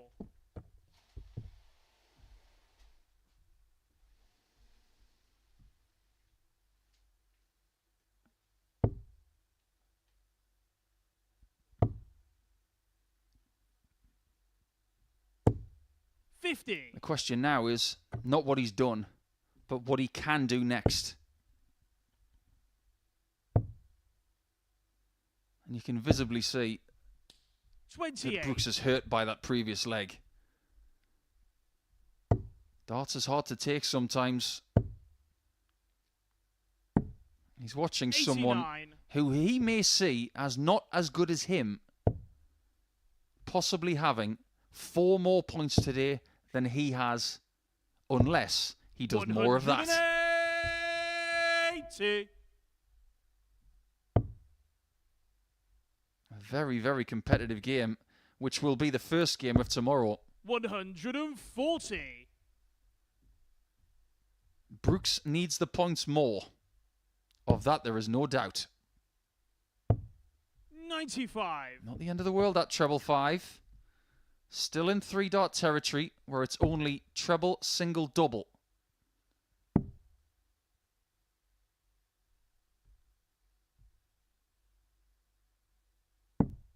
$136. But he's got somebody Bradley better off 114. on the other side of the oche. He might have to go 45 bull here. For 95 there, the 57 was blocked.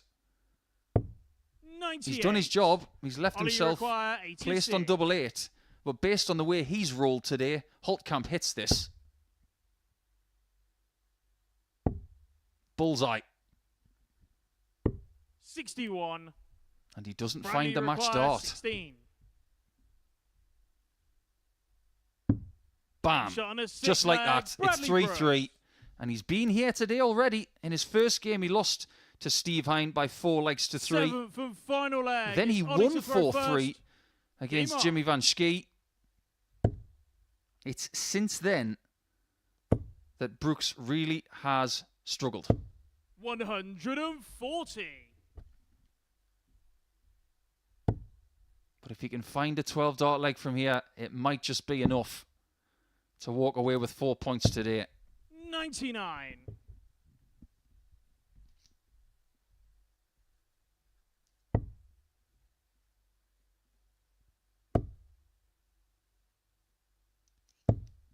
$100. Got to keep pace with your opponent at least. And in this position, you're thinking 140. And that is very 31. far from that, unfortunately, for him.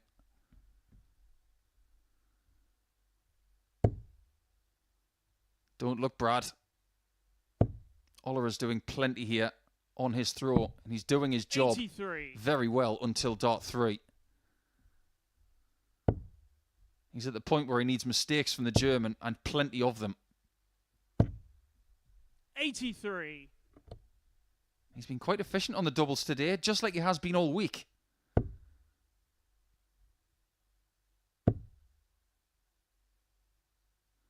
So if he does get to a match-winning double in this final leg of the afternoon, you do expect him to hit it, especially with time to spare. 100. That was a really interesting play. With Bradley on 288, was that a risky play? 56. I think it was. Ollie, you require 78. He could have displaced his own dart. However, with the match dart, he shot does and not the match, take any Ollie time at Holtkamp. all, and the efficiency on the outer ring continues into his 4th day of the week. Bradley Brooks will be in the basement of Group C overnight and has an awful lot to do. He will face Ola Holtkamp in his first game tomorrow, and he's going to need a better performance than that, unfortunately, to get 2 points on that occasion. As for Ola, he's going to have 6 points overnight, and I think he's going to feel very, very good about that. Let's get down to the stage. Matthew is going to join Henry now to go through the 15 games that we've just seen here in Group C this afternoon. Indeed, he is. Well, Matt, it's been quite the intriguing afternoon here at the Super C. Look, we expected this Group C to be very tight. We didn't expect much to separate the pack. And you look at the results this afternoon, it was most certainly the case. Well, you just got to tune back in tomorrow now, haven't we, to see how this one turns out, because I don't think we're too much the wiser. Yes, John O'Shea is looking in a good position, but now Ollie's in a good position, Steve's in a good position. We've got so many contenders, and realistically, I'm going to back up what I said on commentary, that I don't think this is going to be one of those groups where we go 14 points. I think someone's going to get through on 12. When you look at some of the players at the bottom end of the table, you feel like there's going to be some real moving and shaking, particularly in the early rounds of matches. Oh, tomorrow's going to be a fantastic day of darts. I'm really, really looking forward to seeing how it unfolds. I don't think we're going to get an answer to who the two players are till very, very late on Friday, which is what we all want to see. We want to see the players go through it. We want to see those sort of battles and those sort of head-to-heads unfold. And we didn't see the answer in Group A until match 44 of 45. I feel this one's going to be the same. I think it's going to go right to the last lap. Well, let's show you what has happened then today. These are the results from the 15 matches that we have watched and enjoyed. Well, John O'Shea got off to a losing start against Ollie Holtkamp, but then won each of the last 4 to be the man at the summit of the table. Elsewhere, it felt like everybody really cancelled each other out to and fro right until the very end. But I suppose the biggest surprise is to see Bradley Brooks where he is in the table. Former youth world champion, and someone who's probably doesn't want us to speak about former achievements, will want more achievements in the future than in the past. So something like this would be a really big sort of stepping stone for him in regards to getting his season up and running. Didn't have a good Q school, didn't have a good challenge tour, picked up just £75 on that order of merit. He does have the development tour this year for one more opportunity, so that could be a system which he uses as well. But certainly if he wants to keep sort of that professional player status, he needs to keep that income coming in, and this could be an arena that he may be eyed up as somewhere to come and earn some pounds, but at the moment he's in a big danger of not getting through to Saturday, which means no finals night, no Champions Week. He's here with Ted Evitts this week. We're going to see an action in Group B a little bit later on this evening. I know they're going to be like swapping around like boats in the night, but do you feel like that maybe these next couple of hours, maybe he goes and has a chat with Ted, kind of using that person who's there with him as that sort of kinship to try and arrest the situation?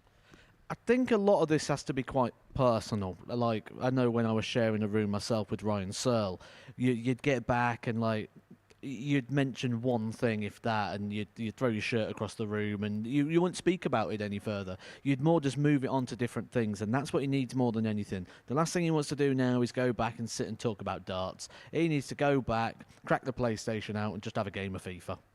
See, it works a little littler, doesn't it? Right, let's have a chat about John O'Shea, because he is the man who has taken real charge of proceedings. Look, we gave him the big build-up. We expected him to do good things. It took him maybe a game or two to acclimatise to the conditions, but once he did, we saw some real good stuff from him. Really good, but I think the thing that he will be concerned with is more to do with the amount of darts it took him to win legs. He was missing an awful lot of darts at double at the back end of games. As players, you become aware of that, and certainly when I was watching him, we was aware to see the reaction wasn't a positive one when he was hitting those doubles. He was sort of looking like he was getting on his own back a little bit. He was becoming aware of the amount of doubles he was missing, which then starts to sort of tell its own story. He needs to end that story now, go into tomorrow, and just be picking out the positives, which shouldn't be hard to do when you see the league table. Steve Hine, look, you said on this particular stage yesterday you really liked the look of him in Group C. Boy, will you prove right. He was very unfortunate as well, wasn't he, not to have got that 4th win. It was a big finish from Jimmy at the end, the 117. Steve did his part. He hit that maximum in the last leg against the darts. He did everything he could. He just didn't get that visit to the board in order to get the game wrapped up. And we'll talk about him then being in joint top position. He's shown enough today, though, to back up those claims and to back up the fact that he could be in the top 2 come the end of play tomorrow. On Jimmy Van Schie, how hard is it to assess his week so far? Impossible. It's very, very hard to assess his week because it's been so in and out. We've seen so many good moments. You go, this is why he picked up a silver ranked event. This is why he's got this year ahead of him that he's planning out for him. I agree with him. It's going to go. And then it just goes. Yeah. And it's like, it's so hard to assess, and it must be so awkward to play against. Some of the easiest players to play against are those that you know you're going to get quality from when you play a Michael Van Gerwen, a Michael Smith. He's a nightmare because you don't know if he's going to hit a 75 or 100. And he's that tall, he nearly had to raise the camera to the side of the stage after he took that 117 out. We're going to have a look at the table now, and I want to talk about Ollie Holtkamp because he came out the traps absolutely flying. He picked up 6 points in the end, but what do you feel like maybe there was a couple more in the tank as well? He might do, but he should be happy with 6 points. In this group, when you look at the table, 6 points is a fantastic return, and it's certainly an improvement again in terms of standards that we saw. Certainly from yesterday, he only managed to find 12 darts at a double yesterday. That's how much he was outplayed. So to be in there competitive and now within a chance of qualification, well done to Ollie Holtkamp. So that is the table after the end of the first day in Group C. Those results from what we saw today in Group C. But whilst we've got you here for a couple of minutes, let's talk about tonight. Let's talk about Group B. It feels like one of those groups that can't fail to disappoint, can it? You've cursed it now, haven't you? Oh, I've absolutely cursed it. Yeah, there'll be 75 averages everywhere now. Yeah, if it does, it's your fault. Blame me.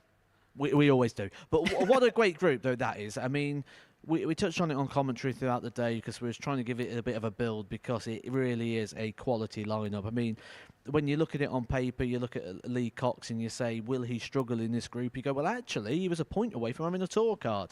So he certainly can mix it up with these players at this quality. I'm really excited to see how this one unfolds. And pick 3 from that 5. I'm sure you can ask me later to try and do it. I'll give it a go, but Shall I ask you now?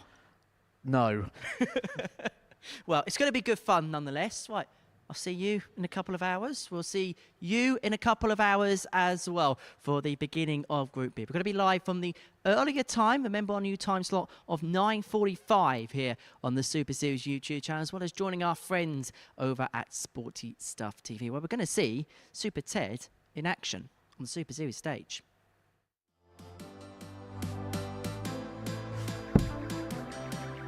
Another one of those. For the ball. He's gone for it and he's hit it as well. A fantastic 164 there from Ted Everts to save the fixture. What a finish that is from Ted Everts. Can he just bump off the barrel? The answer is yes, he can. Game shot on the second leg. Game shot on the He is tops for the match.